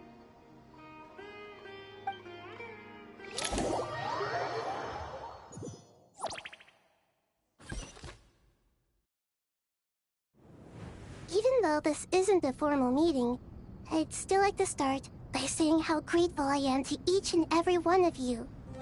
Thank you all for coming here and standing by our side. Shesipank and Bennu are currently assisting the scholars with the maintenance of Aru. Please forgive their absence. As for Hermanubis, may he rest in peace. We remember him with great fondness. There have been times when I imagined what it might be like to meet you all. Now that it's really happening, I feel quite emotional. Time has taken many things away, but that which remains is all the more resilient. I must say, there is one thing that rather surprises me. You appear to be in good spirits, Lesser Lord Kusanali. But even so, I can sense that the life force given to you by the Dendral Dragon has far from fully resolved the problem of your vitality. Oh no! So even a Pep's power didn't work? Don't worry, Paimon. It worked very well indeed. The issue is how closely I'm tied to Irminsul. Until the problem with it is resolved, there is no way I can fully recover. Sumeru has undergone tremendous changes during your absence. When gods pass away, inevitably, people's faith in them grows weaker. You must have sensed it already. Your power is not what it once was. Regrettably, this is true. I too have grown weaker due to the effects of Irminsul. Right now, we're all in quite a sorry state. Then what do you suggest? We take all the help we can get. Sumeru is our shared home. You and I, gods and humans alike. We must unite all our strength in this moment. Though Al-Ahmar is no longer with us, the alliance between the three gods remains in force. Regardless, as subjects of our king, we have a responsibility to support Sumeru through this catastrophe. Not to mention that it was the people of Sumeru who released us from this prison of Aru. Times have changed, and the people of today possess greater wisdom than those of the past. You really know how to give a rousing speech, Goti. Now then, let us learn more about your plan. The brightest minds of the Sumeru Academia are busy opening and renovating Aru. They claim it has something to do with Irminsul? Correct. Irminsul has existed in Teyvat since the very beginning. But during the Age of the Dragons, it did not possess the significance it holds today. After the heavenly principles arrived, the power of the Light Realm was divided into elemental energy, and Irminsul was refashioned as a device that records and preserves all information. Since then, everything in this world has been inextricably linked to it. As the Dendro Archon, I have a duty to protect Irminsul. To Sumeru, it is both a national treasure and undeniably a major threat. Teyvat has seen many upheavals in the last few years. The most recent of these was a major crisis in Notcry, which forced Sumeru to be even more vigilant than usual. I made sure to monitor all the pathways through which an outsider could potentially transmit themselves into Irminsul. But despite my efforts, a major problem still arose within. I still believe that someone has actively invaded Irminsul. But rather than taking any of the pathways I referred to, the intruder chose instead to utilize the most direct route. And the only one that cannot be protected against. By entering Irminsul through death. I see what you mean. You cannot simply stop all deceased souls from returning to the ley lines because of a potential invasion that could occur at any time. That's right. As important as it is to guard against external threats, I couldn't allow myself to stop the souls of the departed from finding peace. Please, understand how difficult this predicament was for the Dendro Archon. Defense has never been an easy task. After Irminsul was invaded, my authority was quickly restricted. Soon after that, the tree began denying access to any connections. I'm sure you feel responsible, but you are not to blame. No one can predict every possible disaster. There will always be trials and tribulations for the world to endure. But the people of Sumeru should not have to endure this. We must find a way to break through the lockdown and connect to Irminsul. And this is why you need Aru. Yes.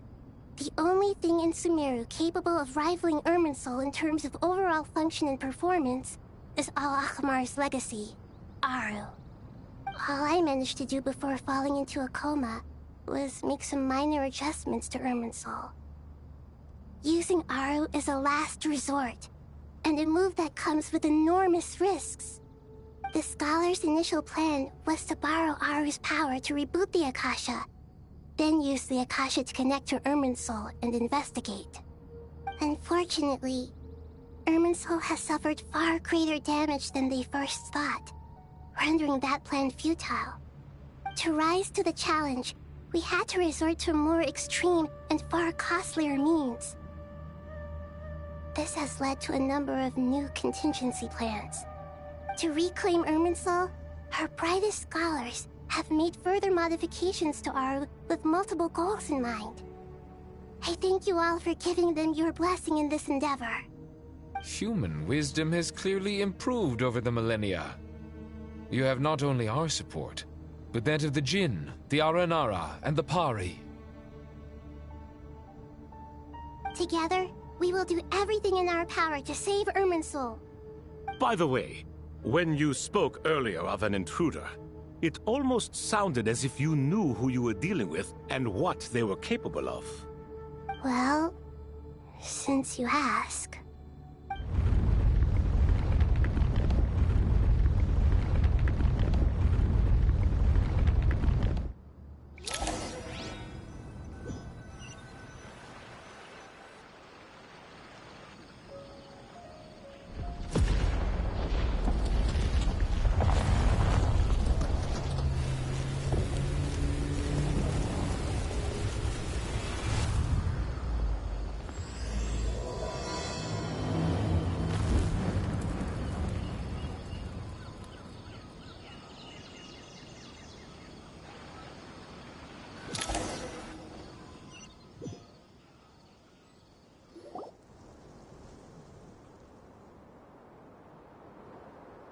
Master Tainari!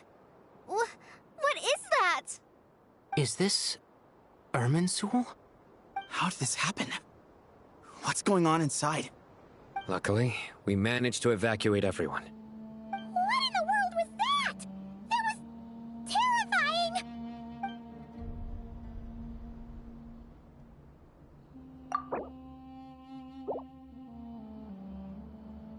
Oh my. I understand now, Dendro Archon. You make yourself quite clear indeed. Not once over the millennia has Irminsul been so terribly afflicted as this. Please continue, Dendro Archon.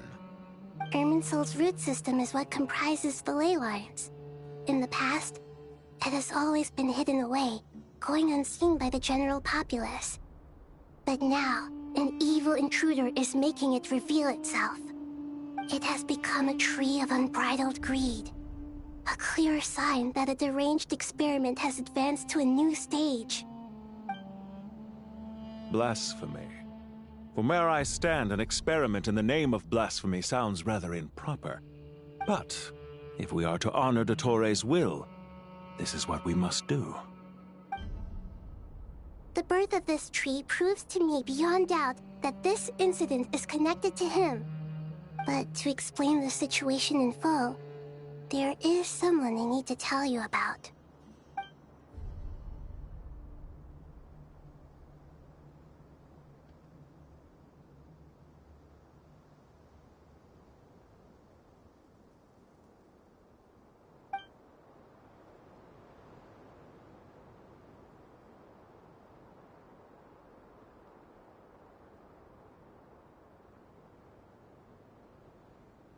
Zandik. So it was him. I saw him in the desert once. A man of supreme arrogance. So this is where it has taken him. But didn't Dottore die and not cry? How is he still able to do all this? He must still have loyal followers amongst the Fatui. Even so, I'm still unclear as to how he has been able to wield such a profound influence over Irminsul. I can confirm that Fatui forces have arrived in Sumeru City. Furthermore, Irminsul seems to be undergoing some kind of mutation. Evil branches are beginning to grow. Things that do not belong to this world are slowly but surely materializing. Sorry, I couldn't think of any other word to describe it. They don't seem to be fully formed physical entities yet, after all, but they are gradually becoming real. A baleful tree climbing up into the heavens. Speaking of Dottore, I have some information on that front as well.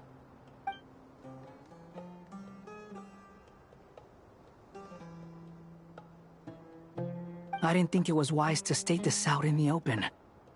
But my theory is, the mole wasn't cut off after he was caught. They wrote him off from the beginning. You mean, the Fatui never intended to follow through with him? Then why plant a mole at all? It's hardly a conventional strategy, and the rationale behind it is pretty twisted. But as it happens, I know someone who works exactly this way. And when it comes down to it, his goals are very simple. He just wants to confuse people, so they can't figure out what he's up to. He's been a collaborator of Dottore's from the outset. That fact alone confirms that Dottore is involved with this somehow.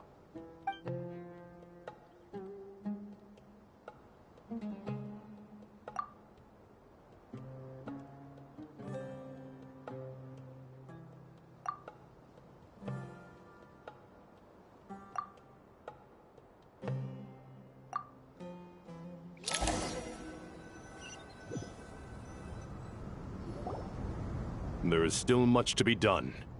Everyone, please remember our core strategy. As per the discussions, the following groups must act immediately.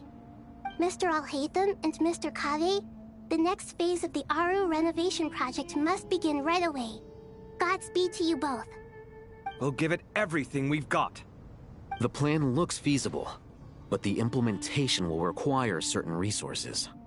General Mahamatra Sino and his team will help to procure the materials required for modifying the terminal. No problem.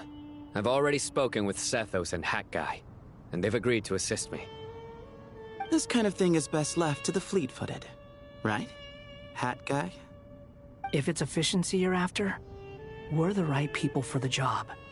Following up on the elemental energy amplifier we discussed, Ms. Dory, I assume you're the one most familiar with the status of this project. Aside from the Dendro Archon, of course. Yep, that's right. Leave it to Lord Sangama Bay. Got it. Well, I'd like Madame Farazan, Kale, and Nicole to support Dory on the technical side. You can count on us. Will do.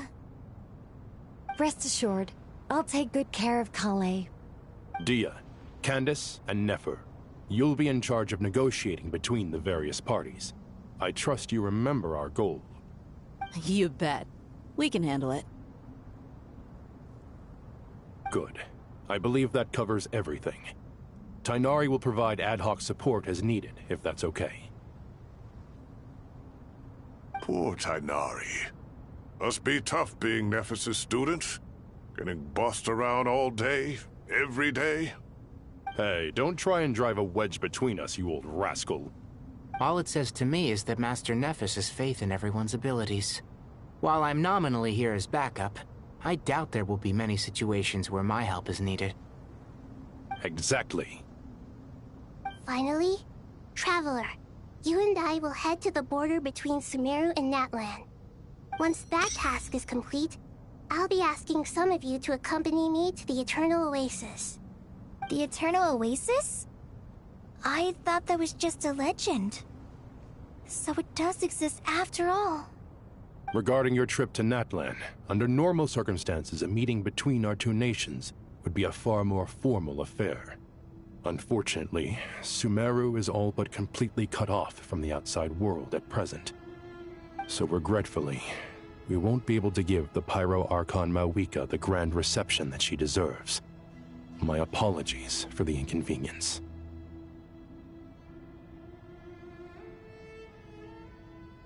No point putting too much pressure on yourselves. That goes for everyone. Right. Especially you, Dendro Archon. I'm sure you're still feeling quite weak. Don't worry about me. The Dendro Dragon's life force will sustain me. Plus, we'll be there every step of the way.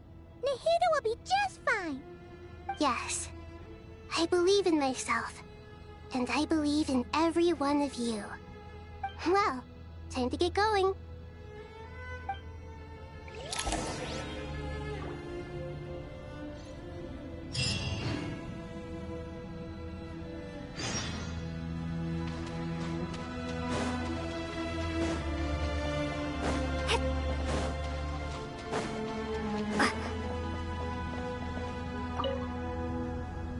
To what extent we can implement the final plan depends on how successfully the Akasha can be modified and configured. And to make sure the configuration works, Aru will also need some further optimization. Yeah, no surprises there. Once we roll this out, any Sumeru citizens who already have Akasha terminals can simply continue to use their existing devices. This still leaves us with a significant equipment shortage, though. Many groups of people were never issued Akasha terminals, including mercenaries, the desert folk, and many others. We'll need a supply of rare materials for the renovation of Aru and the production of new terminals. Right now, the best place to source these locally is from the primal constructs within King Deshret's mausoleum. Time is not on our side here. It's gonna be a race against the clock. The Aru merge and renovation project will have to be carried out by you two. Everything's riding on this, so failure is not an option. Best of luck to you both. As discussed, General Mahamatra Sino and Mr. Hat Guy will source the required materials.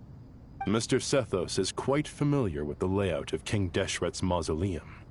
With him accompanying them, things should go quite smoothly. I have every confidence. In the meantime, we may as well take a breather.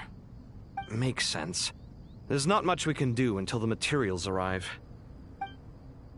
Get in formation and stay close. What is this, boot camp? Knock it off. It's just Sino being Sino. You know what he's like. Everyone clear on our mission objective. Look at the excess primal constructs, dismantle them, and extract the required materials. And King Deshret's 7 pillars agreed to this? If they're just sitting there doing nothing, we might as well put them to use. Thoth's words, not mine.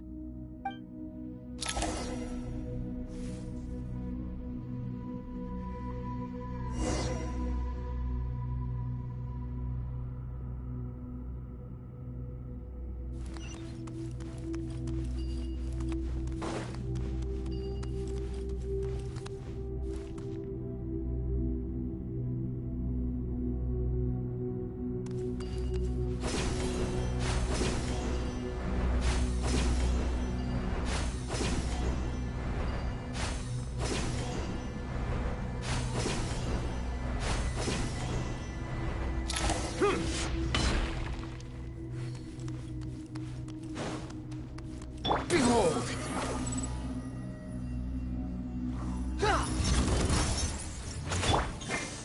Give me some space. Unsightly insects. Through me, justice is served.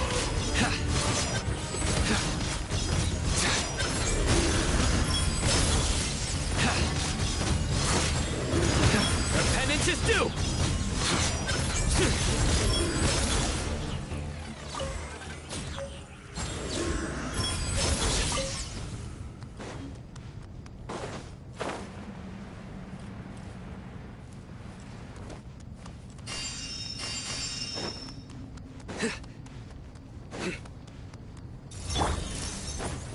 Way ahead of you! The wind rises.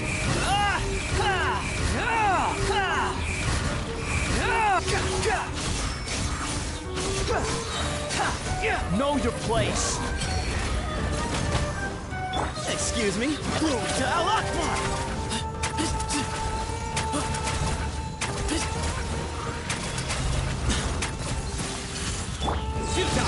Judgment is upon you. You stand condemned!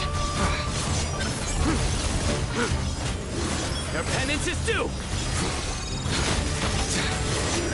Guilty! Their penance... These devices should still be usable even though they're broken down. Let's take them back for the others to review.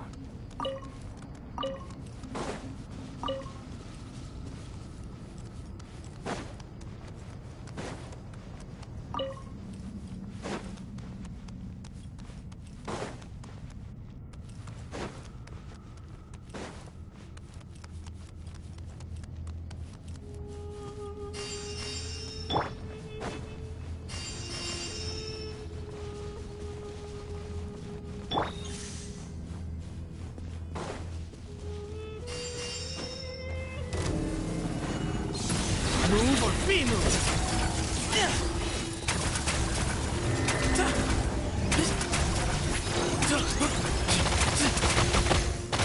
It's grandfather! Sorry.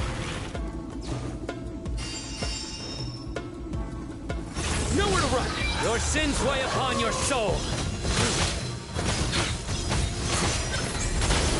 You stand condemned! Your penance is due! You stand condemned!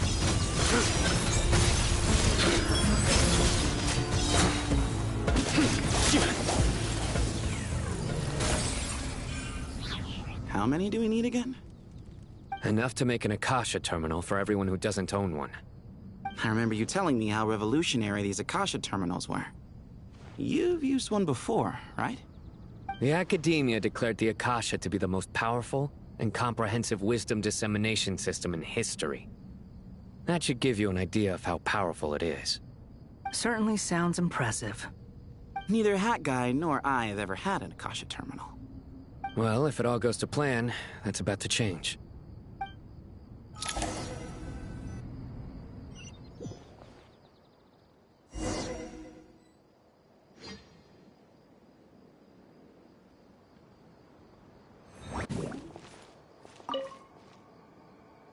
Oh, goody! Thank you so much for handling the delivery. What a long way it was.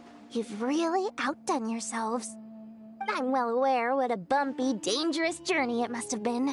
Now, I would have loved to oversee the process myself, but of course, those of us who know the plan can't leave the mausoleum. Oh, trust me, I'm patting myself on the back for my assembly work here. Simply flawless work. But will you really be needing all of this? According to our plan, yes, this is the quantity required. I have no complaints about the quality either. Only the price. So expensive. I heard you covered a lot of the funding out of your own pocket. Oh, that's an exaggeration. The Academia provided most of the funds. I just offered a small token of my goodwill. Of course, the real tragedy is how little profit I'm making on this. You know, it's a serious crisis when you can't even make money out of it. It's really quite a beautiful design. And I'm intrigued by how such a diminutive device is able to output the power of the Light Realm. Did you attend the lecture on Light Realm energy, Madame Farzan? I don't believe I saw you there. Of course I attended. I was just a little late, so I had to listen to the whole thing from outside the back door.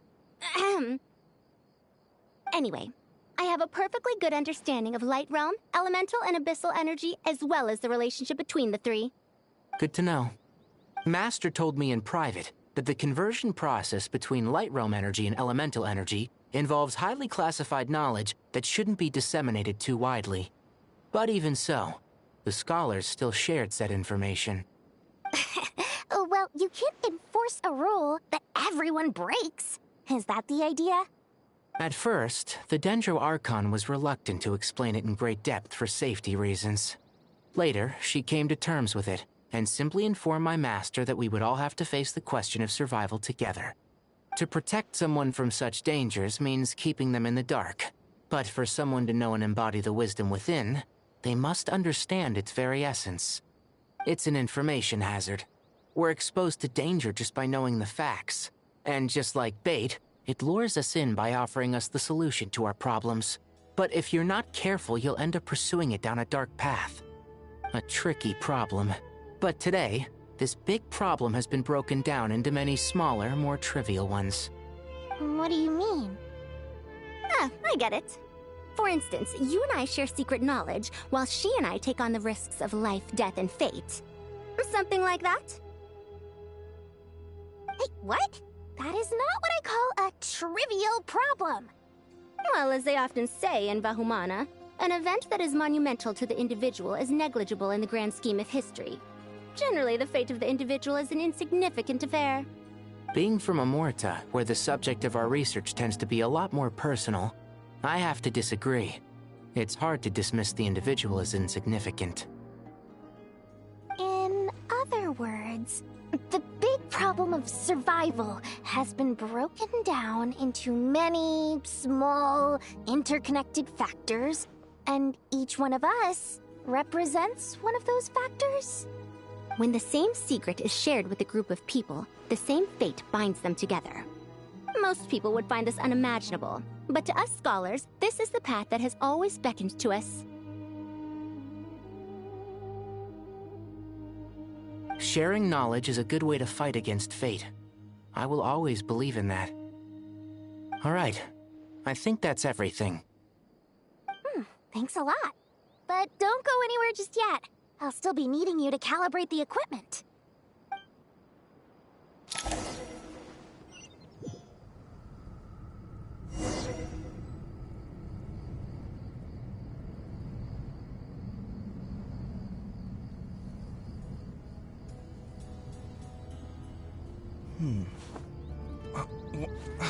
Where's my key? Not again.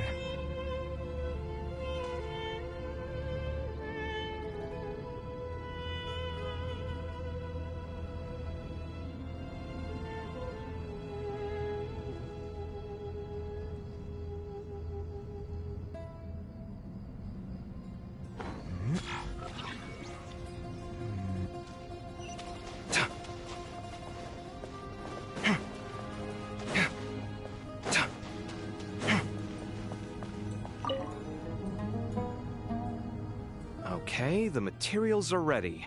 We can proceed with the next phase.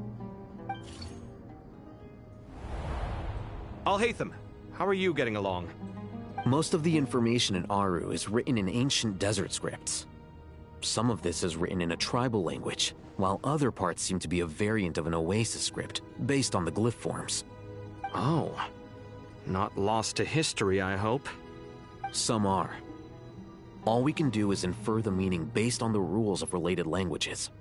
Although, this section actually fills in some of the missing historical record. I'm transcribing it so we can bring it back to the Academia. After Aru started up, 2 more lines of text appeared here. Can you read them? Humans may not read what is written by the gods, except by not reading. Victory should not be easy to attain, for it symbolizes divine wisdom. Knowledge must not waver, for it has external borders. Is this a clue to solving a puzzle? Or is it being symbolic? You can't read it unless you don't read it. Victory is wisdom. Knowledge is confined by borders. Wait, I think I've got it. It's a metaphor, isn't it? It's talking about... a chessboard.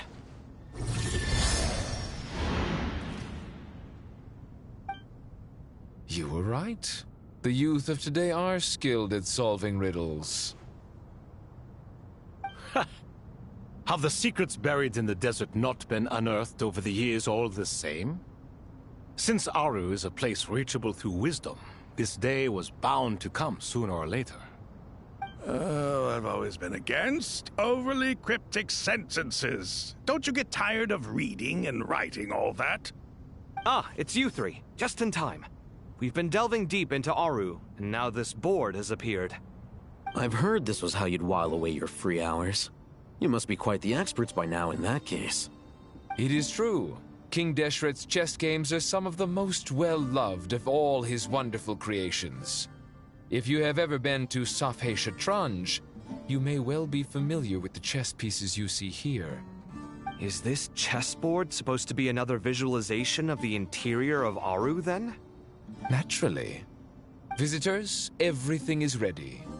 Only by completing the challenge on the board in accordance with the rules will you be permitted to overwrite Aru. 1 second. It's not dangerous, is it? Dangerous? Why, yes, of course. I should be the one to go, then. Wait for me here. Sounds like the self-confidence of our present company has rubbed off on you. Don't be ridiculous. I'm your upperclassman, and that means I have to look out for you. I appreciate the sentiment, but a game of chess typically requires 2 players. Besides, I'm sure they won't let things get out of hand. Keeping things relatively safe is in your best interest too, isn't it? Fair enough. I mean, you guys are controlling the difficulty, so please don't go too hard on us, all right? Ah, but Bennu said he wanted to put some respect into these whippersnappers. All right, all right. Thank you. Obviously, we'll still try to be careful. This doesn't seem like ordinary chess. Is the goal to defeat the opponent? No, you must enter the board and pass the trials we have placed there. Ready? Let's do it.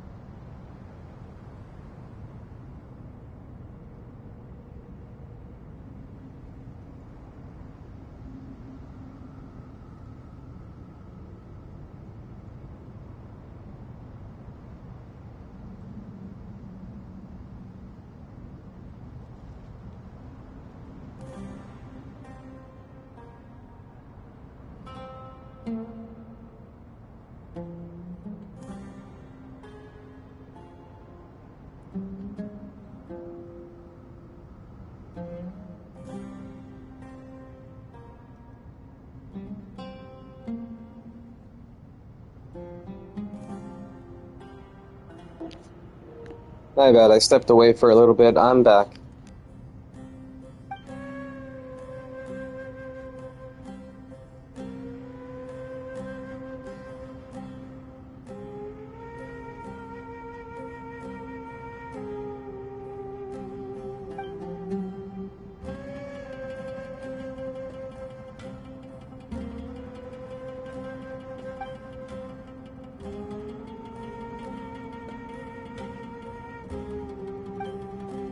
The first trial is posed by me.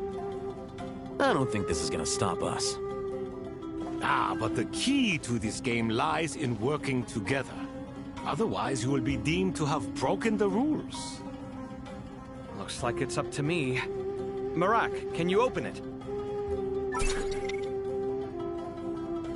King Deshret's favorite primal construct. Living on in suitcase form, of all things. Amusing. Ho-ho! Excellent work.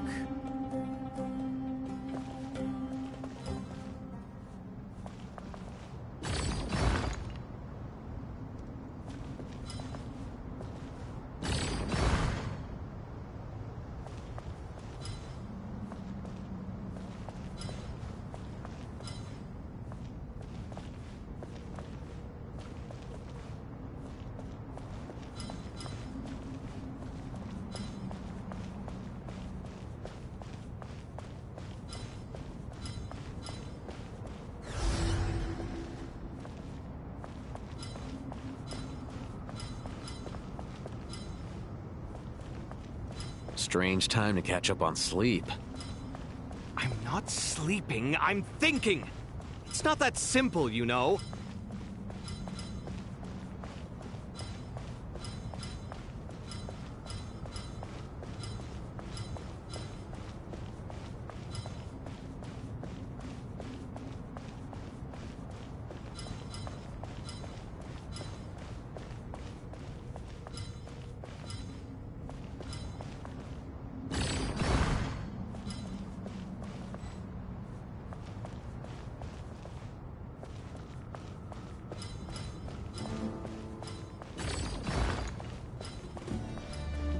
Strange time to catch up on sleep.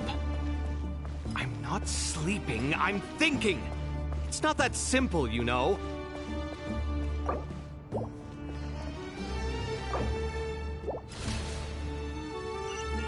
The first trial is posed by me.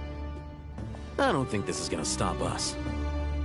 Ah, but the key to this game lies in working together. Otherwise, you will be deemed to have broken the rules. Looks like it's up to me. Marak, can you open it? King Deshret's favorite primal construct. Living on in suitcase form, of all things. Amusing. Ho ho! Excellent work.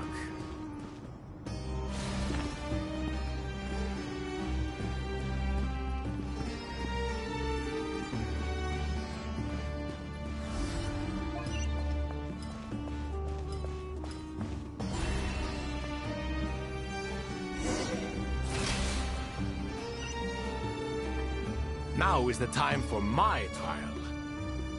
Now, don't be nervous. I'll make it nice and easy for you. Really? Thanks in advance. We appreciate it.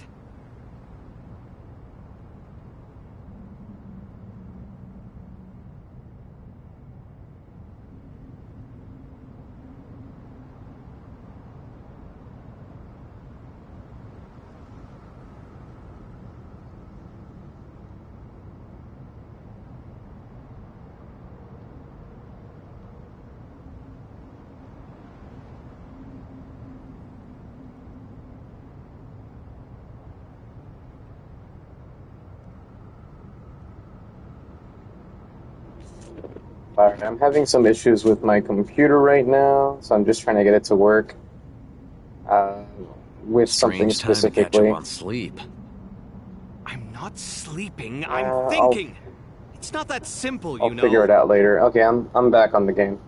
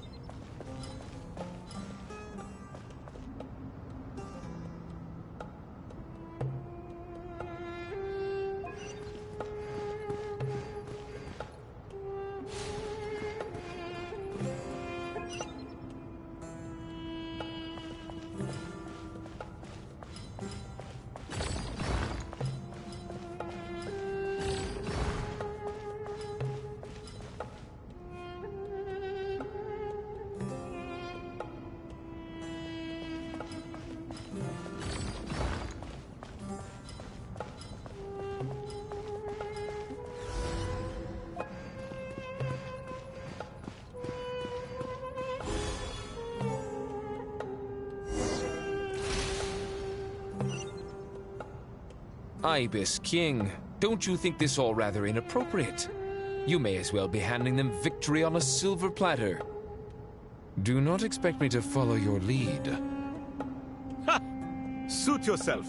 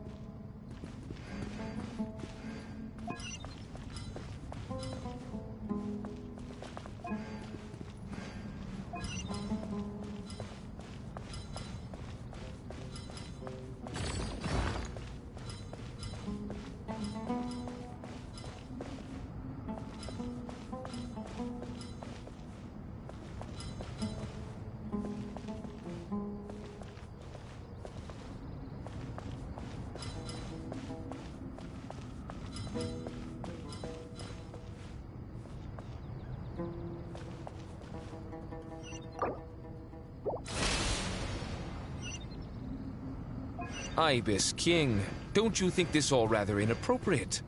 You may as well be handing them victory on a silver platter. Do not expect me to follow your lead. Ha! Suit yourself.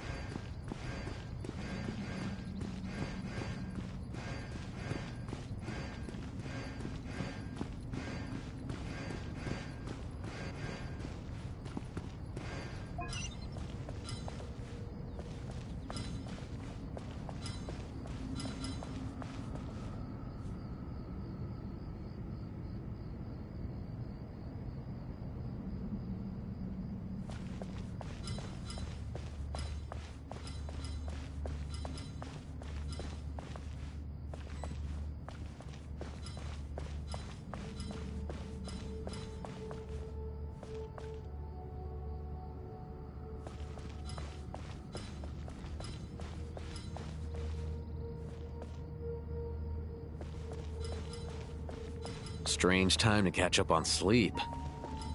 I'm not sleeping, I'm thinking! It's not that simple, you know.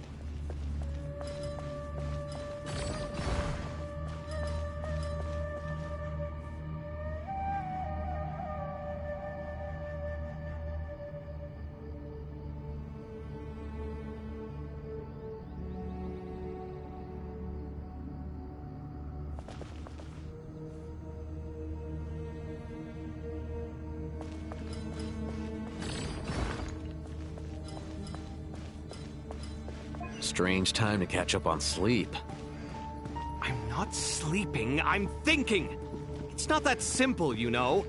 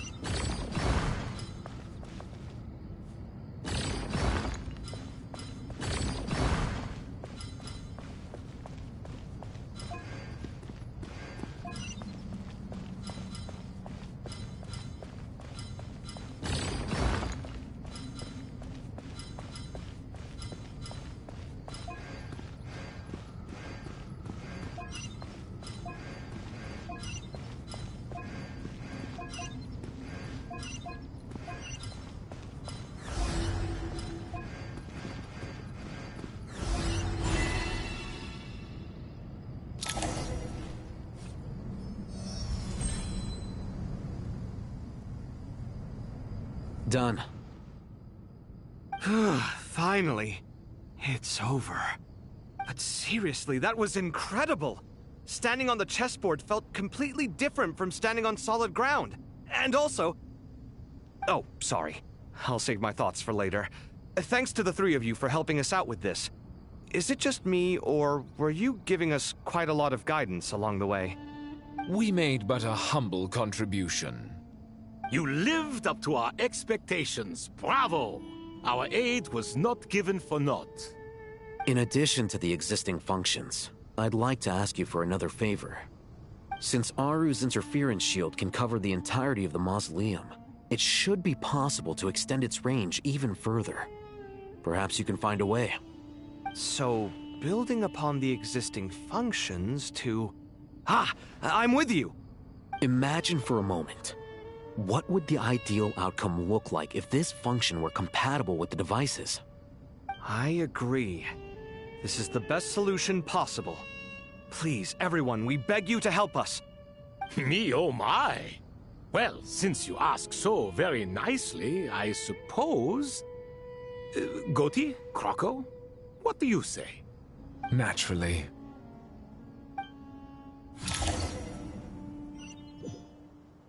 Time to go! Let's go find Nahida!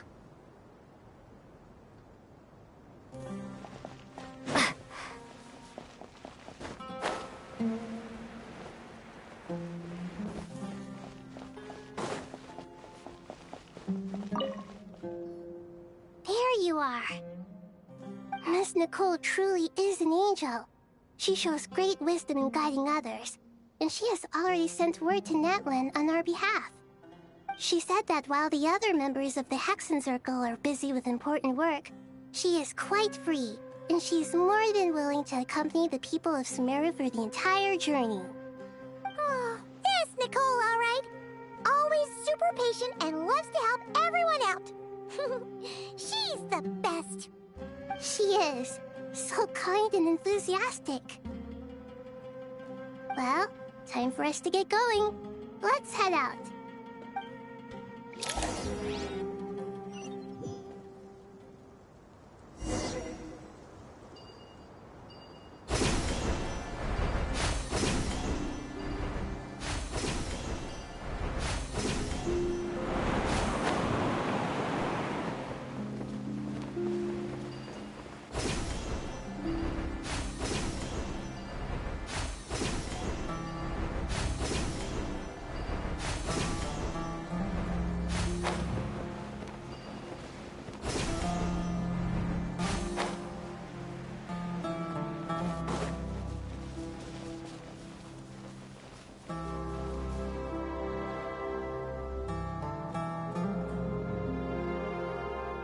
This should be one of the closest places to Natlan in all of Sumeru.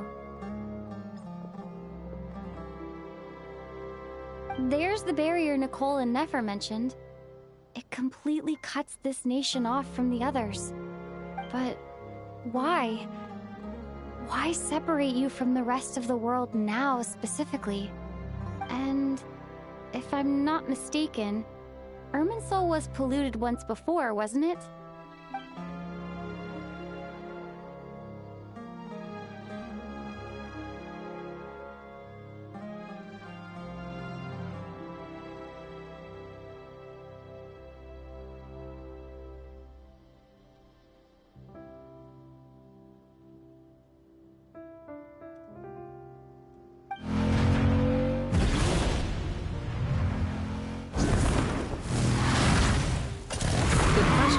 I'm wondering the same thing myself.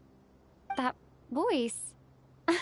Moika, you got here pretty quickly. Seriously? That voice?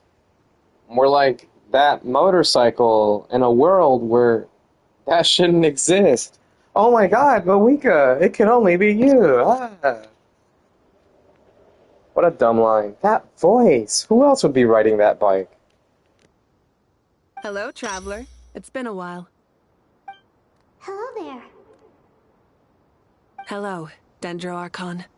Moika, I apologize for asking you to meet at the border on such short notice. I also apologize for not being able to greet you in person. The form in which you see me now is one carried by the Traveler. The real me is inside the mausoleum of King Deshret, and I am reaching out to you with my mind from here. Irminsul has been infiltrated by the Doctor. We must be on our guard, as he can spy on information in the world from within the tree. Fortunately, there is no record of the Traveler in Irminsul, and you are still within Natlan's borders. My records will be preserved in the Night Kingdom, rather than the ley lines. As long as the Night Kingdom remains disconnected from the ley line cycle, the Doctor has no way of knowing my movements. Exactly. So by meeting each other in this way, the meeting essentially never happened. No wonder Paimon didn't come. You were concerned that her activity would be recorded by Irminsul. The Natlanese have heard about the situation in Sumeru. With the borders sealed off, merchants have been forced to stop their shipments. It's pretty serious, and you're the ones bearing the brunt of it. I'd like to address the question you raised at the beginning. I can offer a brief explanation, although it will sound rather cruel. I don't reach this conclusion gladly, but Irminsul predates the Heavenly Principles. It existed long ago, when the dragons of Natlan were at the height of their power. So even when the people of Sumeru became ill because of pollution, it was not a critical issue from the perspective of Irminsul itself. As long as it continues to function normally, the barrier will not be activated. But this time, the Doctor's invasion has directly affected the tree. That is what caused the barrier to deploy. The Heavenly Principles established a rule that when Irminsul is plunged into grave danger, a portion of power will be reserved to isolate Sumeru. That way, even if Sumeru is destroyed, the outside world at least has some time to catch its breath. We'd certainly need it. The Heavenly Principles created almost everything that exists in Teyvat today. To them, preserving the existence of the world and its inhabitants takes priority over protecting Sumeru. Meaning, protecting Sumeru now falls to you. Yes. My own power may be limited, especially compared to yours. But that doesn't mean that we're just gonna sit around and wait for the end. If necessary, I will utilize any and every means at my disposal. Nicole of the Hexen Circle didn't say exactly what this meeting was about. But after hearing everything you've said so far, I think I can guess where this is going. That's right. Nahida and I discussed it at length. We both know how presumptuous this is, but... You need the Pyronosis, don't you? Yes, you guessed correctly. Originally, I only intended to borrow it, but the situation is far graver than I foresaw. So instead, what I ask of you is to please give the Pyronosis to Sumeru. Why do you sound so nervous? There's no need to be shy. Surely a gnosis is pretty important to a god. I guess, but it's not as if losing it would suddenly render us powerless. But I'm sure you don't need me to tell you that. With all the nations you've traveled to, and all the gods you've met, you must have realized that by now. As far as I'm concerned, a gnosis is basically an elemental energy enhancer. But I don't usually use it. You know me. I like to think I'm pretty strong without it. Yeah. Not about to dispute that. So you see, you don't need to sweat it. Here, take the Pyronosis. Uh-huh? Just like that? Uh-huh, just like that. To tell the truth, I've always toyed with the idea of giving it to someone who needs it more than I do. I know you accompanied Nahida here to try and increase the chance of success. It's a good thing you did, because your involvement is one of the main reasons you've managed to persuade me. Are you sure about this? Handing over your gnosis just because of me? I won't try to quantify it, but trust me.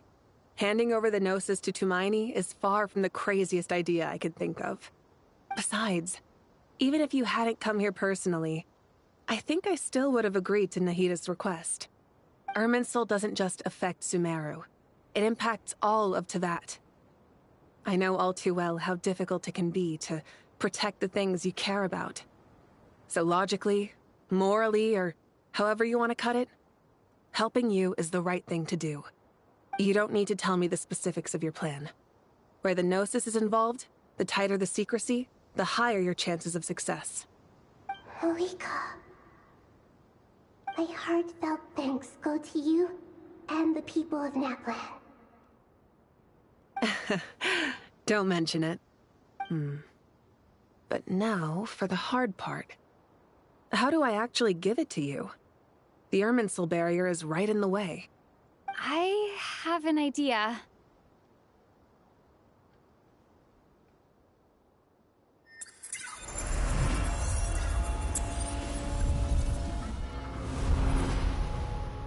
Just as I thought. Incredible. What did you do? Just made a lucky guess. This seems to happen quite a lot. Things that apply to everyone else don't seem to apply to me. I figured the same might be true here. Irminsul usually produces effects based on the records it holds. Since the Traveler is a descender, Irminsul contains no records of her, and thus has no way to impede her. Is that right? You really are full of surprises. Catch. Whoa! Thank you, Moika. Thank you for trusting us with something so important. All right. No need to get so formal. It's not like we're strangers. Besides, there's still one problem. You might be able to pass through the barrier, but I don't know about the Gnosis. Any other surprises for us, Traveler? Let me try something. I have the Pyrognosis in my hand. It feels strangely ordinary. Not particularly heavy. And yet, this tiny thing symbolizes the mighty authority of a god. I need to think hard about my memories of Pyro. My memories of journeying through Natlan. All those important experiences I've had. The Gnosis disappeared. Traveler, are you alright? I'm fine. The Pyrognosis disappeared into my body, just like phlogiston. Maybe it resonates with you because you've mastered the power of phlogiston. You might not be recorded in the ley lines, but you're still our Tumaini. Whew.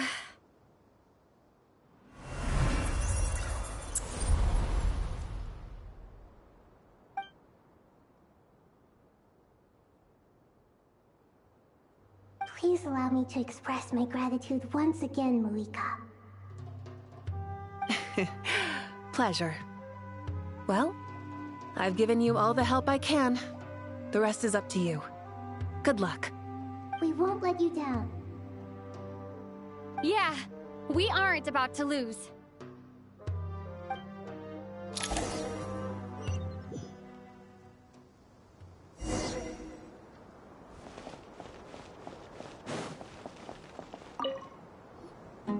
Traveler, Paimon, how are you feeling? Paimon's a teensy bit nervous, but only a teeny tiny bit.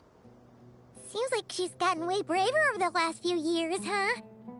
Of course. After all the adventures you've had with the Traveler, I'm sure you've gained a lot of experience and grown as a person. I'm doing all right.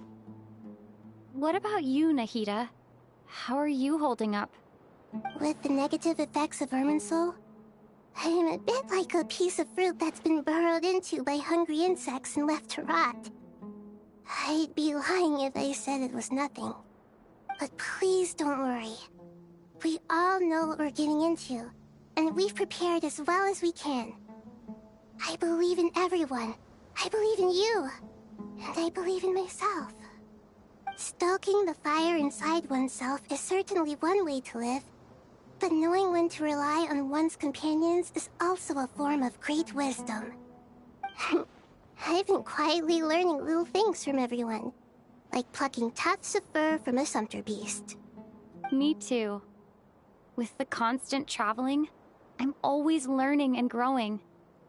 That's the journey of life. I think there's someone else here who would share that sentiment. Don't worry about what I think. I was just passing by and happened to overhear your conversation. What are you talking about, Hat Guy? This is the top floor. No one passes by the top floor. Says who? You can fly just like I can. I would have thought it makes sense to you of all people. I don't know why, but I feel a little more relaxed now. It shows that you feel comfortable laying down your burdens in our presence. It means that Sumeru is a place you can trust, where you know we have your back. And we feel exactly the same way around you. That's what it means to be friends.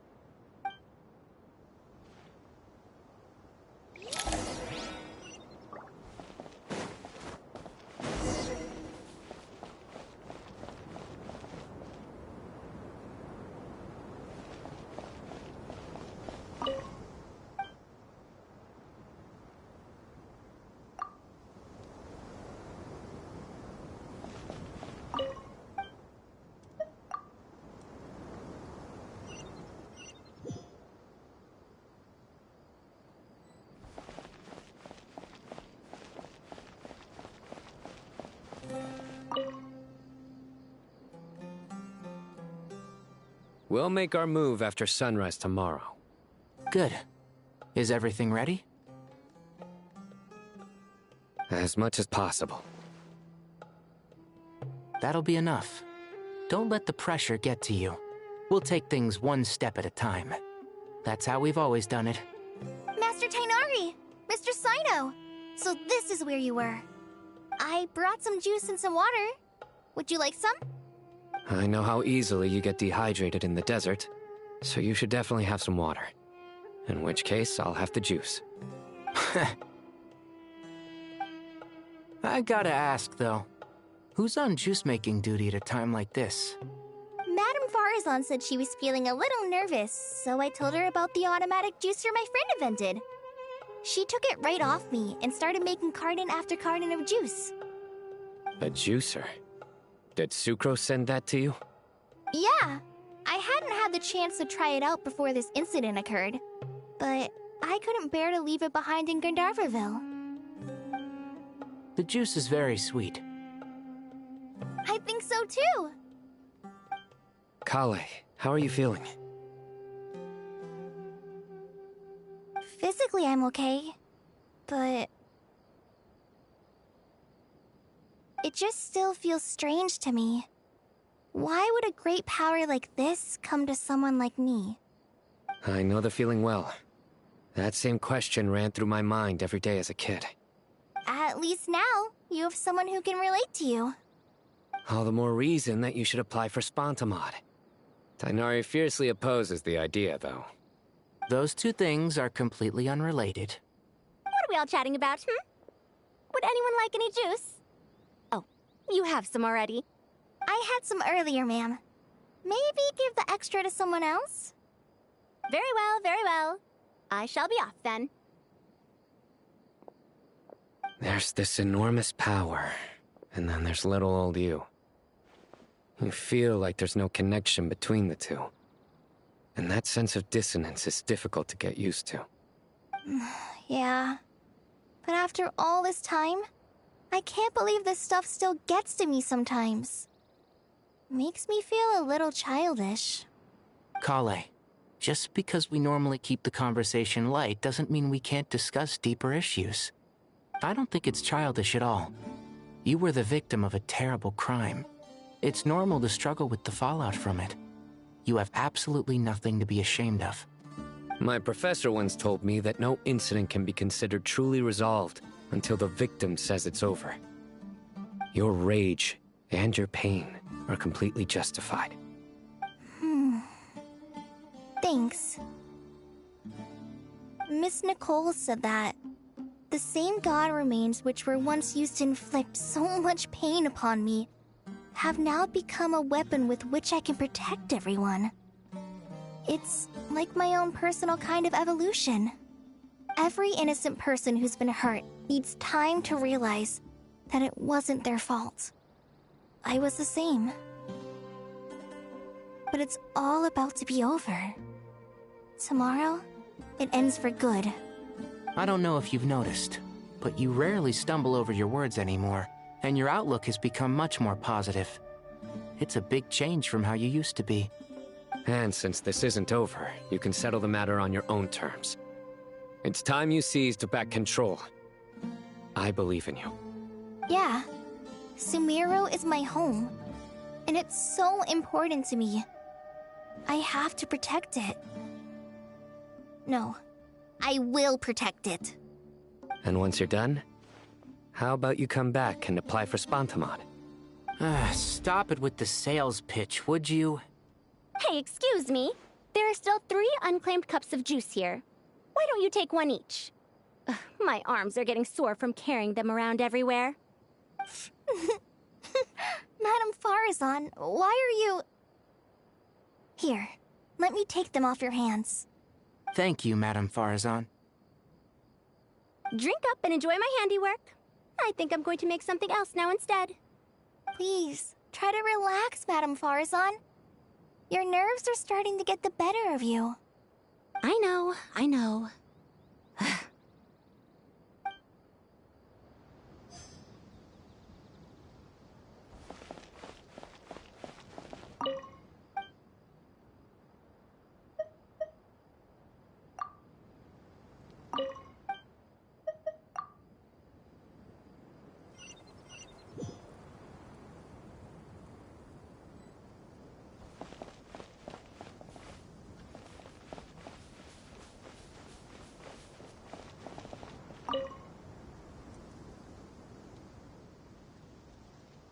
Something on your mind, Miss Nefer? Nothing in particular. It's just... right now, the future feels strange and unfamiliar. But the future has not yet arrived. How can you say how it feels? Some people know that there's an impending disaster.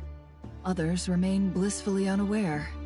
Each group is imagining an entirely different future while walking towards the same one.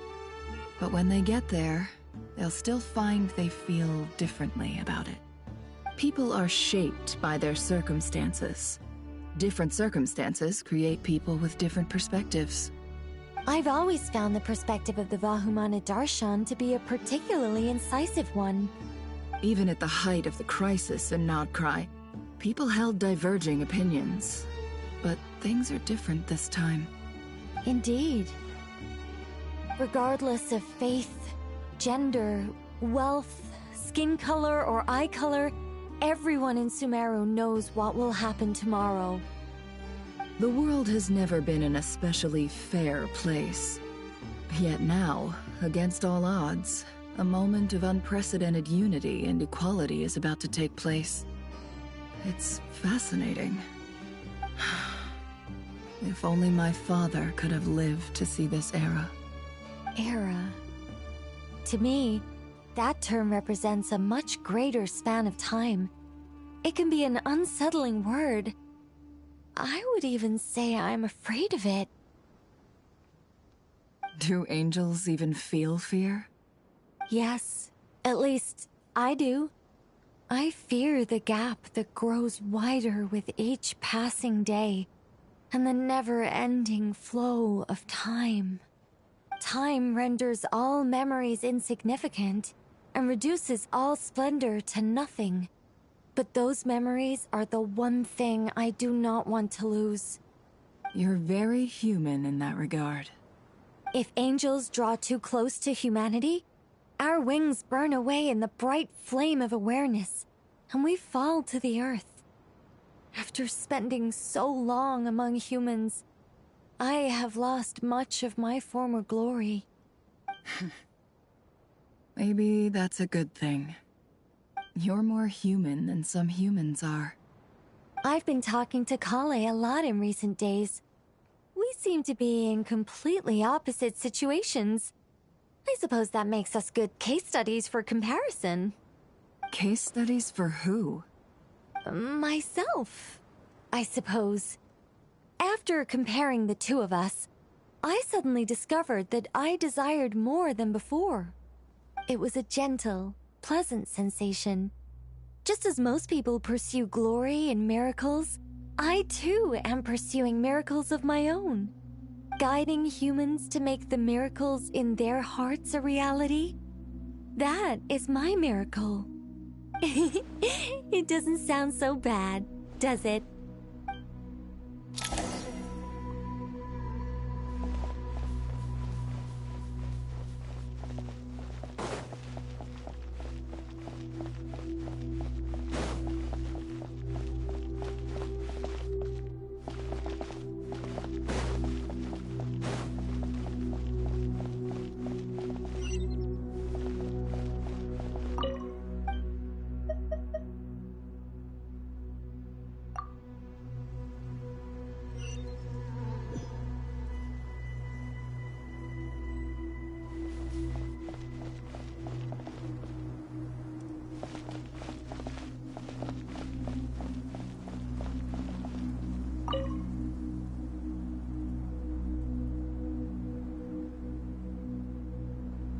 Look at the time. I should head back. I'm so sorry. I was in a hurry and didn't look where I was going. Are you all right? I'm fine. Wait, you're... Have we met? Not exactly. I think we may have crossed paths by the house of Dana before. Oh. You're Hat Guy! From Vahumana, right? You recognize me? The clue's in the name, Mr. Hat Guy. Fair point. It's getting pretty late. What's keeping you up? I could ask you the same question. If I'm not mistaken, all the workload for the Ratawa Histarshan wrapped up a good while ago. Well, I have something of a background in Satyavada life, so I was helping the Dendro Archon make some preparations. But I must have lost track of time. Did you find the experience enlightening at all?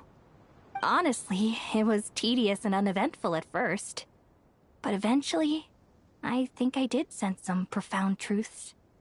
But they also brought a lot of suffering with them. I was told that I even shed tears while I was meditating, though I have no idea why.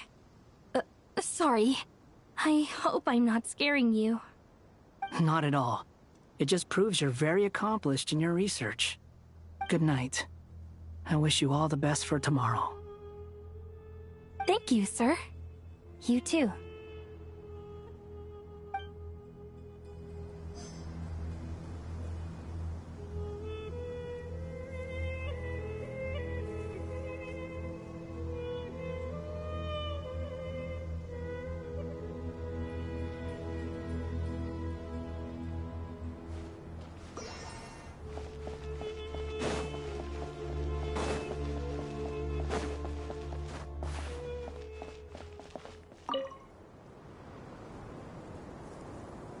Too bad we've got to fight tomorrow. I could really do with a stiff drink. Let us pray instead. Prayer. How nostalgic. Lord Sangama Bay. Came to get some fresh air too, did ya? That's right. Actually, I was hoping I might run into you, Dia. I wanted to let you know that I've stocked up on that perfume you said you were so fond of. No, really? I'll take 2. Any chance of a friends and family discount? I knew you'd ask that.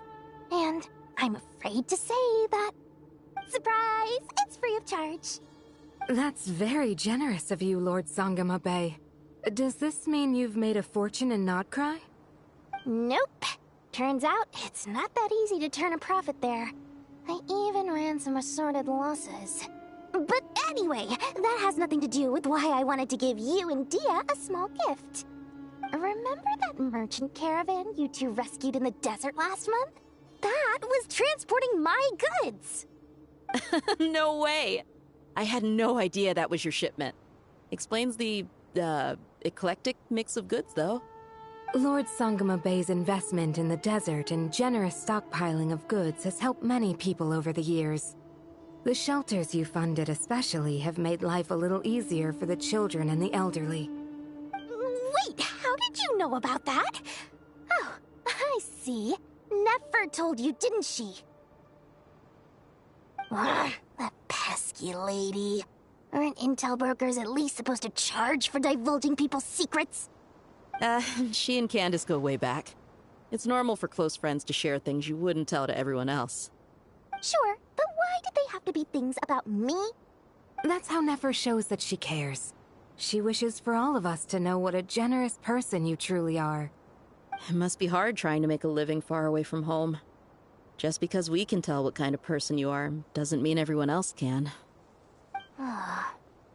Well, maybe her intentions were partly good, but I don't think that's the full story. I'm sure she enjoyed knowing how much it would annoy me. I'm telling you, Nefer's got a mean streak. Definitely with you on that. Does praying help you stay calm? Defending one's home is a just cause. My heart is filled with a mix of anger and hope. Anger. You know, being able to get angry is a good thing. It shows that you're in touch with the real world, and that you have the passion to pursue something you believe in. My lady? What are you doing out here? Just taking a walk to clear my head. And look where I ended up. Were you praying just now? Yes, Miss Dunyarzad. Would you like to join us?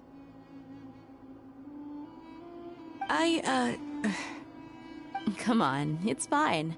She won't mind who you pray to. Oh, then sure. I remember you, Miss Dunyarzad. You visited my shop before. If I recall correctly, the god you worship is the Dendro Archon, correct? That's right. She is such a gentle and kind god.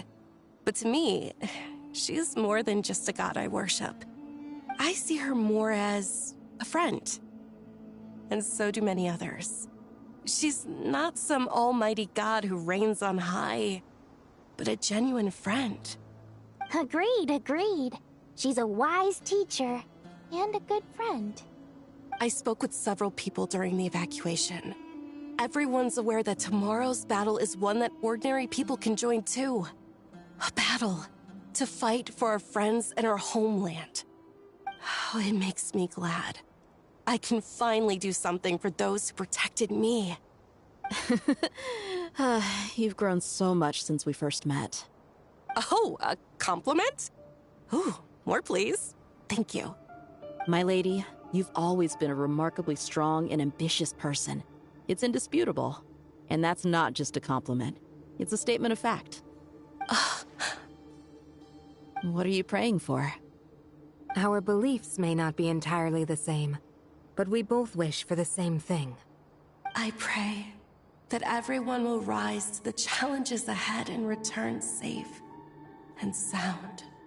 I pray for the safe return of all my companions.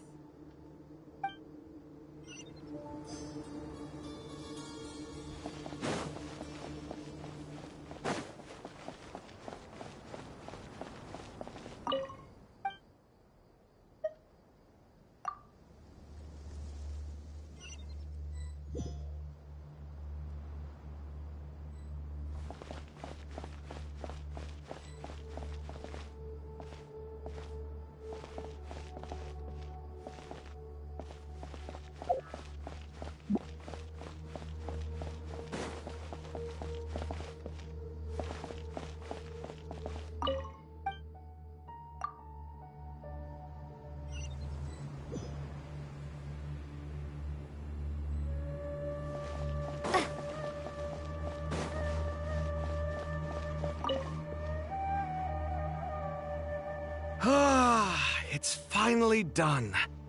Ugh, but I have a nagging feeling that there's something I've forgotten. Oh, there you are. Everything wrapped up on your end?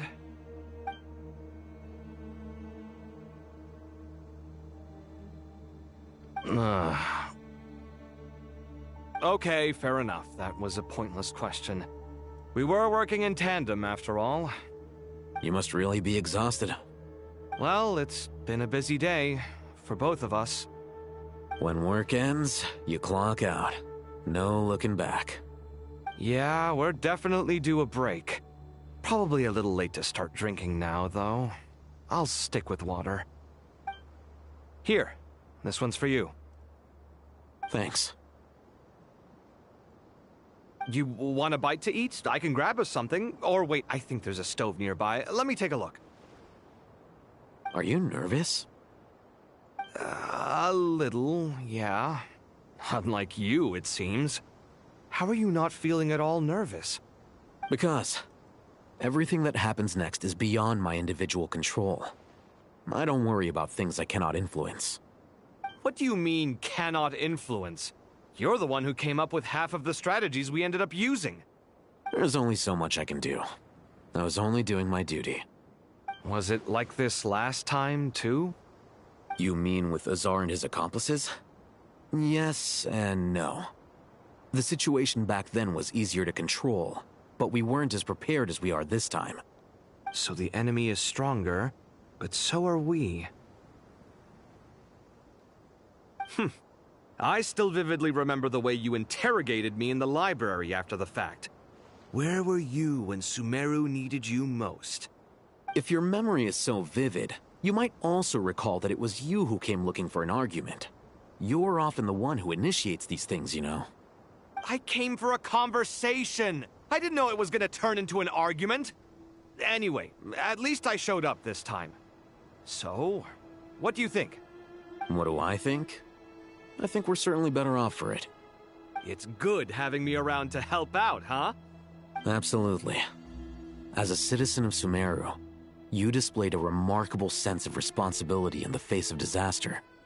Certainly feels that way. I just shudder to think how the world would have ended up if we hadn't gotten control of the situation. So, do you think this is what impending disaster looks like? The sky is so clear, and there isn't a whiff of decay or destruction in the air. It's hard to imagine that the fall of humanity could happen on an ordinary day like this. Awful things happen all the time. Sometimes people can stop them, and sometimes they can't. What you and I have done is increase our chances of stopping this one. Lofty ideals may provide no defense at all against nihilism, but perhaps little decisions can. Oh, nothing. It's nothing. I hope everything works out tomorrow. It will. As long as we stick to the plan, our chances of success are good. It's really strange. You're my junior, yet you always seem to act more like an upperclassman than I do. I think it's mostly a matter of temperament. Ugh.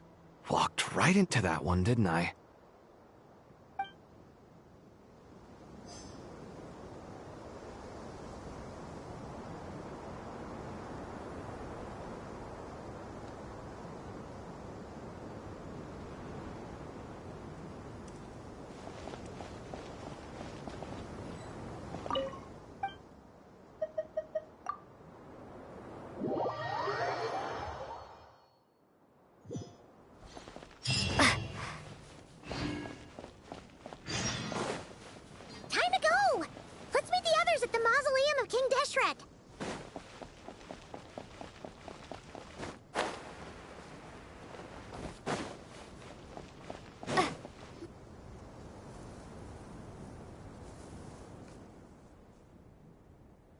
I have not felt this way in a long time. Standing up high, gazing out at the rolling dunes. One cannot know what freedom truly means without first losing it.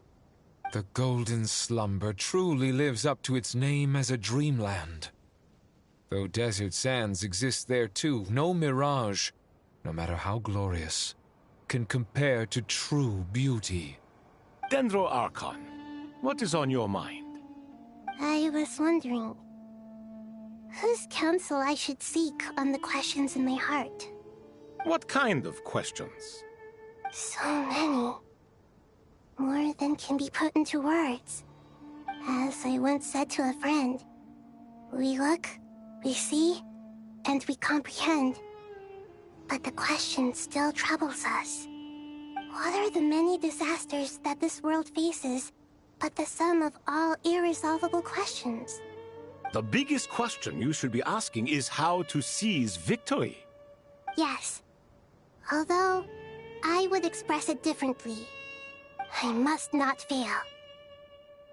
And so the question I am most curious about now is whether the path to victory will be an arduous one.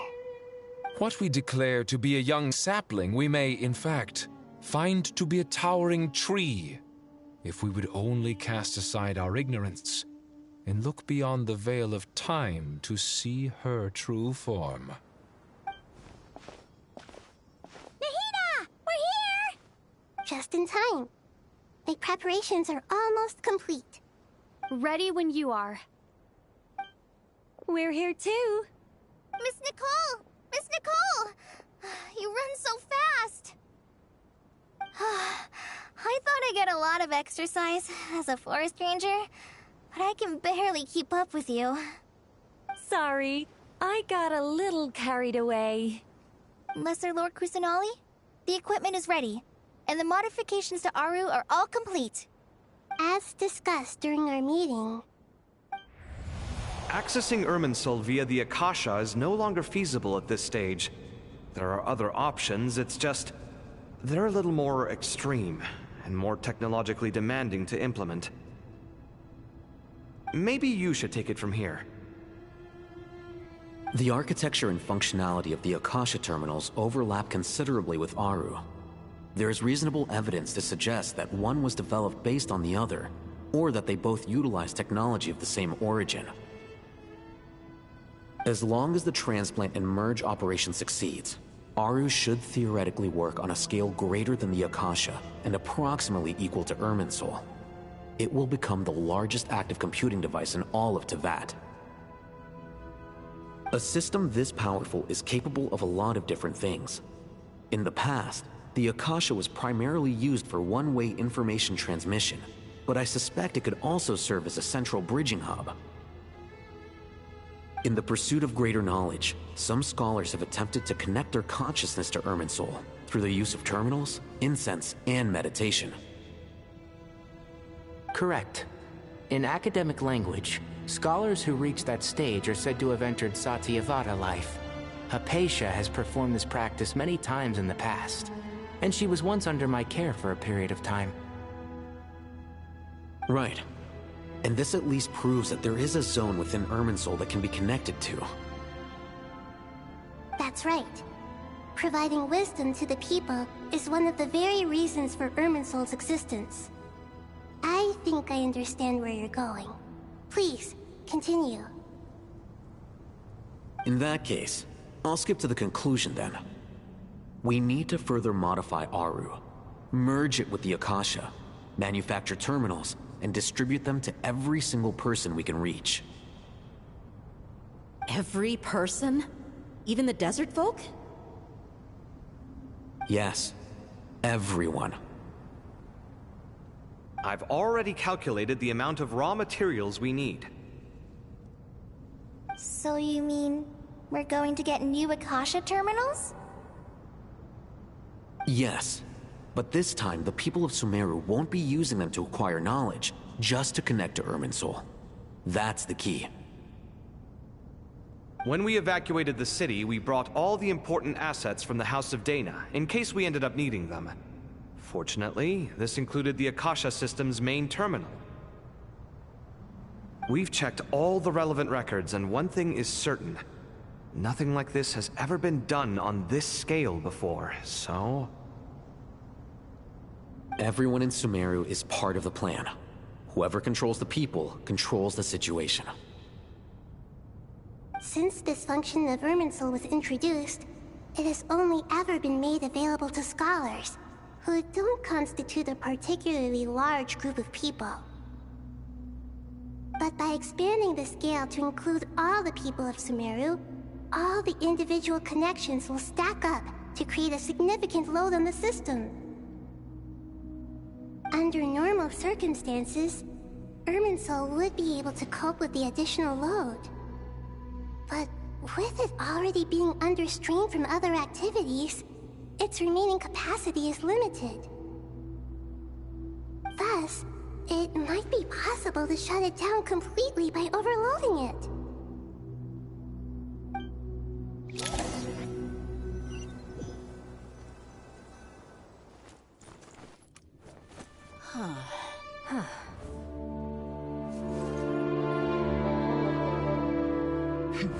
Counting down.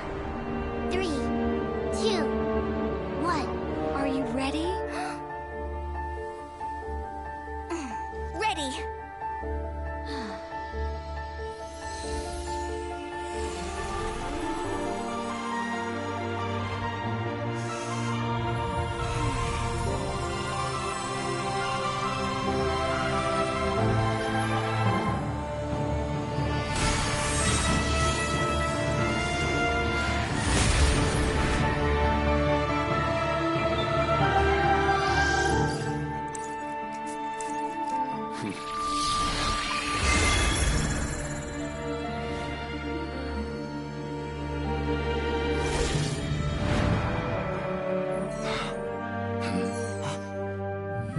In the past, when people sought knowledge, they turned to the Tree of Wisdom.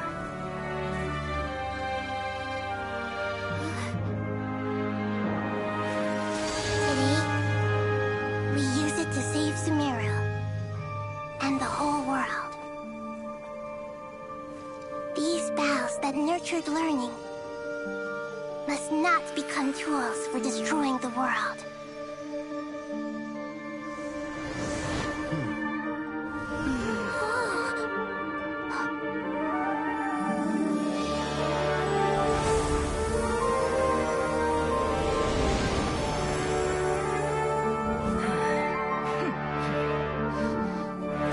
Stop. Please stop. End this transformation.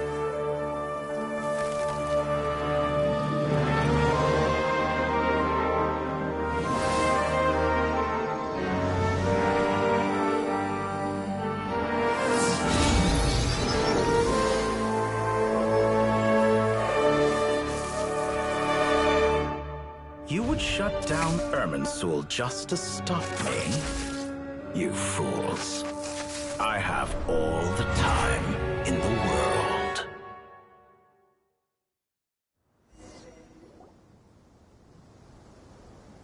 Success!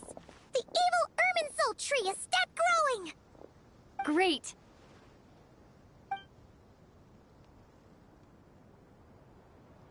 What a display of true courage. The courage to think and the courage to act. I never thought I would witness the shutdown of Irminsul with my own eyes. Perhaps this is human wisdom in action? Indeed, only humans could do such a thing. Gods are few and far between. What was once created for spreading knowledge is now used for another purpose. A rather ingenious plan. I am grateful to you three for your help. Only thanks to you were we able to extend Aru's interference capabilities to cover all terminals. Now, nobody who wears a terminal will have their activity accurately tracked by Irminsul. No matter how many eyes Dotori possesses, he will not be able to see us clearly. Now for the next step. I will need the help of your supreme powers once again. How might we be of service, Lord of Dendro? I need to reach the Eternal Oasis immediately. Right now? In that case, Ibis King, would you agree that this is a fine opportunity to dust off our old tricks? Never. I assume you have that chess set with you? You mean the one you gave to me as a gift? Asking for it back, are you? How could I? You misjudge me. I just wanted to show you another way you can use it. Connect to Safei Shatranj.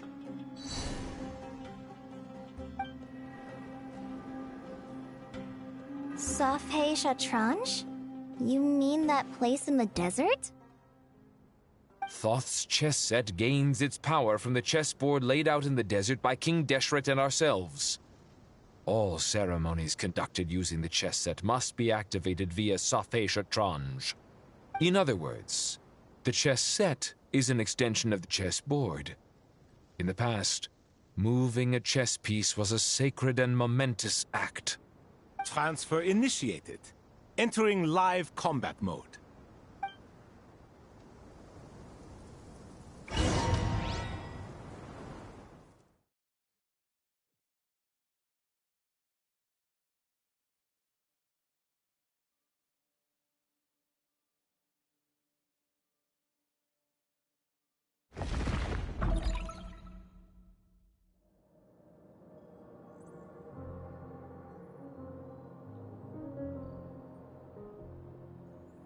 We haven't heard a single word from our spy in the desert. I'm afraid he might have been captured. Never mind. But we spent years turning him. And a lot of Mora. Nothing comes for free in this world, but the loss is not without its purpose. For a small price, we have wasted a precious amount of the limited time they have. Quite a bargain, if you ask me.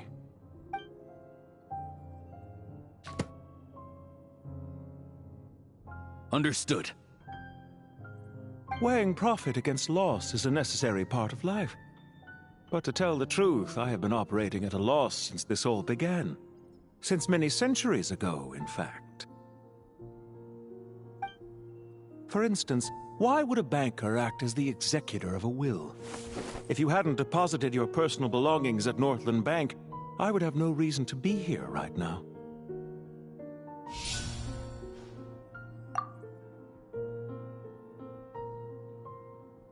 Dottore, I've placed your final data backup into the ley lines as per our contract. I trust we are now square for the safe deposit fees you paid. Is it not a little petty to split hairs like this, given our amicable relationship? I consider sound bookkeeping a matter of principle. Do not forget that you only live to see this day thanks to me. In fact, every day of your life since you met me, you've been living on borrowed time. Why, that's hardly a fair assessment. I will concede that my survival was perhaps at your whim, but I became a harbinger on my own merits. Managing money is not like other professions. Mine is not a role I could have acquired based on your recommendation alone, and certainly not one I could have lasted so long in without genuine ability. The information stored in the ley lines is quite comprehensive. Rest assured, I have not forgotten how strong your pride is. Well, I presume you have no sense of fragmentation while talking with me. How could anything possibly go wrong with such strict measures in place? The remainder of your soul was split in two, with one half sent to Nodcry and the other stored in the most secure vault of the Northland Bank. Though I must say, your disdain for the other segments is quite amusing. Zandik is you, and you are Zandik. Zandik created the segments, yet you, a segment yourself, reject him.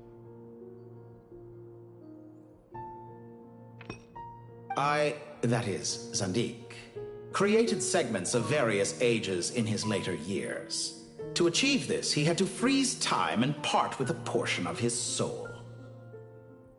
But as constructive as it sounds, it erases my uniqueness.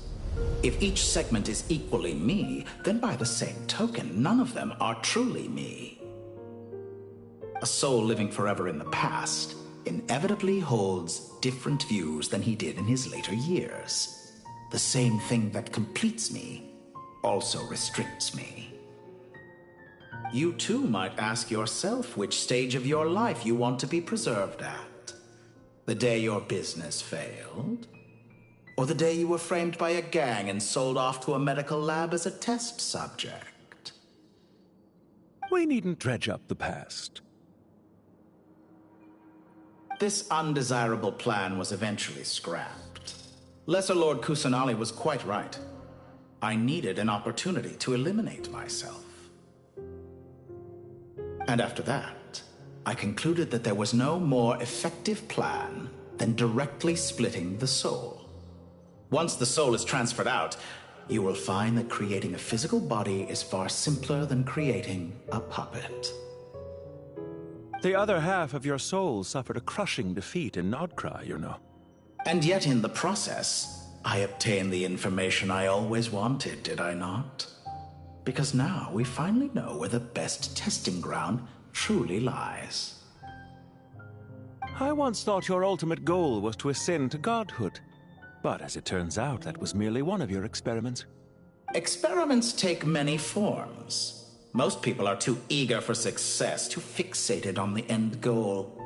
They forget that the experimental process itself is just as important. A suspiciously vacant seat, a new face. I trust you can put two and two together. The reason it doesn't exist is because someone tampered with the record. What can I say? After all your efforts, you really did uncover the world's secrets. So, is the new world you promised a lie? No, it never was. I am glad to be able to control Irmin's soul from within. Now I shall attempt to create a new world inside the existing one. Almost everyone faces the prospect of death, but not a single person has ever been able to experiment unrestrained in the afterlife through sheer force of will. I am the only one to have overcome this enormous challenge. Would I not be letting the world down if I didn't make the most of the opportunity to experiment? Clearly, the dividing of your soul did not affect the magnitude of your ego. Out of all the versions of you that have ever existed, this you is the most insane and the most radical. Is that why you chose to work with me? Which was it then? My insanity? Or my radicalism? Could I call myself a venture capitalist without a suitably ambitious plan to invest in? Yours happened to fit the bill quite perfectly. Well then, I must say, while I am surprised enough that you showed up at all, what surprises me more is that you chose to present yourself as my former subordinate, and not as the banker Pantalone. Why make things harder than they need to be? Exposing my true identity in a situation like this would only serve to destroy diplomatic relations between Snezhnaya and Sumeru. I daren't imagine the consequences. Showing up in the name of the original antagonist gives you the recognition you rightly deserve, while also being sensitive to Snezhnaya's predicament. It was an easy win. As for why I'm here, if you're suggesting that your credit is in the negative, I won't argue with that. Many people say that about you. I'd argue that a significant factor in your willingness to cooperate is the fact that you have but a few years of life left after my death. Living and dying together has a way of binding two parties together rather closely. Is it not true that a relationship should be judged by both the positive and negative returns it yields? So some of what I said actually made it into your head after all. It's true that I hope you don't die too soon, but don't you find that a strange thing for me to say? After all, you've already had quite a long life, especially for a human being. Let's not pretend that you're any more innocent than I am. Are we not the same in this regard?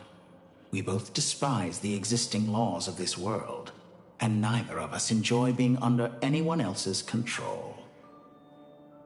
Is it really so greedy to want the world to operate by a new set of rules? Of course not, my dear friend. And as I've said before, mutual interest is the foundation for the most reliable of relationships. You can attest to that.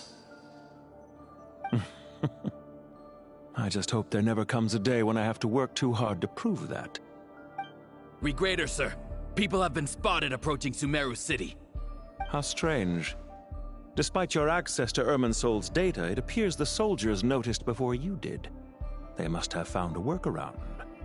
Well, Dottore, I trust you know what this means. The fact is... They're coming. They'll breach the city gates any moment now. But even so, I would say Irminsol is a wonderfully convenient thing on the whole.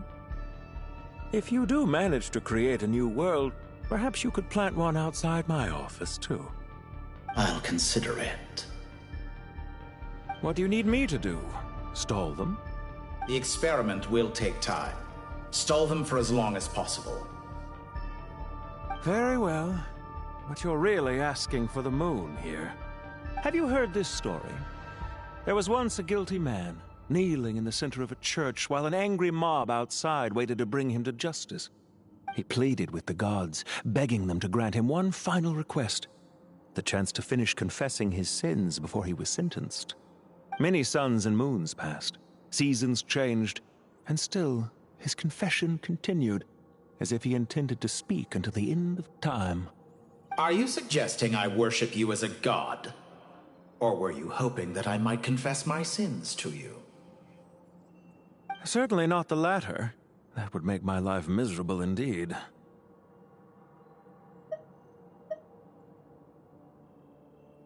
For someone who despises them so, you never seem to have any objections to me creating or becoming one.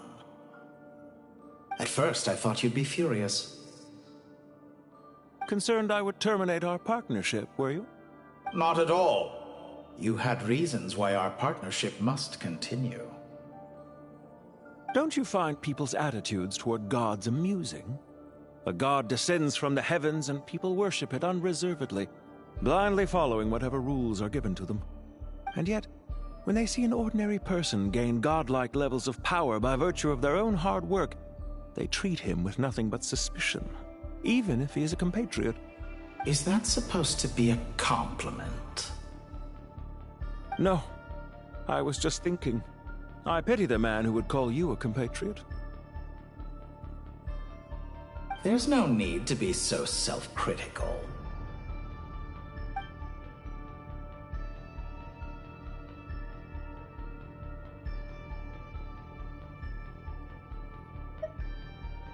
I know it's a little late in the day to be asking this, but how have you been keeping?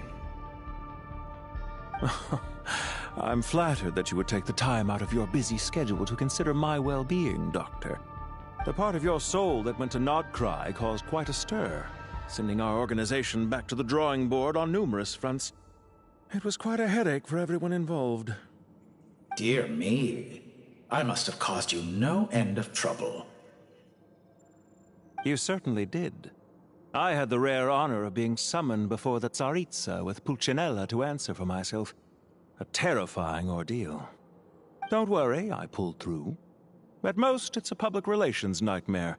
I made sure of that. Now I'm curious. How did you explain yourself? Oh, it was quite simple. I just pinned the blame on someone who wasn't there to defend himself. I could hardly be expected to defy the demands of someone as insistent as the Second Harbinger, now could I? How you slander me. You know full well that I am perfectly amenable to reason. There's no question that you are partly to blame for the ruin of my reputation over the years.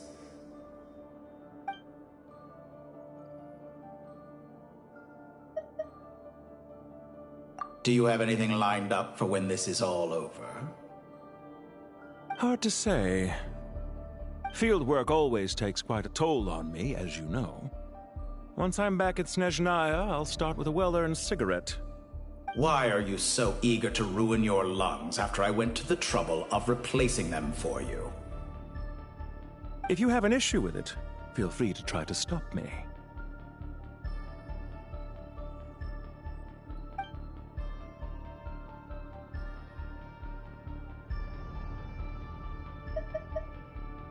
What's on your mind? The limits of humanity. It's a pity. Despite running countless calculations, I find there is simply no way to reduce any further the amount of one's soul required to sustain an individual.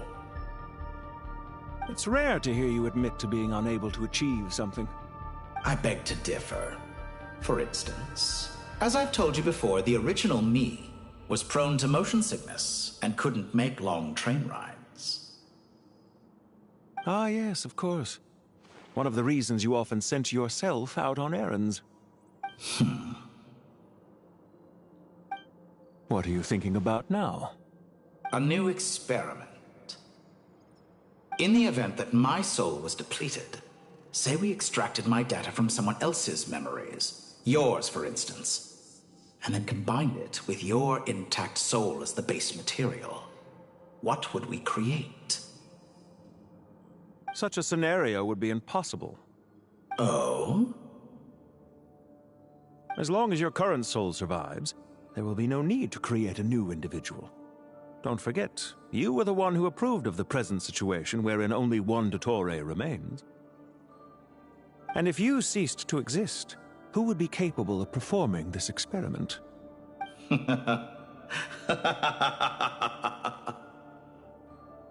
Since the day I met you, you've always excelled at talking your way out of a quandary.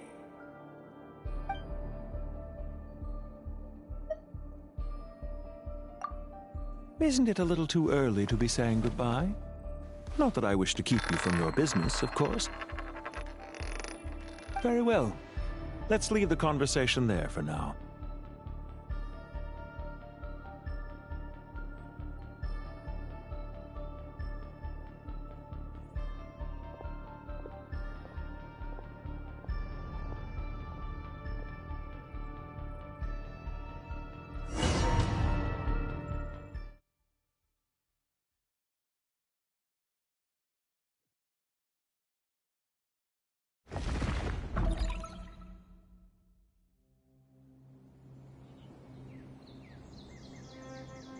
The power of King Deshret's 7 pillars is truly remarkable. With just a chessboard, you can move an entire unit across the material plane. Yeah, sets us up for a much easier fight. Really makes my day. The last time we stormed the city, it involved a lot more running around. I wonder how many people can say they stormed a city twice in their lifetime. I was just thinking that. I've definitely had more than my fair share of unusual experiences in my life. This is my first time here, actually. We never usually leave Gandharvaville. I hope this will be my last time. Does everyone have to chime in? Can't we just fight? What an amusing comment, my dear lady. Yet humans often alleviate tension via small talk, do they not? Whoa! Why is Candace's shield talking? Because the image on her shield is one of me. And I, of course, can appear wherever I wish to. Huh. Well, la-dee-da. Isn't that fancy? Could I get in on this? You wish for your gauntlet to speak? Why, certainly. Ahem. I think you'll find that it is I whose image is carved hereupon. Thanks. Definitely feel stronger now. You're welcome, my lady. I am glad to lend you my power. Sino, what's the situation? There are troops stationed at every entrance. As we expected. A frontal assault will suffice. Everyone, stick to the plan. We'll take the main entrance. You head for the House of Dana's side door. Move out.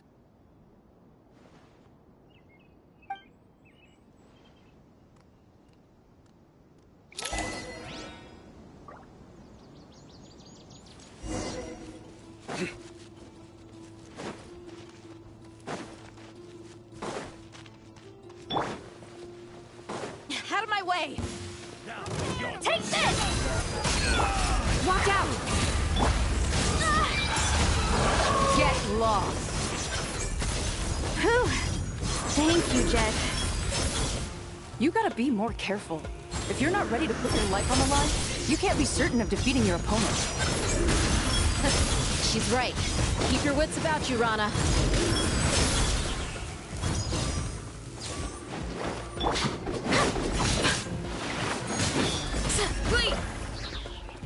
Take them out and secure the harbor. Reinforcements will arrive by water. Consider it done. Show no mercy.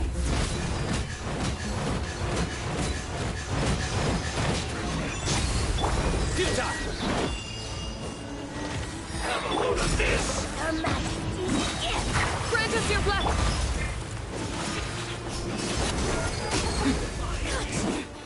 Winter. Nowhere to run! Through me, justice is served! You need to hurry up!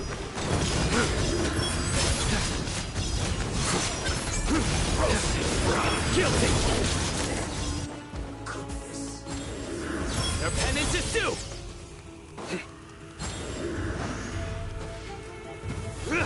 Looks like we're in. Let's get it on! Gloves off!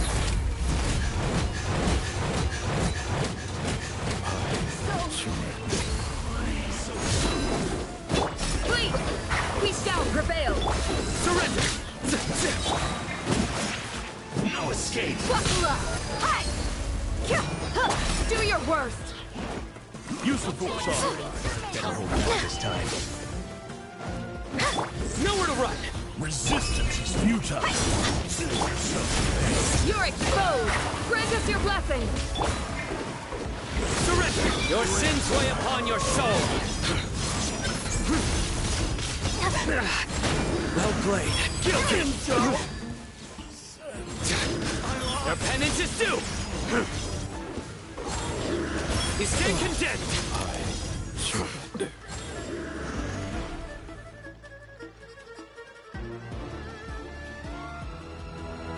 Waterway secured. Brothers! Sisters! Perfect. Just in time. Welcome. Once we've linked up, we'll continue the advance. The team has arrived at the north entrance, as planned. Good. Press on.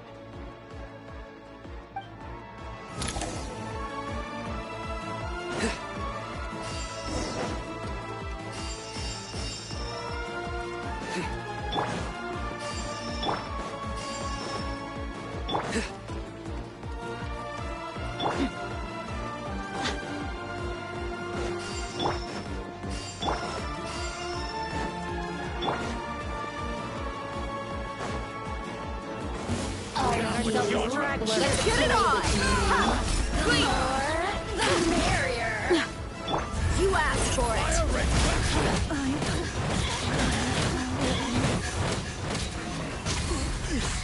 Let me amuse myself a little. Do your worst! Hear my prayer!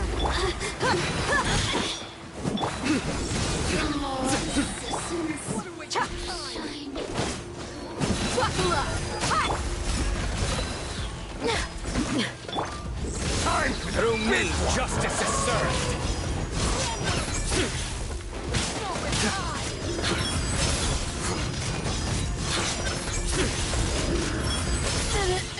Take too long.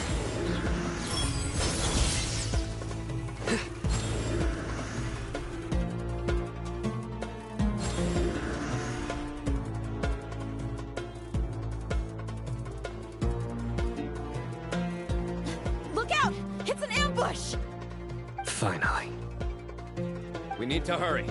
Take the middle road now. Mahamacha Sino, area clear. Don't relax just yet. More Fatui approaching from the right.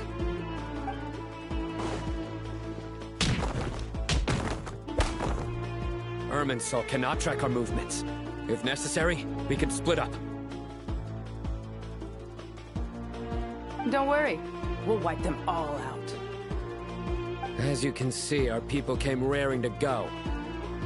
Good, good. How are things with the Traveler? Can Tainari keep her safe? Don't underestimate Tainari just because he's a forest watcher. He can handle it. All right. You know that's not what I meant.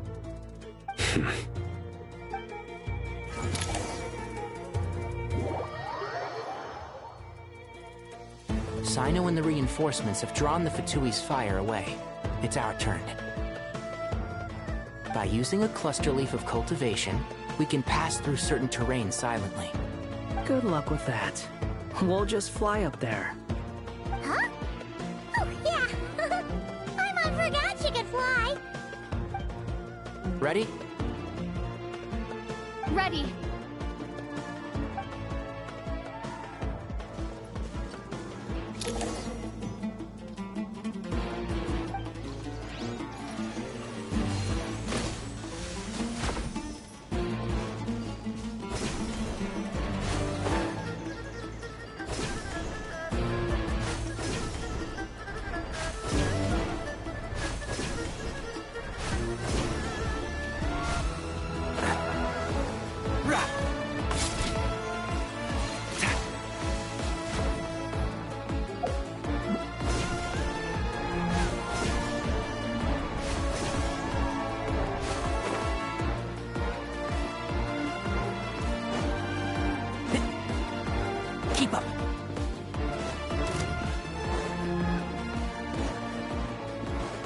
I hear everything!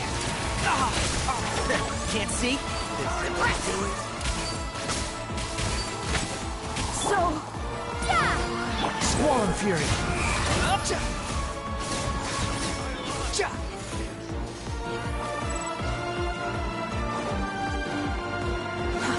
Too slow.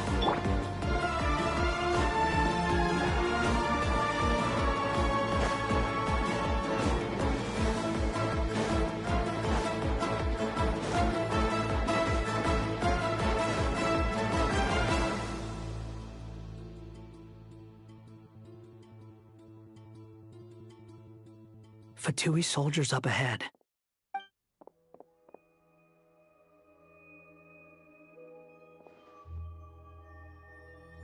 Careful. Prepare for battle. Hey! There's people over there. You have some nerve showing your faces here in the center of Sumeru City.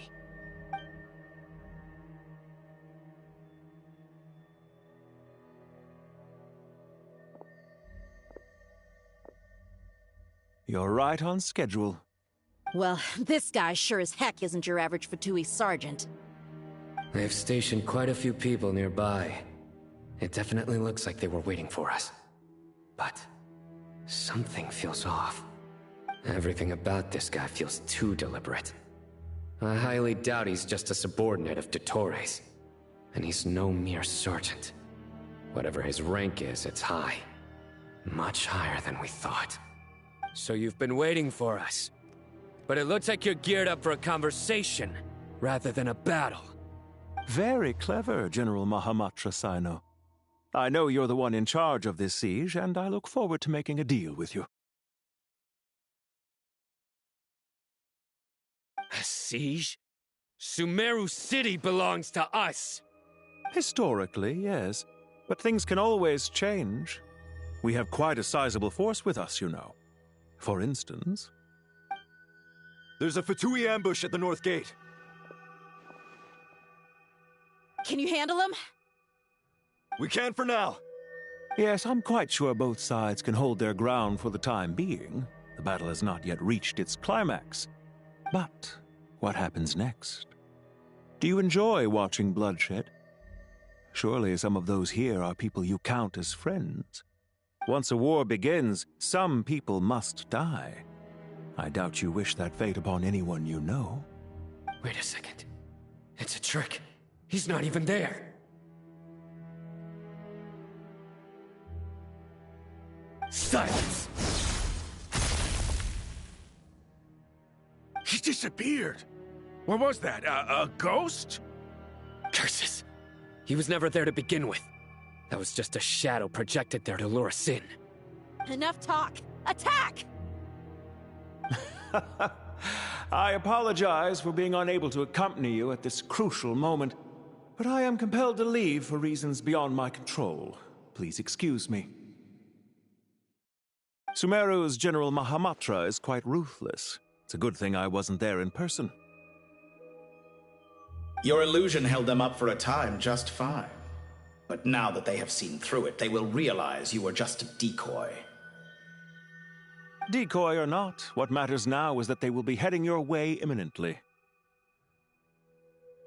Not imminently. They are already here.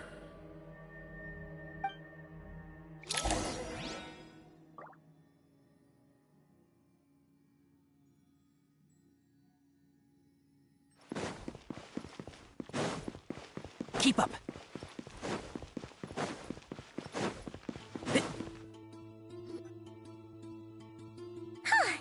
We made it! This is far enough.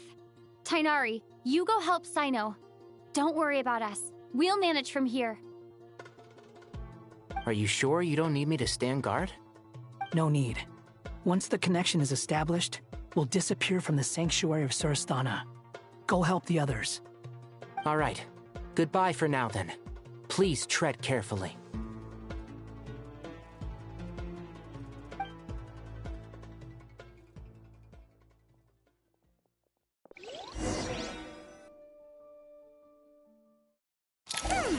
Now where's the interface Nahida mentioned? Come on, where's it hiding?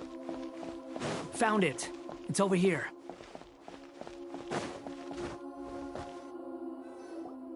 We can connect to the inside of Irminsul through the Sanctuary of Surasthana's built-in security system. You should be pretty familiar with the process. Is it the same route as last time? For the most part. We don't need to adjust any of the parameters. Then I should be fine. And Paimon? Once you're both ready, we'll set off. Wait! The stakes are way higher this time, right? Maybe Paimon should stay outside and help the others. Then, you can focus on the fight without having to worry about Paimon! Huh? Why are you staring at me like that? It's nothing. I just suddenly realized how much you've grown. Hey, you've grown quite a lot yourself. Don't you two start getting into it again. Well, anyway, Paimon thinks she's pretty knowledgeable. Who's the best guide into Vatican? And don't forget, Paimon's a college student now. If we say Alhatham's not a weirdo, it's hard to explain how he came up with the idea of you applying to the academia. But for all that he counts, you're doing surprisingly well in your studies. Just goes to show how important it is to have someone supporting you. And Paimon's not the only one. Let's not forget that you only became a student because of Nahida's personal recommendation. That's fair. I have learned a lot in Sumeru. Oh yeah. Did you ever come up with that ugly nickname you promised me? What? No way! We're friends now! Paimon gave up on giving you one ages ago. Anyway, isn't Hat Guy enough of a nickname for you? Fine. Suit yourself. We need to go. Paimon, if you're staying, look after yourself. Will do. Paimon's gonna link up with Tainari and Sino. You guys are the ones who need to be careful. We will be. Bye for now.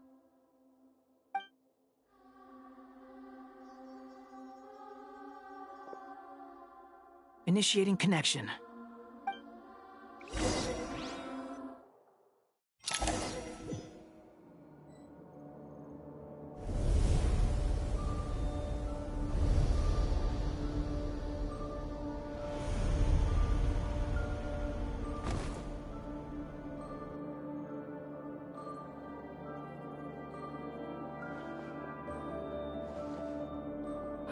Well, here we are again. Come to think of it, I still don't even know where we're going. Thanks to our terminals, it should be impossible for Irminsul to read. I can... Don't tell me. Only you need to know. That way, whatever happens to me next, it won't affect your progress. Listen to me. Your safety is just as important as mine. Don't even think about sacrificing yourself for the greater good. We came here together, and we're leaving together. All right, if you insist. I won't argue with you.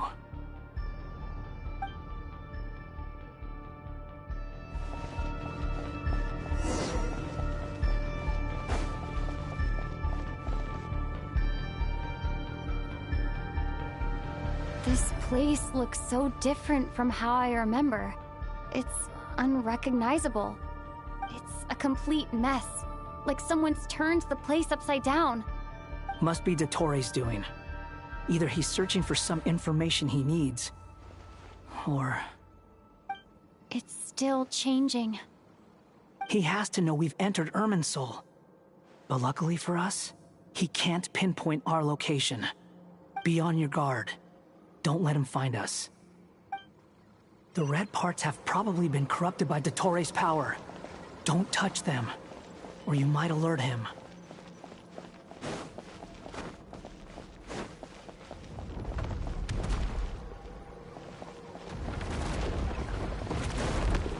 He's looking for us.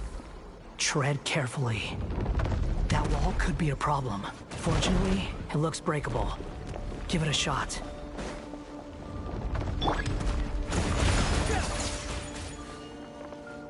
The wind rises.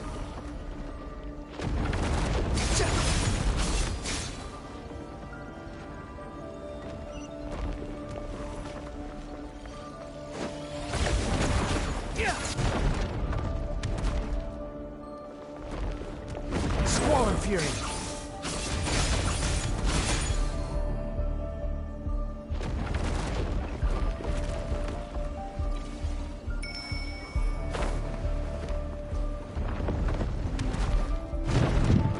Are you serious?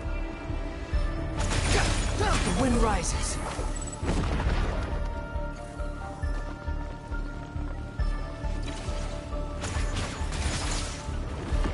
Swollen Fury.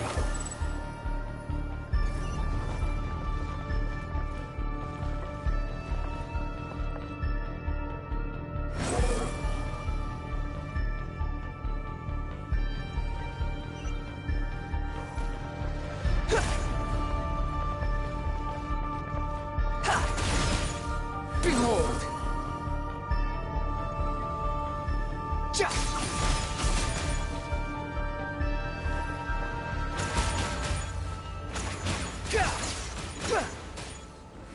The wind rises.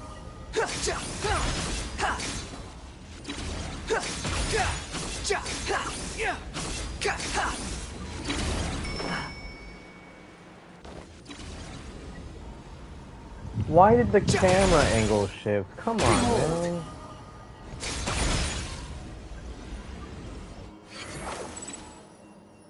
The same old trick again? Are you kidding me? Let's handle it just like we did before. This cheap trick isn't gonna stop us. Oh no! It's... A trap! Is that why he was using the same trick over and over again? To get us to lower our guard?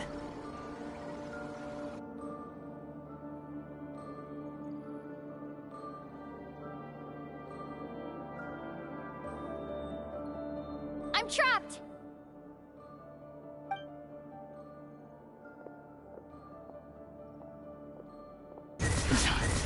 Why won't this thing budge?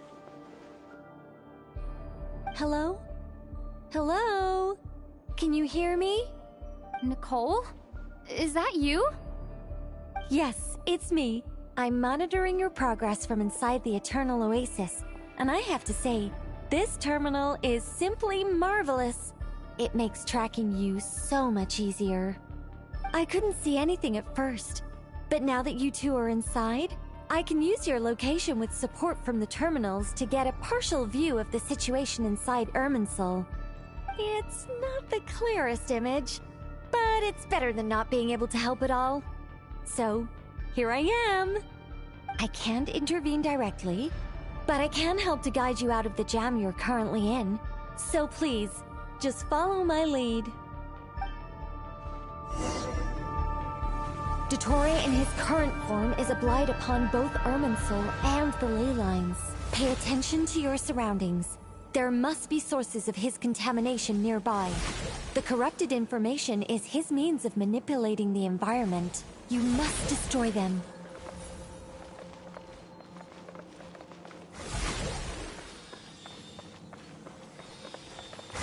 That's far enough!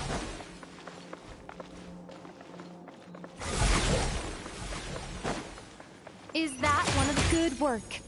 But we're not done yet. Stay close, and let's see if we can find any others like it nearby.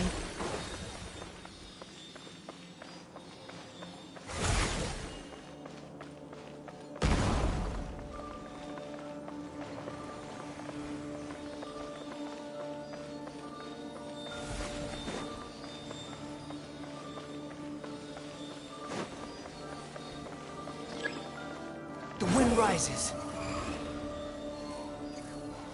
This must be another one. Agreed. Now... Oh, wait! Watch out! It's Dottore. I think... The seal is broken. Quick! Get out of there! And where exactly do you think you can run to? Wait! What is that? Pursuers! That's gotta be it! Run! Don't let that thing touch you. Dodge that attack!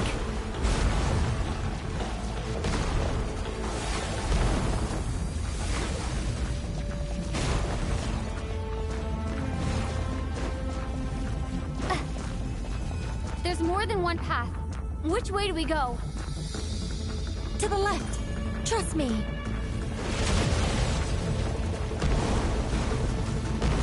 Fleeing like vermin. What a pathetic sight. Hey!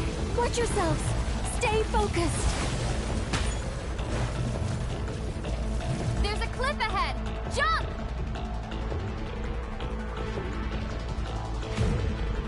More of those corruption sources. Destroy them as you did before, and open the exit as quickly as possible. They're relentless. Is he trying to wear us down? You'll just have to destroy these too. I think the pursuit is over. Hard to say. Stay alert.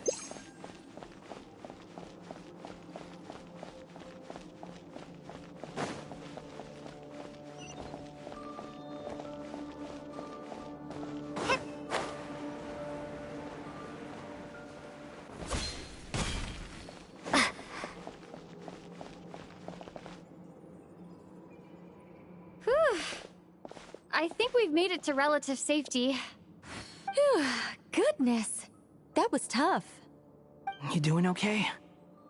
I'll be fine. Don't worry. Take a short rest, and then... Nicole? Nicole! The connection's been cut. But that means... Look at you supporting one another. How very touching.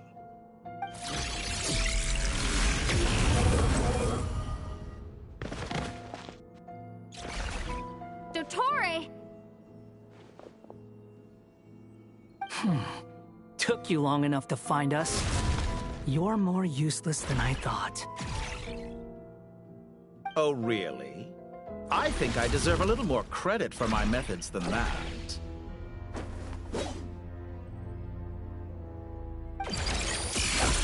Rather than hunting you down, I chose to let you roam free. I indulged your presumption that I was unable to track your movements, played along with your clever little plan. Fleeing is for animals, but I rather enjoy watching you flee. Some things lose the will to run altogether as soon as you put them in a cage. If that's true, then why did you come looking for us? Because I wanted to observe you up close, of course. Don't misunderstand me, I'm not here for a fight. Is it so unusual that I wish to greet my old acquaintances in person? After all, it's been a while. Scaramouche.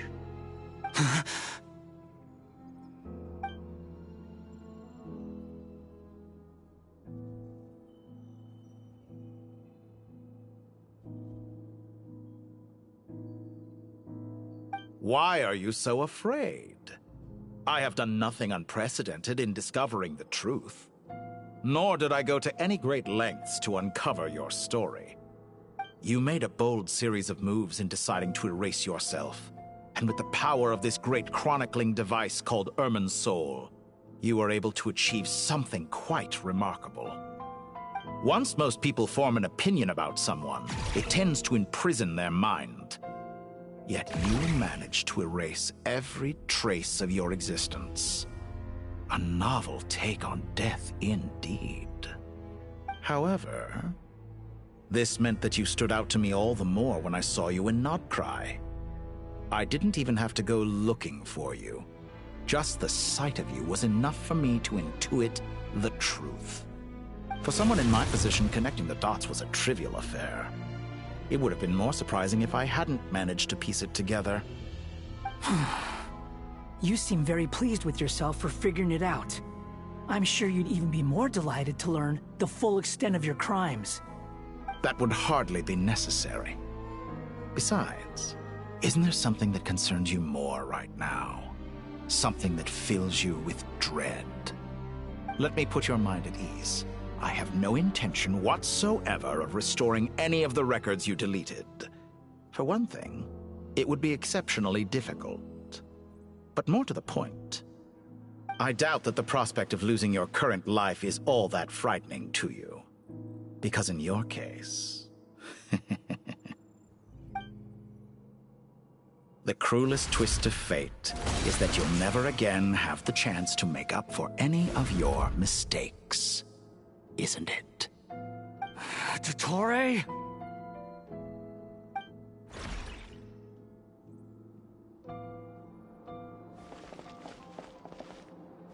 All here shall bend to my will. The wind rises.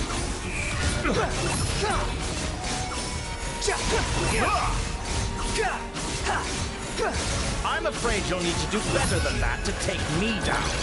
I expected you to have grown stronger. Ah, how foolish of me. I forgot that you lack any means to increase your power. You will pay for everything you've done. Oh, will I now?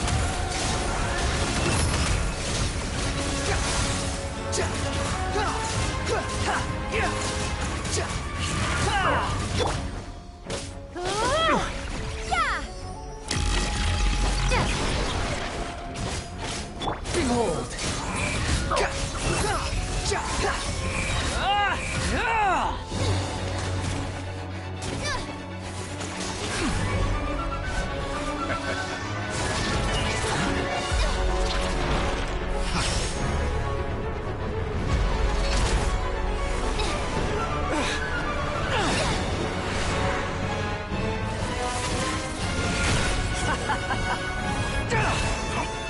Does the prospect of death amuse you?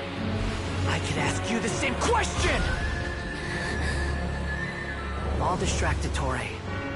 You focus on the mission. Got it.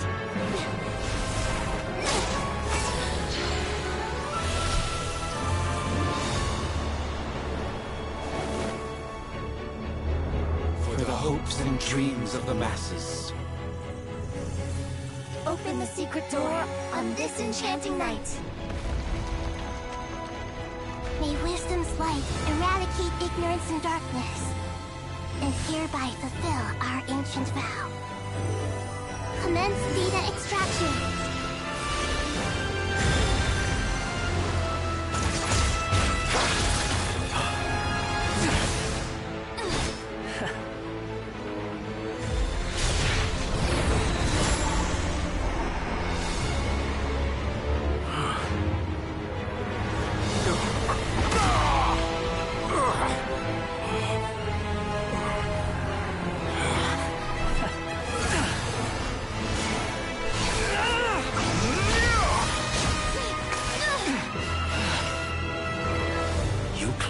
Outdated ideals and stand in the way of progress.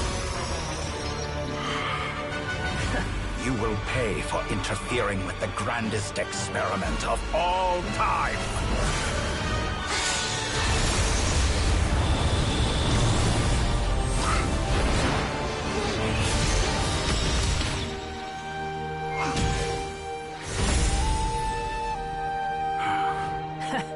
Good timing.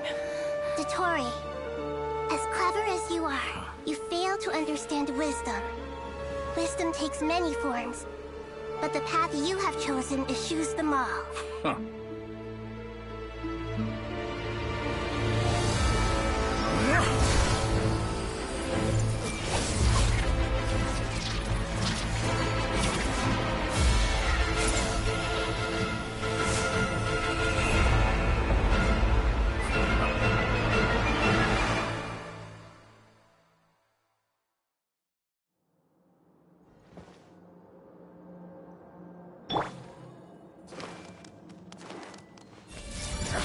My strength is fading!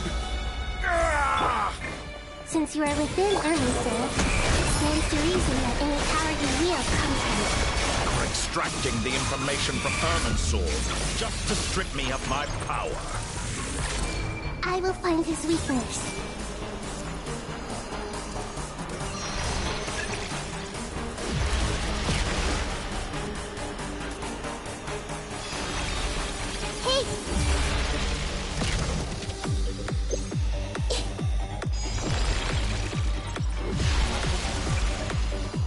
Everyone hold hands!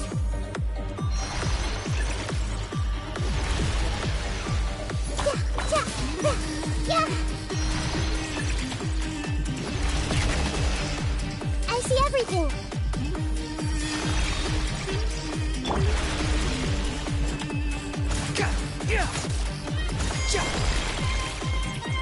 Quit following me.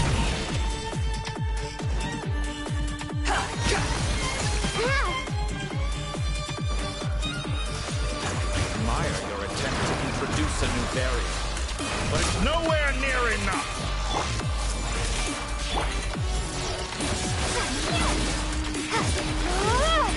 My everlasting flame! A petty trick.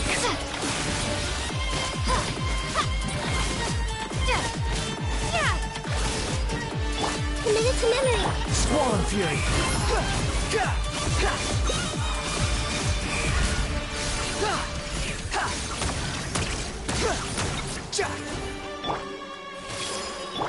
Scorch and burn!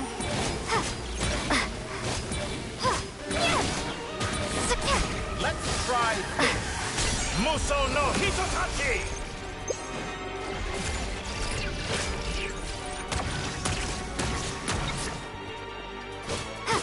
This may hurt a little.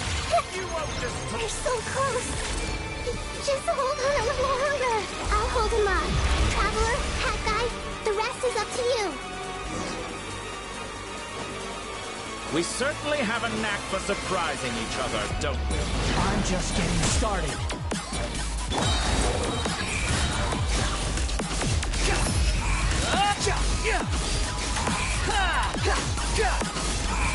You're dead.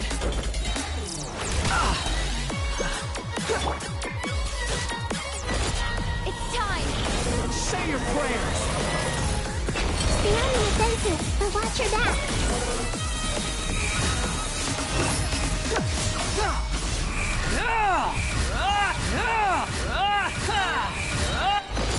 It's time.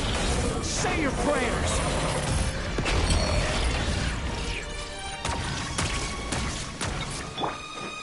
Blazing light. Let's try this. Muso no Hitotachi!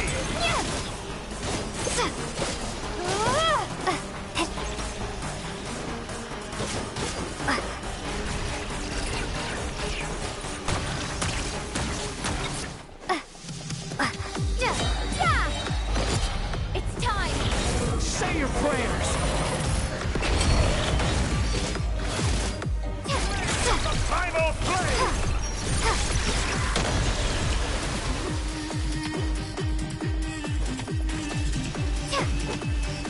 Swollen Fury.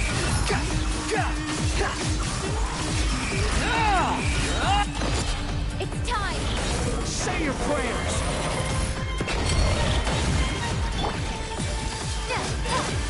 Muso no Hitotachi! Behold. Finally. Time for you to die. It's time. Say your prayers. Blade of the primal flame!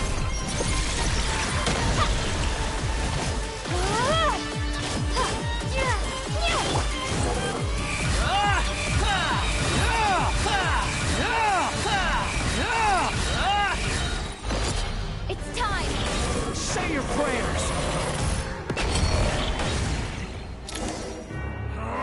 That's enough!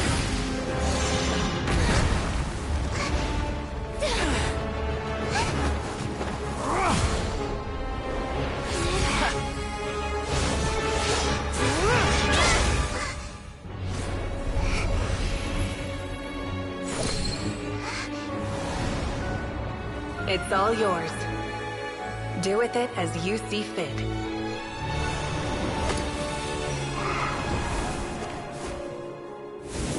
Just as you say, this world is home to some archaic things. And as you suppose, you are a formidable opponent.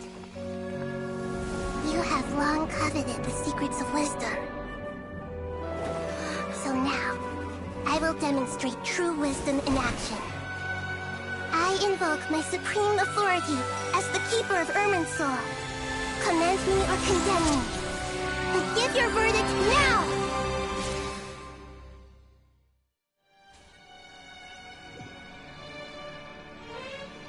Blessed One of Wisdom, Mahakusaladhama, are you certain that you wish to exercise your authority to destroy Irminsul? It represents both your roots and your finest accomplishments. You truly intend to abandon the very thing you have always fought for? This is my decision. Irminsul has been corrupted beyond redemption. Irminsul is the original tree of Teyvat. It is the means by which the heavenly principles maintains fate itself. The 7 Archons should honor and revere it, for their authority was bestowed upon them by the heavenly principles. It is precisely because I honor and revere it that I fight for the humanity it exists to protect. Wisdom is knowing how to weigh the options and make the right decision. If you truly care about the fortunes of this world, then it is me you should seek to preserve. Planting a seed begins the chain of cause and effect. Since you have become a great tree yourself, why should the loss of another tree be anything to fear? Till we meet again, Lord of Dendro.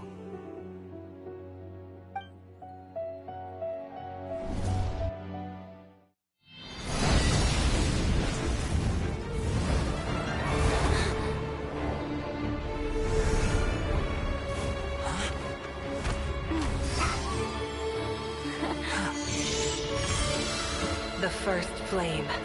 The pure, cleansing fire.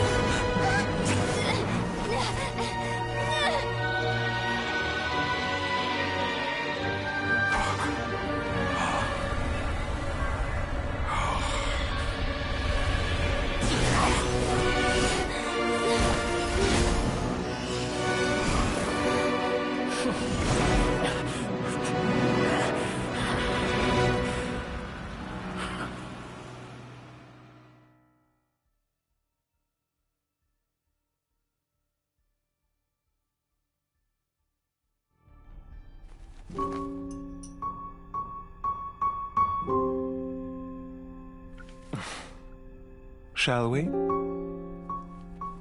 Where were we? I was suggesting that you needn't perform when signing a contract.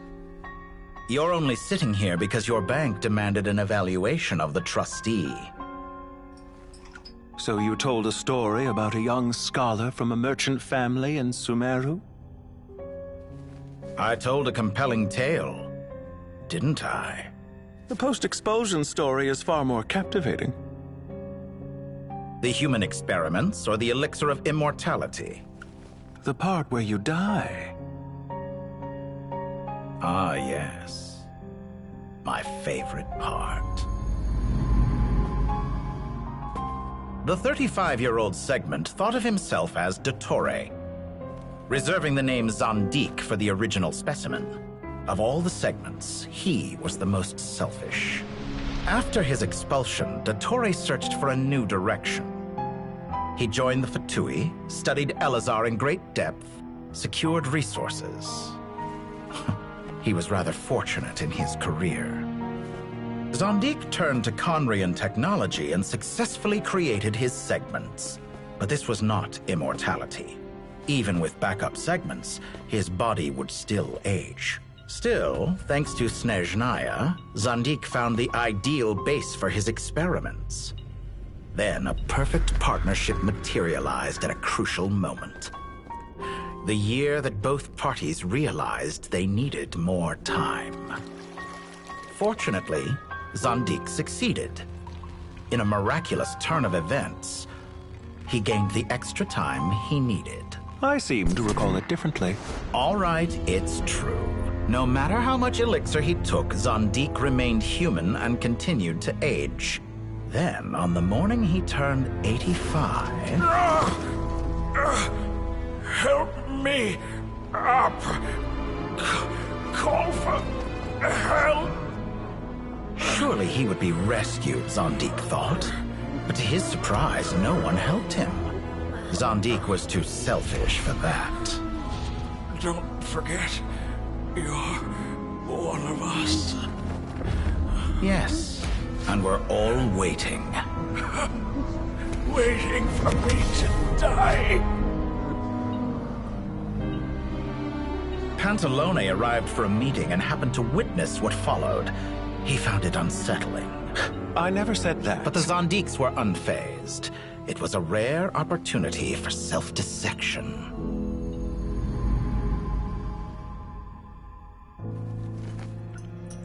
What does all that have to do with you depositing your data at Northland Bank?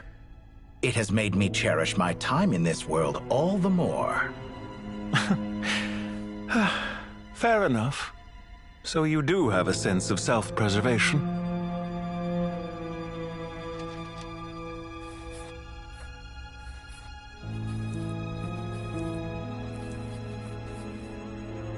What do you mean? You're hardly normal, and you don't cherish life. You just don't want to admit defeat in the limited time you have. Even so, don't I deserve an interesting ending? I'm counting on it.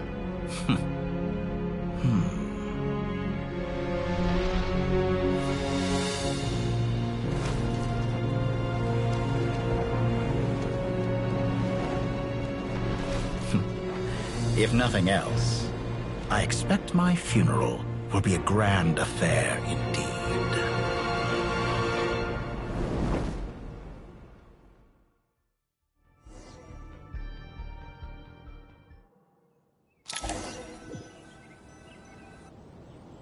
What a magnificent fire. In Snezhnaya, we light fires to ward off the cold. Fire, it seems, is antithetical to ideas such as cold, frozen, and unchanging. Perhaps it has always been that way. From the beginning, fire has been used to drive away wild beasts and warm the body and mind. You could say it's a form of treatment. One that cures the human heart of mortal fear. Mortal fear? Something you haven't been acquainted with in a long time, by the sounds of it. Whereas you, I'm sure, must know the feeling quite well indeed. I remember when we first discussed the Elixir of Immortality, you claimed that extending your lifespan was about buying more time. But was that really the truth? You fear the prospect of dying a wretched end in this world, don't you? Of course I do. I'm only human, after all. And while you may have forgotten it, you cannot deny that you too were once human, Dottore. I do not believe that there is no such fear in your heart. Perhaps you are right. But I abandoned it long ago and devoted myself to my experiments. I have felt no fear since. From the very beginning, I never thought you could win this game. But still you came. Contract in hand. To honor our agreement. Because I am a reputable partner. And as we have discussed, experiments are about more than results alone. The process is equally important. I have come here and completed my creation, and I do not regret my decision. I'm afraid your journey ends here. After I die, there will be no one to make the Elixir of Immortality. And your remaining stock will only last a few more years. How then will you prove that you didn't perish in this incident alongside everyone else? When I feel optimistic about market environments, I never forcibly adjust them. They have their own direction. And I myself am one such environment. I have been quite particular about many things in my life. But where the manner of my death is concerned, I choose not to be. You make yourself sound so magnanimous. Oh, but I am. And I hope you will be too. It may have been a long time since anyone told you this, Dottore, but I recognize that you are a truly rare talent. Ha! I can see it. The experiment in blasphemy that I've been performing all this time. It has been a long process, and I do not care about the results as much as people might imagine. If the very goal of your experiment was to explore infinite possibilities, then there was never any reason for it to end. Indeed. Yet now, the experiment has officially drawn to a close. What should I call you? Zandik? Or do you prefer Dottore? Suit yourself. Goodbye, Feofan. This time, that's what it truly is. And don't I know it? Goodbye, Zandik.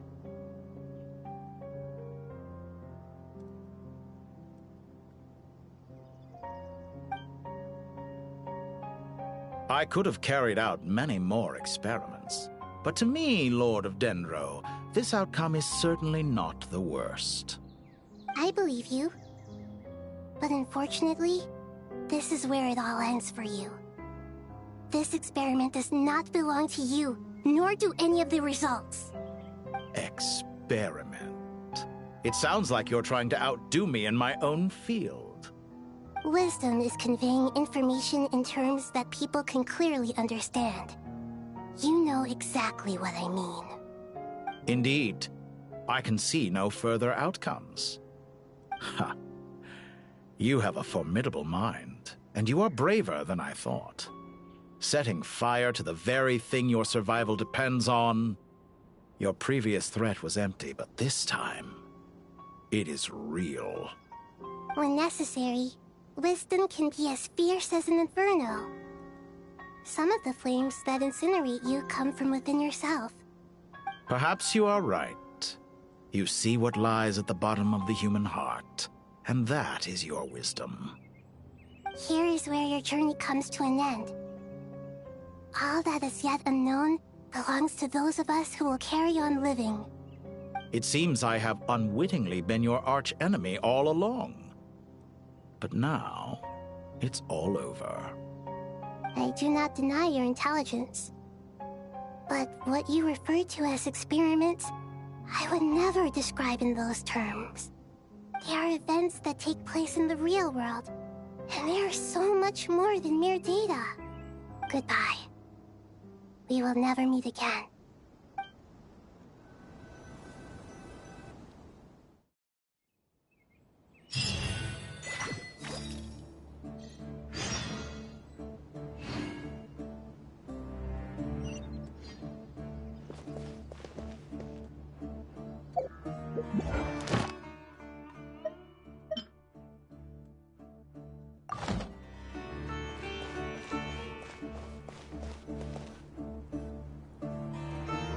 Well, that's the last of them.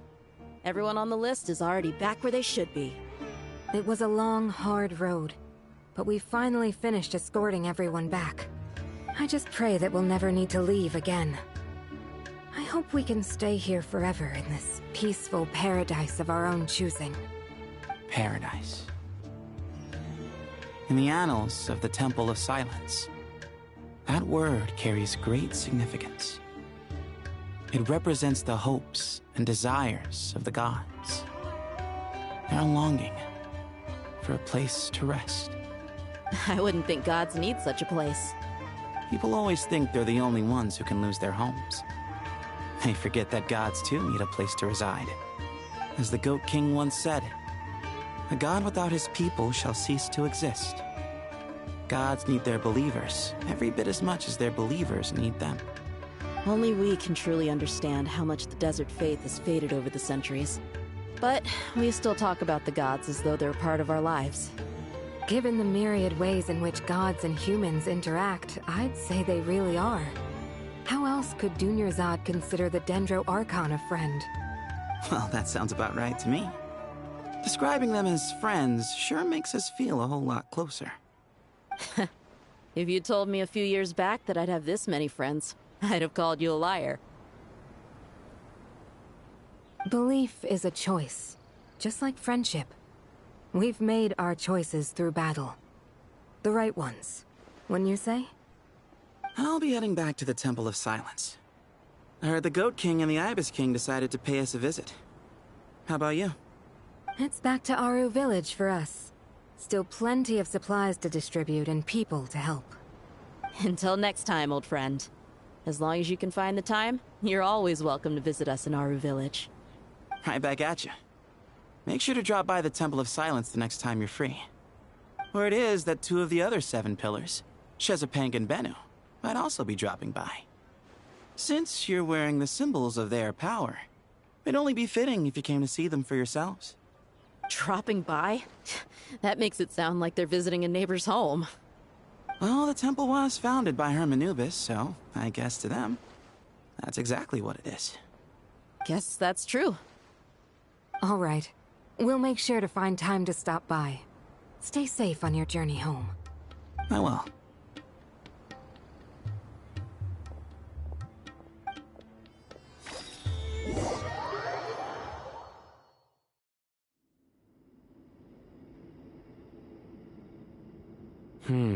You do have a point. See? Retirement has always been a problem, especially for old-timers like us who've been locked away all these years. You finally step out into the light, and bam! You're face to face with a whole different world. Naturally. What do you think, Layla? Huh? Why would you think to ask me? How could I possibly be qualified to decide where the servants of King Deshret should live? Sorry if my question was unclear. Do you think their statues will stand out too much if we place them here? Hey, I never agreed to this. How could we possibly allow our statues to be left in Hermanubis' home? That would be like breaking into someone's house, then pretending it belonged to you in the first place. Different beliefs can coexist. We still need to respect one another. By which you mean, you two plan to stay at the Temple of Silence, for a while at least, but you have no intention of relocating your statues here. So, you see this as sort of a family visit? Is that correct? Family. You could say that. In a sense, Hermanubis would view this as his home. Just look at this place. Magnificent, is it not? The sad truth is, in the past, all 3 of us invested so much into misguided ventures. We failed to build what we should have, and wasted so much time instead. And what do you mean by that? I mean that for the most part, time spent associating with the likes of Sobek, and, let's say, Thoth, might reasonably be considered wasted. Why does that not surprise me? Go on. Anyway, given how much time we'll all be spending together, I'd say that the bonds we built will end up proving to have been a sound investment. Once Sethos, the current leader of the Temple of Silence, returns, you can discuss the matter of staying here with him. But judging by the expressions of everyone here, I imagine you'll receive a very warm welcome. This sacred ground houses untold knowledge, after all. What better place for the servants of King Deshret to appear in the mortal world? How about we share a meal together first? I imagine it's been many years since you last tasted fresh food. Oh, that sounds wonderful! After so many hundreds of years, I can only surmise that desert cuisine has become a lot more varied. Are we having a get-together? If you'd like, I can help prepare some food. After all, Lord Thoth, you helped me so much in the desert, and I still haven't properly thanked you. Oh, my, that would be wonderful. I'm touched that you still remember. How the times have changed. To the people of today, it seems the Ibis King has become a kind and passionate god. And you, Mr. Herreshoff? What kind of god do you wish to be? To be honest, I haven't given it much thought. How about you, Dendro Archon? Do you have any hopes for your future? Me? I'm very happy with my current life. Forgive my bluntness, but you do not seem to derive your authority from majesty and might, like Lord Al-Ahmar. Clearly your approach has its advantages, but also its dangers, don't you think? I do, but projecting a majestic front doesn't really suit me. Besides, my relationship with others isn't simply one of a god and her people. Not putting on airs might earn you more adoration. Exactly. Besides, I really like parties where everyone brings their own food, and we all come together to share. You should join us. I'm sure you'll find it fun. Last time when we got together for a picnic near the Avidia Forest, it was quite the occasion. Seeing as you're already here, how about we hold the next one in the desert? Can we do that? Wouldn't Tainari have to transport a ton of drinking water? Don't worry, I can help out. Layla, would you like to join us next time? Me? Sure. The more the merrier. That way we... Don't take this the wrong way. I just think you should know. When it comes to passing the time, chess is more our thing. In that case, Dendro Archon, what do you say? If I were to compete against you, I can't say with certainty I'd win, but I certainly wouldn't mind giving it a shot. Where's Sobek? I'm sure he'd be good for a few rounds. Cards, cards, cards! I'll always prefer chess. I wonder what variant of chess we're talking here. Mr. Thoth, is there some sort of astrological significance to this game? Oh, I'm glad you brought that up. As long as the leader of the Temple of Silence agrees, we can search Hermanubis' place for books to teach you how to play.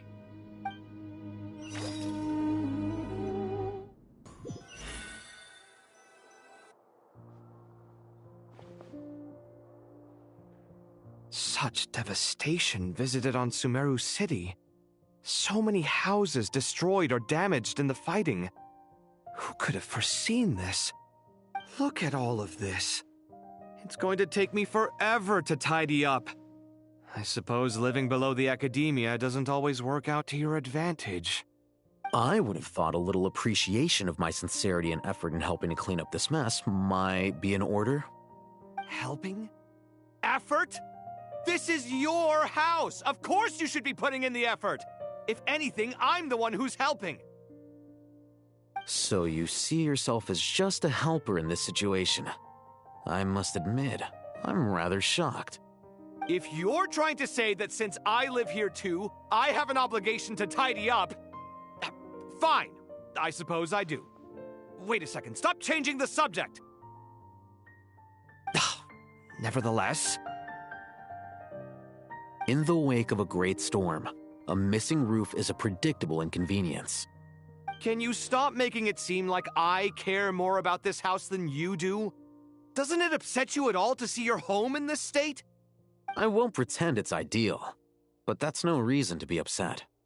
This is the roof over your head, your shelter from the cold. The furniture is scattered, the paintings have fallen off the walls, the windows are shattered. Don't you feel even a little disheartened?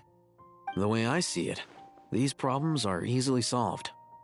Ugh, this is precisely why I hate talking to you about sentimental things. It's like banging my head against a wall. You simply don't understand just how much work goes into making a proper home. It sounds like this is causing you a lot of anguish. You mean the house or the paintings? I mean your sentimentality. Oh, well, yes. But I'd rather not dwell on such things right now. Generally speaking, when anguish becomes the norm, people usually make an attempt to improve their situation. But there are so many people and things in life that are difficult to change. It's not like you can force them. Besides, anguish can be a source of inspiration. And I'm Not sure I could break my reliance on it. I'm glad you're able to make yourself think like that. What kind of a response is that? I was stating a profound truth about the very nature of art. Suffering is the cradle of all creation. Even you can't deny that. And I wasn't trying to. I'm just happy for you. Pure and simple. Can't you tell? Happy about what? Happy that you can always find an answer that backs up your views. You... More often than not, life is a process of running into problems and then searching for answers. Yours more than most. Not everyone's so good at justifying things to themselves. It's something that you've been steadily mastering. Huh. What about you, then? What skills have you been mastering lately? Pass me that box. Huh? Okay. You may consider this my progress on the path to mastery. What? Wait a second. Isn't that box mine? Hey, it is! It must have fallen off that shelf. I'll hate them. Those are my paints and inks. Would you like me to put it in your bedroom for you? Huh? I mean, sure, if you don't mind. What kind of progress is this? Does he think he can bribe me? Not that giving me back my own things is much of a bribe. These books on the floor, they're a complete mess. And this one, didn't he say it was an out-of-print collectible? It's completely covered in dust, and some of its pages have even fallen out. Ugh, guess I should help him repair it. This one too. And this one.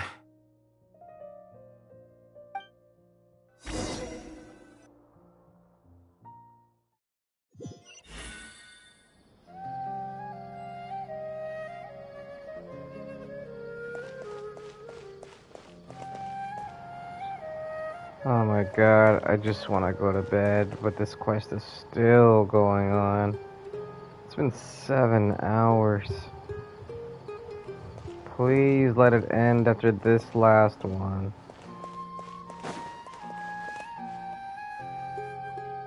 Local subter beasts, imported goods, such a bright future ahead.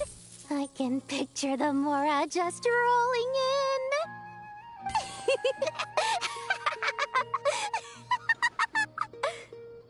You do realize you sound like a choking cow?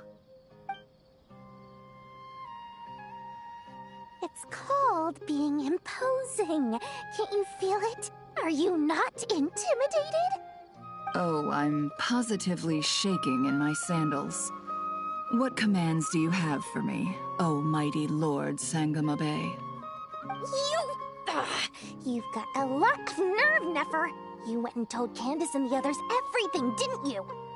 Seriously, do you have any idea how differently they see me now? Surely that's a good thing. I presume they're more disposed to actually like you now, maybe even view you as a friend. You traded my secret for sympathy! Thanks to you, I've lost every last shred of my mercantile majesty. How am I supposed to make anyone think I'm a big, scary investor now? The dark days of Lord Sangama Bay are behind you. Why not take this chance to make a few honest friends? Speaking of friends, since when did the notorious Lady Nefer gain such an admiration for holier-than-thou types? A moon chanter here? An angel there? Who'd have thought it? A coming together of fates, nothing more. No need to throw around accusations of admiration. Forget it. You're right about one thing at least. Making friends is never a bad thing for a merchant. Still, I really took a loss this time.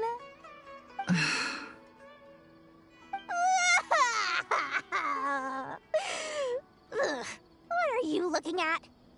I'm trying to see if you're really crying or if those are just crocodile tears.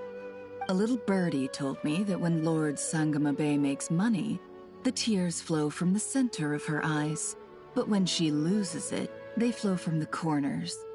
Which is it this time? Ugh, you are so annoying. I'm not talking to you anymore. Nefer, thank goodness you're here. I've been looking everywhere for you. Huh? Oh, well. If it isn't the House of Dana's very own librarian. What can I offer you today, Miss Katayun? Oh, no. I'm not here to buy.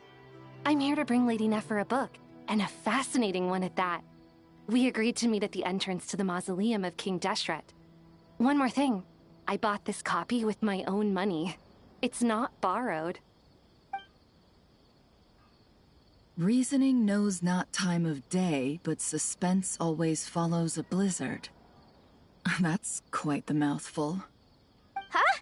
Isn't that the one that...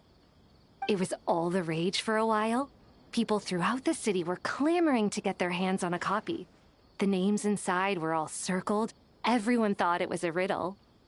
Don't bring up that book in my presence. I don't even want to hear its name. That thing was nothing but a scam. Surprisingly enough, I've actually heard of this book, though it doesn't seem of much consequence. So what truth lies behind it? You're from the Vahumana and you're asking me what the truth is? I'd say the actual truth was about the least important part of the whole episode.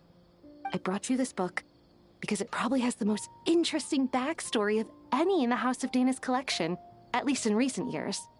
As for its quality, well, you can judge that for yourself. Don't tell me it's actually any good. You may not know this, Lord Sangamabe, but Lady Nefer has a fondness for books with... how should I put this? Mixed reviews? No eye for good literature, huh? Perhaps she feels that bad books hide interesting secrets? But I shouldn't put words in her mouth.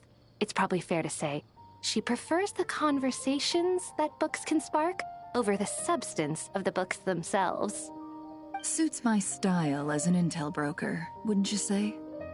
Very interesting, thank you. I'll return it to you once I'm done reading. And as it happens, I have something for you, too. Incense? I imagine you've already used up the incense I gave you last time. Here's some more.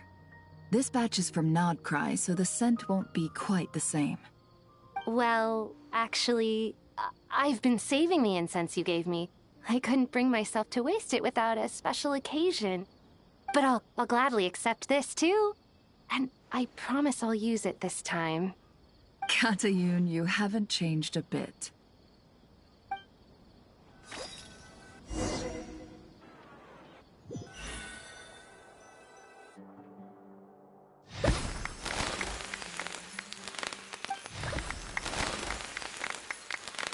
Congratulations, Kale. Well done, Kale. After studying for so long, you've finally become a full-fledged ranger. Sure hasn't been easy for you, huh? This really is fantastic news. All grown up. No longer a trainee, but an official forest ranger. Oh, the next step is to secure tenure in the academia. Thanks, everyone. It's true. I'm an official forest ranger now. Master Tainari, thank you for your guidance and support. I wish Mr. Sino were here so I could thank him too. Sino had a matter to attend to at the Temple of Silence. I don't imagine he'll be back for some time.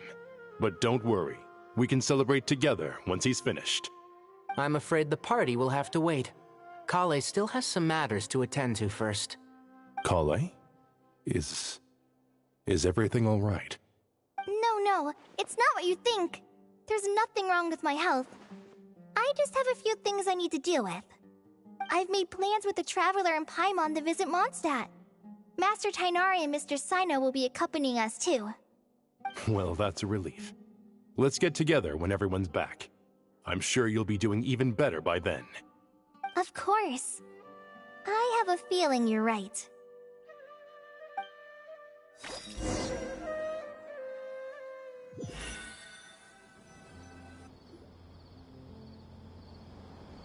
Phew!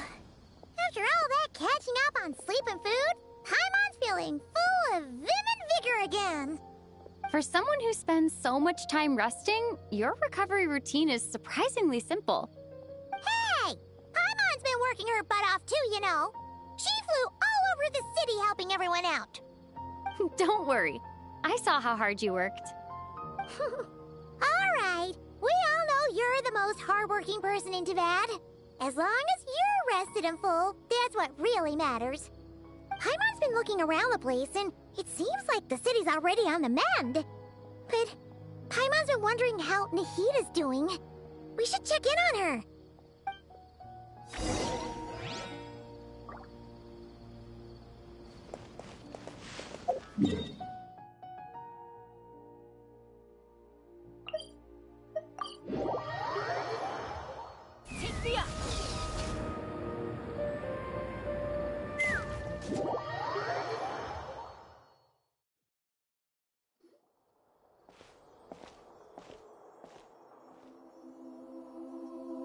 Hey, Nahida!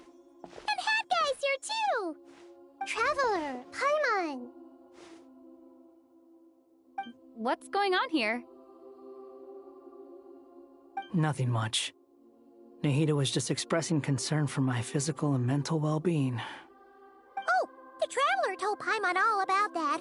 We've both been very worried about you. Are you feeling alright? You make it sound like I'm on the brink of some kind of breakdown. Truth is, I'm doing much better than you might imagine. If we can just get to the bottom of Dottoro's intentions, we can minimize his negative influence. That's the sort of thing I excel at. Just listen to that newfound optimism. It seems like having you enroll in the Vahumana was a truly inspired move. I can really see the positive influence. Observe, a classic Sumeru specialty. Chalking everything up to education and learning. To be honest, even I can sense the change in you.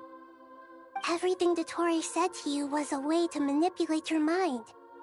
Fortunately, you're no longer under his sway. Can someone as old as me really continue to grow? If it helps, just think of yourself as a late bloomer. It's all a matter of phrasing, and it comes down to what standards you measure yourself by. For a puppet, developing at such an age is perfectly normal. But if you choose to call yourself a late bloomer, it sounds more like you consider yourself human. However you see yourself, well done. All right, I see what you mean. Anyway, what's your next step? What else can I do but complete my current courses? Everything else can wait. Anyway, that's enough chit-chat. There are still things in the city I need to help out with. I'll be heading there now.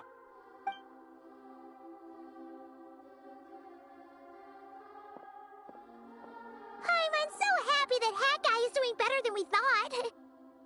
But what about you, Nahida? How are you holding up? The pyronosis burned down the corrupted Irminsul. The flames blazed for 7 days and 7 nights before they finally subsided.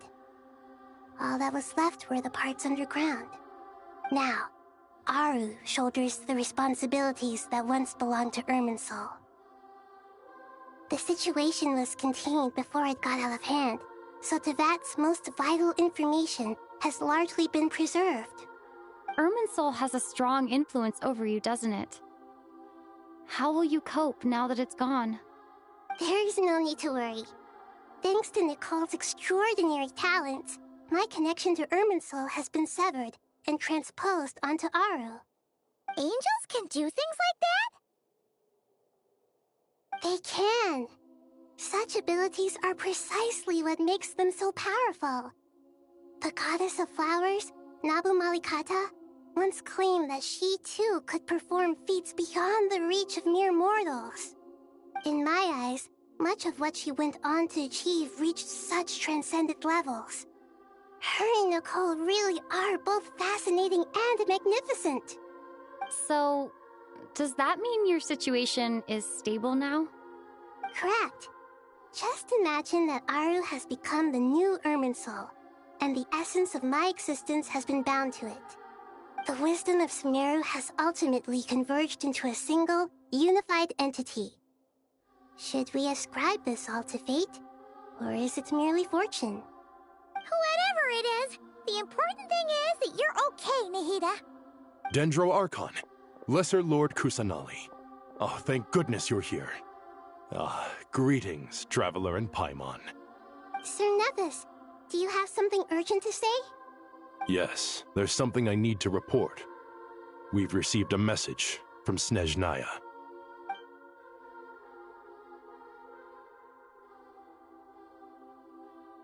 The Fatui Harbinger, the Rooster, sends us his sympathies, along with all the usual pleasantries.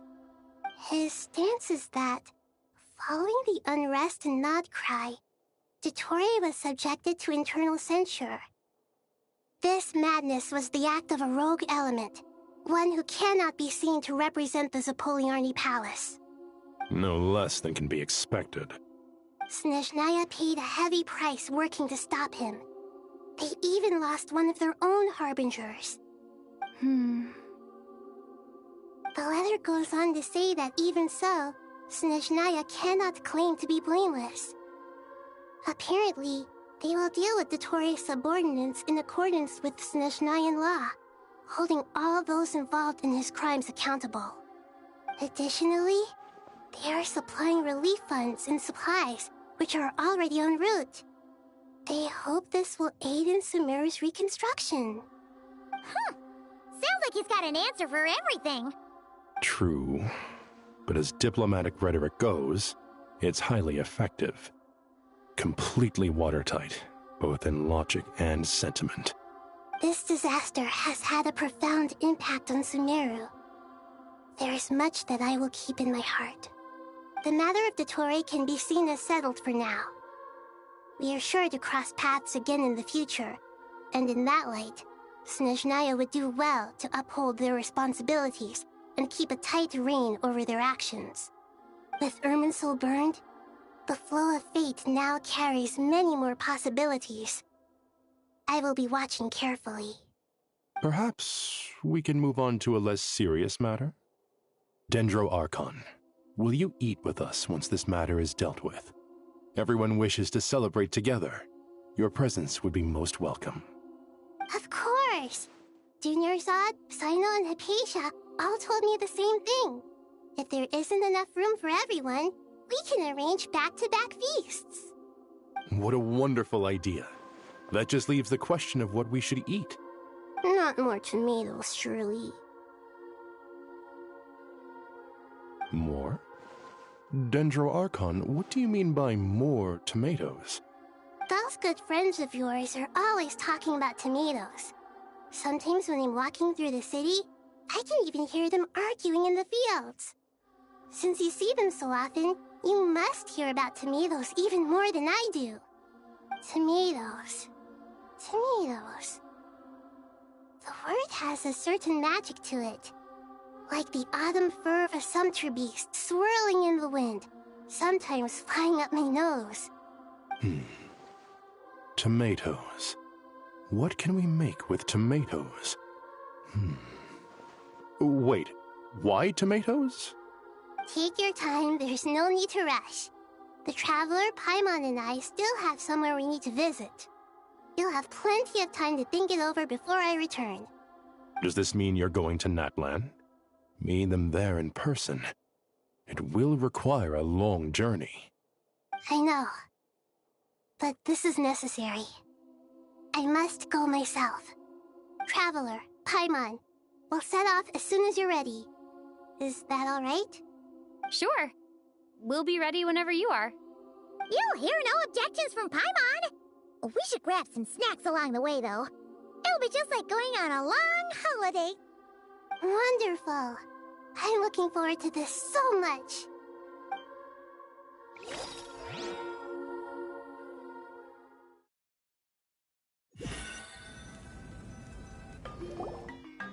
Natlan is such a lively place.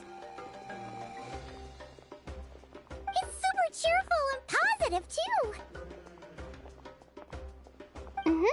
I can see that. There are people outside exercising at all hours. Such a healthy way of life. You came. Welcome, welcome. You must be hungry from your journey. Would you like something to eat? Oh, thanks, but no thanks. We've been eating the whole way here.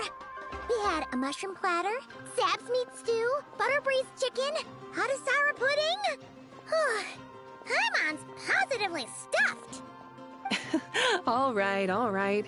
No need for all that detail. I'm starting to get hungry myself. Maybe later then. We can wait till everyone's got an appetite. Then I'll head out for a meal together. Sounds like a plan. Let's find somewhere to sit down.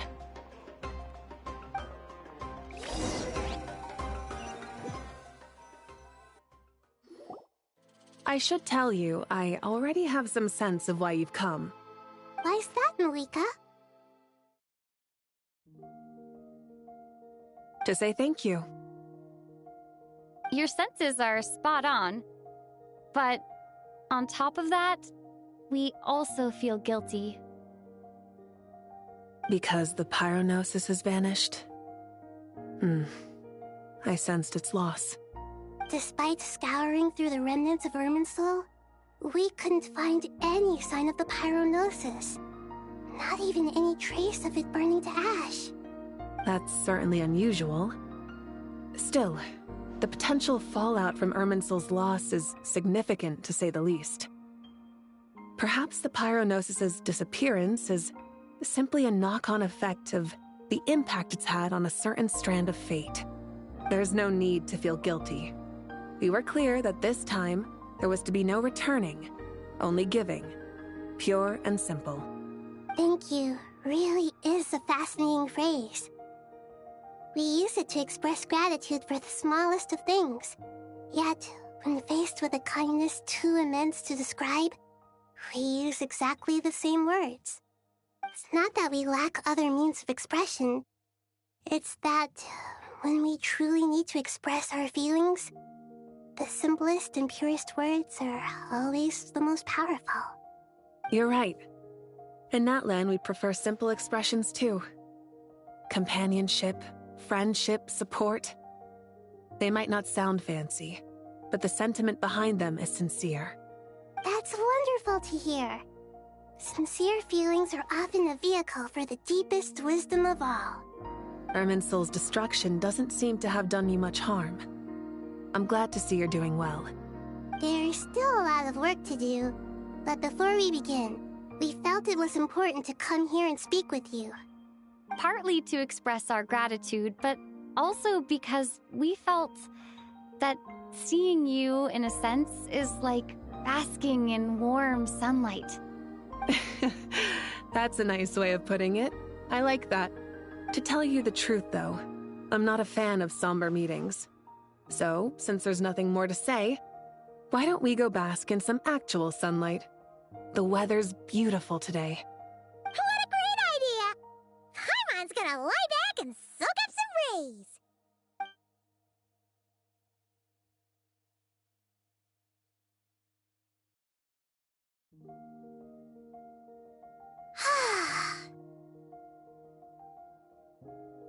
In that case, I think I'll lie down for a bit too before we head to our next stop. And where might that be? Mondstadt. Paimon and I are gonna head back there with Kale and the gang. Long ago, I sensed that the god remains inside Kale had come from the goddess of flowers, but I kept it a secret. Those remains weren't hurting Kale, not as she is now. They simply exist. Besides, I could sense a deep yearning within her. A yearning for an ordinary life. A yearning to hold on to the hard-won happiness she now enjoys. With someone like her, I have a responsibility to keep her secret. She should be ready to face the truth by now. Whenever people meet, there is always the potential to create warmth and kindness. Every child grows up, but even as adults, they are still children in the eyes of certain people. Oh, just like how Paimon sometimes sees Nahida as a little kid. Is that so? Well, Anyone who's friends with a kid is probably a kid themselves. Of course! And there's nothing wrong with that. When we get back, we'll actually be hanging out with another of our friends who happens to be a kid. Or more like looking after, in her case. Anyway, we'll always be there to watch out for our friends. Dear Sucrose, when you receive this letter, I'll probably be as busy as always. But busy with wonderful things. That's because I'm no longer a trainee. I'm now an official forest ranger. Impressive, right? Sino said that official rangers sound much tougher than trainees. Though he did say it was already pretty tough to start out with. You probably heard that something big happened in Sumeru recently. Don't worry, it's all been taken care of. We're heading to Mondstadt soon, so if you're free, maybe we could meet up? Plus, it's not just me. A few of us are going. Hey, do you still remember that time we all got together? You know, when we all went to the Windbloom Festival? It'll be just like that.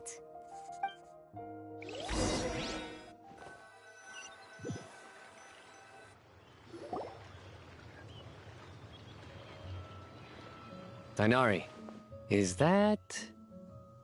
Don't you say it! Is that the great Vayu-Vyastra? Behold, the great Vayu-Vyastra, General Mahamatra. How times have changed. I wasn't expecting you to beat me to the punchline. You've changed.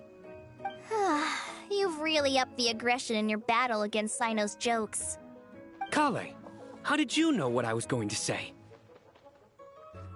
For the love of... Hey! Traveler! Paimon! You're right on time! I hope we haven't kept you waiting. Kalei! Sucrose! It's been so long! How have you been? I've been well. Everything's going great. What about you? Are you still busy? Not at the moment. Oh, right! That juicer you gave us works amazing! Farzan loves it. Seriously? That's wonderful. I don't suppose you drew up a detailed test report. Oh, what fruits did you use? How's the texture of the final product? Sucrose, you might want to try asking your questions one at a time. Albedo!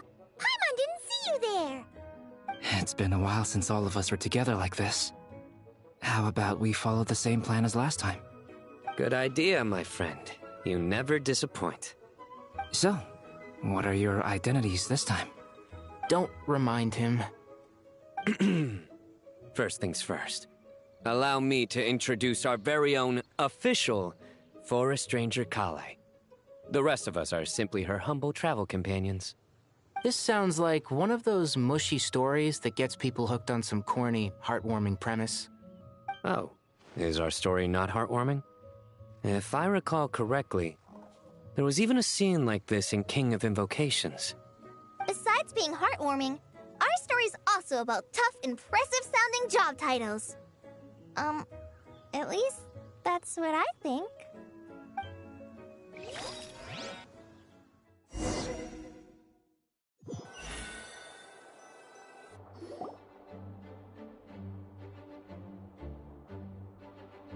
Oh, you're here already? I'm still giving Dodeko a little trim. I won't be a moment. A trim? Does Dodeko need haircuts too? Of course. It's important to know how to take loving care of the apples of your eye. All of these trivial matters get left to me. It's because I'm an angel, and angels are, in a way, the guardians of all Teyvat. Oh, right! Well, that's definitely an impressive-sounding job title. What are you writing? I'm just brainstorming some cool-sounding lines. Oh, write them on these card backs. Of course. Clearly, my lines are pretty amazing, wouldn't you say? Miss Nicole. Kale? You seem a little nervous. I was just wondering, who was the person you mentioned who needed their wish fulfilled? Wish? What do you mean? Miss Nicole asked if we could meet up in Mondstadt once everything was over. She said a friend of hers had a wish that needed my help to come true. Well, you never mentioned that before. All we knew was that you'd arranged to meet in Mondstadt. But we thought it had something to do with the god remains. To be fair, everything I told you was true. Anyway, my friend is waiting. Come on, let's pay her a visit.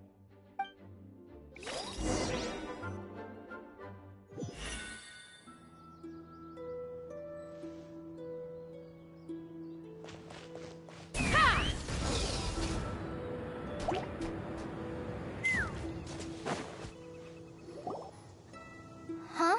You're... Surprised? I bet you weren't expecting to meet a woman like me beneath this beautiful tree in a faraway land. An oasis will spring from the place where a djinn resides. That saying falls somewhat flat here in Mondstadt, given that everywhere is already so lush and green. Lilupar! What are you doing here? I made friends with Miss Nicole. I asked her to bring me here and then invite Kale to come. The prologue to this story is that I have a wish. It has stirred within my heart for centuries, millennia even. Originally, it was merely Al-Ahmar's lie, but now it has become reality. Could this be... related to the goddess of flowers? My dear young lady, my mistress left her final trace in this world upon you. I can't tell you how glad I am to see you here. And now I have seen you, and peered into your heart. You have experienced hardships and suffered setbacks. The torment an ordinary person might expect to face has befallen you threefold. This is the source of your resilience. But, beneath all this, I have witnessed the seeds of desire. You yearn to return to the simple life you once knew, do you not? I do. I want to throw away everything that isn't mine. But how do you decide what is yours? The scars that others carve into your flesh? The kindness and love they inscribe? Are these things not yours as well? They are. This is something I've talked about with Miss Nicole. Miss Nicole said I should learn how to adjust my standards. I just want to live as an ordinary human. Anything beyond that isn't mine. Don't you want anything from the remains of the goddess of flowers?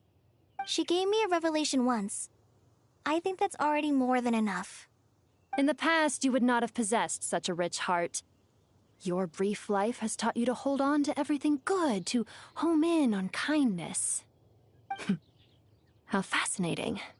You're nothing like Nabu Malikata, and you're certainly not her. Of course not.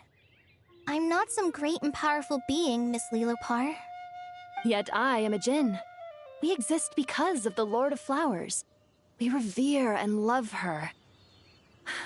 My wish is to see her one last time, to give everything for her. Kale, can you do this for me? But her remains won't be easy to remove. Are you sure this is what you want? That's beside the point. First, I need to know. Are you willing to do something for the soul of this lonely, wandering woman? I'm willing. But look, you know nothing about me. Even if you have heard the stories about me, all you would know is that I was rightly punished for the many evil deeds I committed. Ah, so you do know. Your lips are quivering, your eyes trembling, and still you're willing to do something for me. Life has been cruel to you, and yet you've learned to be kind. My dear young lady, to repay your kindness, I too must play my part. Are you sure about this, Lilupar? I yearn to see my mistress. For this moment, the world can burn to ashes, the universe be engulfed in flame. I care about nothing else. And you, Kale, I can give you a gift. You'll become just another ordinary human. But Miss Lilopar, what will happen to you? My wish will be fulfilled, and I can die happy. Why would you wish for that? A long, unending life might seem desirable for one who has never possessed it, yet it brings torment to one who has. My remains are scattered across the yellow sands, but my soul can find no peace. Since you've promised to grant my wish, give me that release. Allow the dying to die, and let the dead rest in peace. You have my thanks. Kale, there's no pressure on you. What she said, it's all true. A wish is a genuine desire, after all. It's as if you want to use the last of your life to give me a better future. Nothing's so selfless. We'll be using our futures to fulfill each other's wishes. This is a noble act, a beautiful and secret transaction between two women. I understand. Miss Lilupar, I'm ready. Close your eyes, Kale. Then open your soul. From there, I will embrace my mistress. The downpour of flowers is your touch. Like returning to the very beginning. Like surrendering to your grace, my mistress. People say that devotion is beautiful, yet filled with pain. How foolish of them. For me, devotion is beautiful, pure and painless. Devotion is my love. Thank you.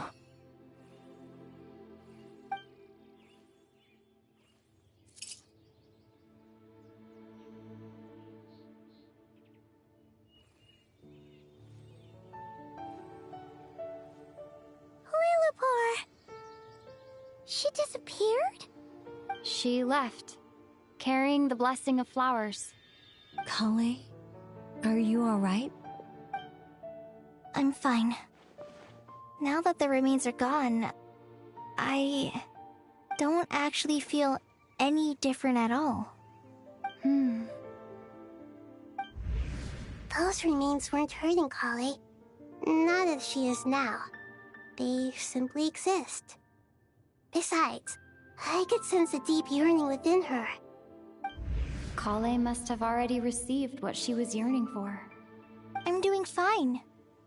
I feel relaxed. There's really no need to worry. Then my wish has come true, too. To become ordinary? That's just one of my wishes. Actually, I have a few more. For instance, I want to protect the people I meet and help them find happiness. That sort of thing. So between Miss Lilupar and me, you've fulfilled 2 wishes already, and protected 2 people. Wonderful, isn't it? Oh, I feel so fantastically happy. I guess that settles things here. So what's next? What do you want to do when we get back to town? Kale, look who I've brought to see you.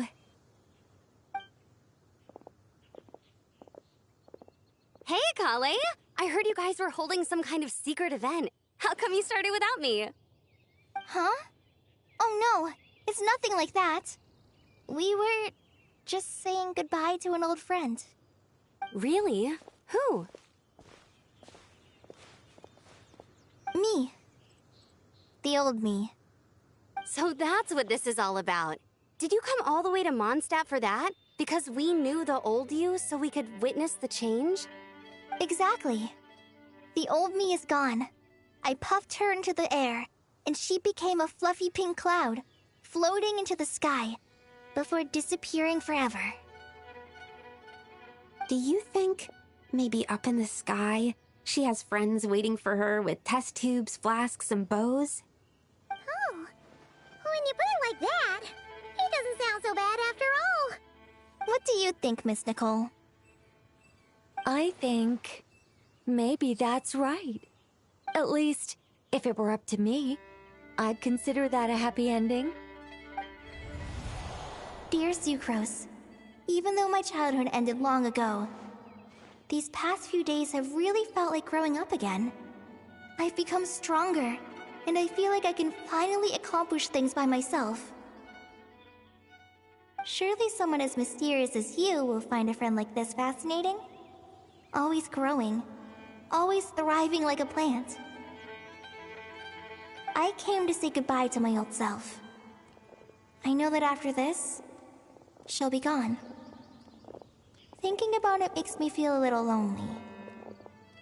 I know the weakness that kept me company will one day leave me too. But somewhere in my heart, I feel a great sense of joy. It feels like I've always wanted to take this step, to walk towards the new me.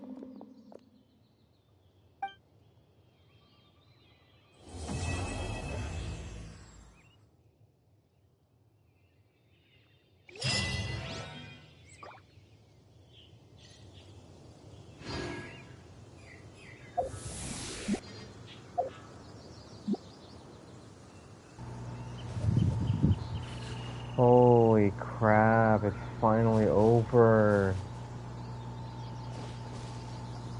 Jesus.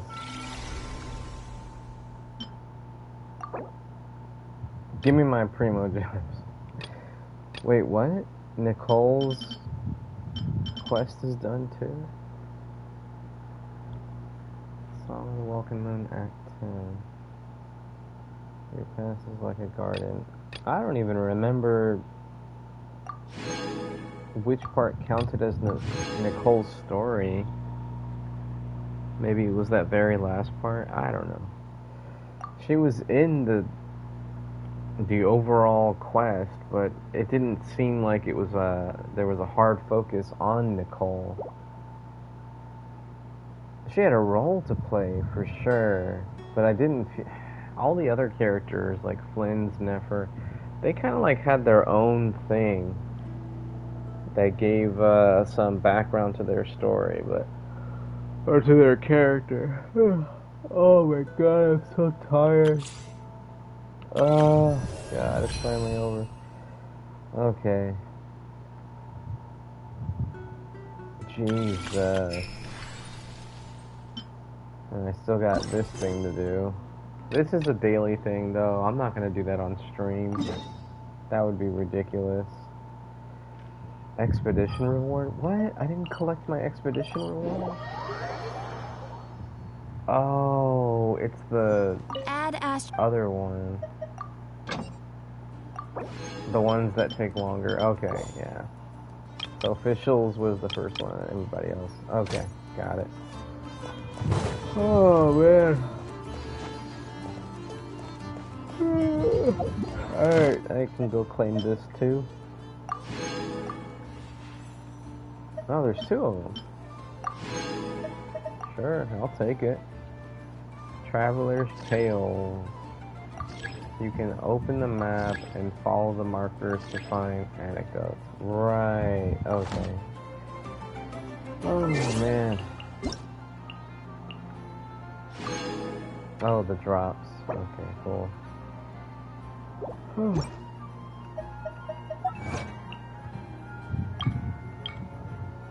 What the hell? Okay.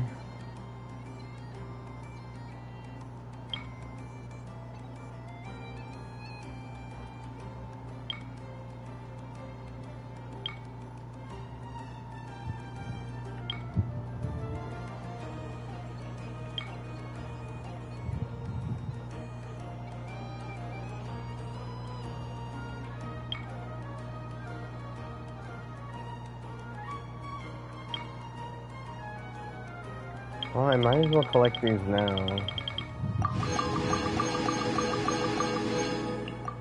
Alright, let's see where we're at.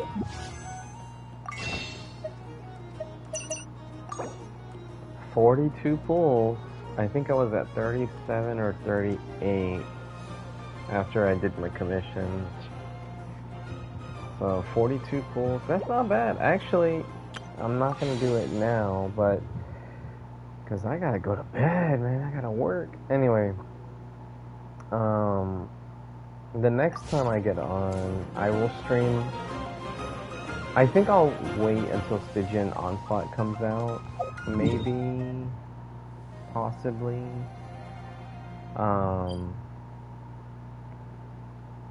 But I think what I'll do is I'll stream Stygian Onslaught, Imagine Theater, and Spiral Abyss all at the same time.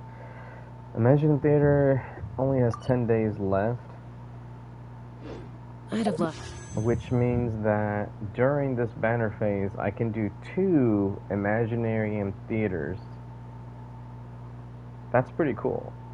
I can get 2 of them done, and that's 2,000 Primo Gems. Oh man, I'm yawning like crazy right now. I'm so to be led tired. by the whispers of the abyss. Surviving is tough. Is there? I could have sworn there was an event that needed to be completed. Am I crazy? It's not this, is it? This doesn't look like it. Oh, event guideline. Yeah, it is. 4 weeks to complete the entire Beyond Silver and Fine Gold quest chain. Oh my god. I thought it was 4 days. Well, shit. Oh my god. It's never ending.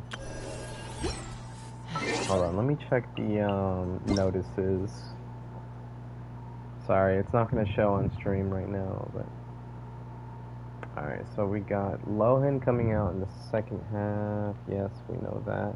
Now, Wika's going to be on the second half as well. Lohan has a spear, and then there's new artifacts. Oh, I forgot about the new artifacts. Okay.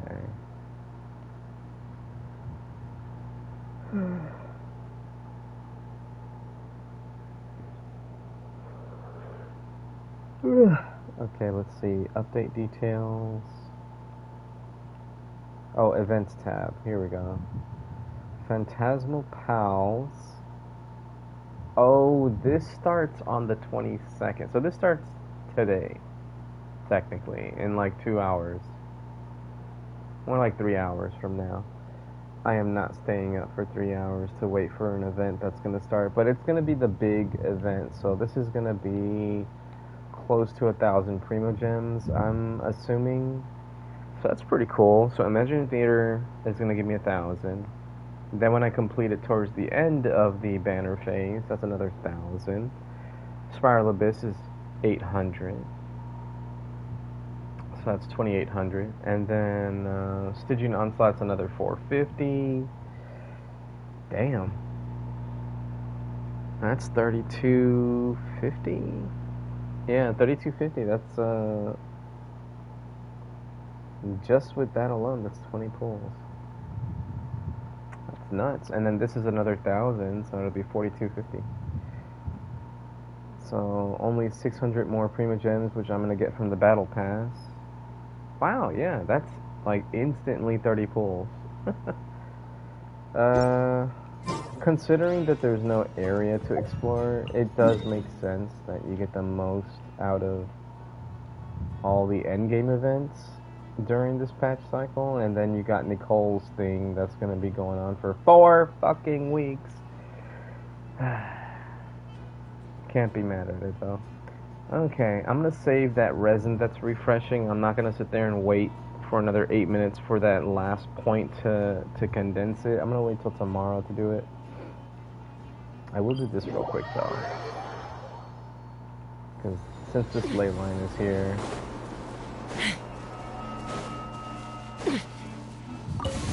Down with your turn. Everybody stand back!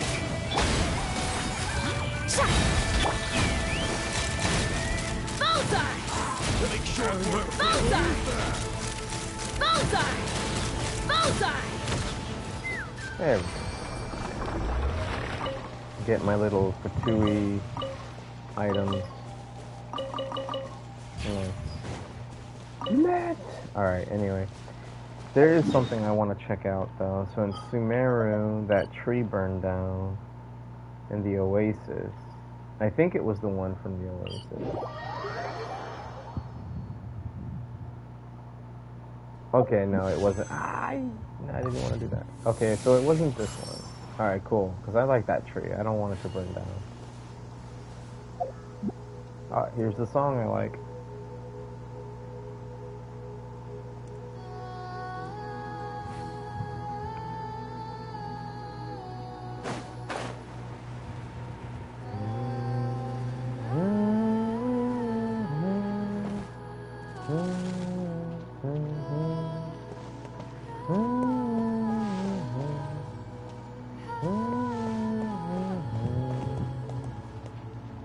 I really like that one. Okay, there's one more place that I can go to. I am so freaking sleepy.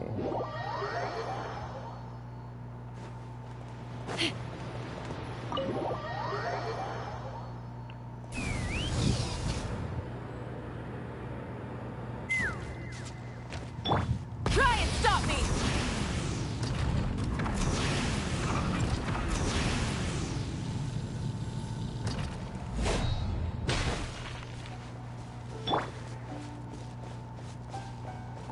I miss the music that this place used to give you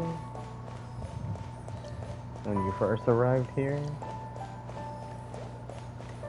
Alright, so I don't see anything specific here that's different. Or maybe I'm just not noticing any difference.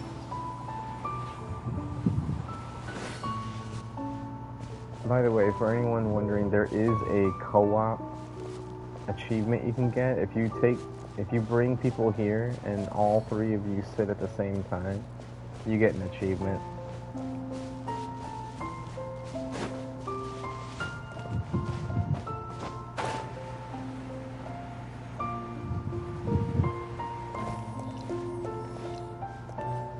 Let's see, Jet's father's grave is here, isn't it?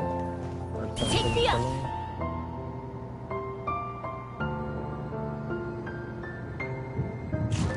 No, it's not over here.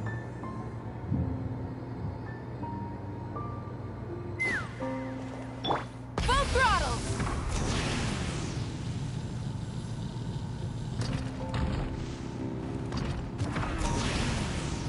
I guess I misremembered. I could have sworn there was a grave marker somewhere over there. I guess it was just that tree. Yeah, it was supposed to be right there. Because it was across the water. Huh. Oh, here it is.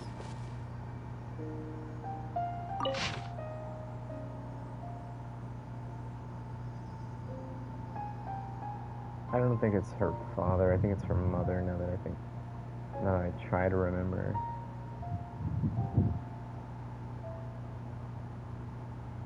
Yeah, it's her mother. Okay.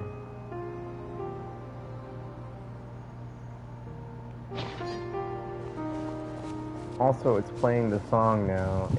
It's without the vocals, but this is the song that I was talking about when you first arrived here. This is the song that plays, but it plays with vocals. It's like ooh, something like that.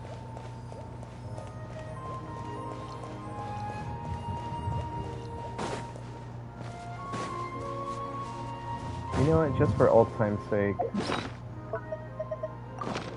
let's do this.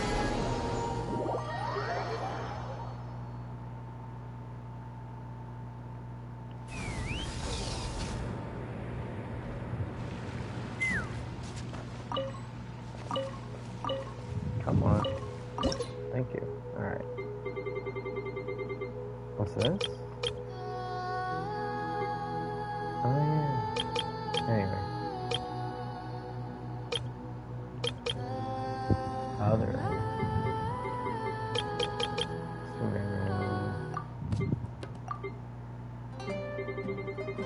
Near the bottom, I'm sure.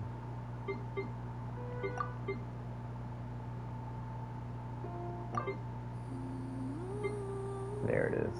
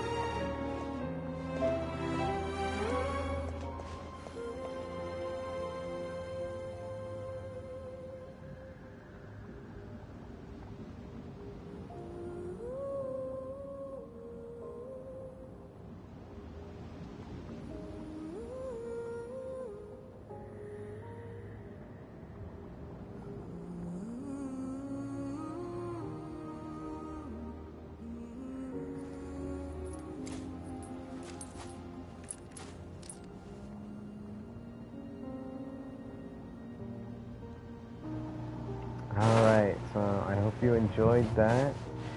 The quest was very interesting. I'm not a lore buff, so I'm probably gonna have to go back and watch someone else play it and have them talk about it and voice their concerns about whatever discoveries that they've made through doing the quest. And that way I can learn more about the game's lore and background and all that stuff. But this was fun. This was not a bad quest at all. It was freaking long though, over almost 8 hours, from start to finish. So that was kind of crazy. I thought it was gonna be maybe like 4 to 6 hours, maybe. But here we are. But yeah. If you enjoyed that, you know, just let me know in the comments below when I upload this to YouTube. And yeah, thank you for joining me. So depending on when you're watching, these days. Have a great morning, afternoon, or night. And just remember to stay happy, stay healthy, and just have fun. And don't forget, when it comes to these gacha games, you don't need to spend money to get good. Peace out, everybody. Bye-bye. Good night.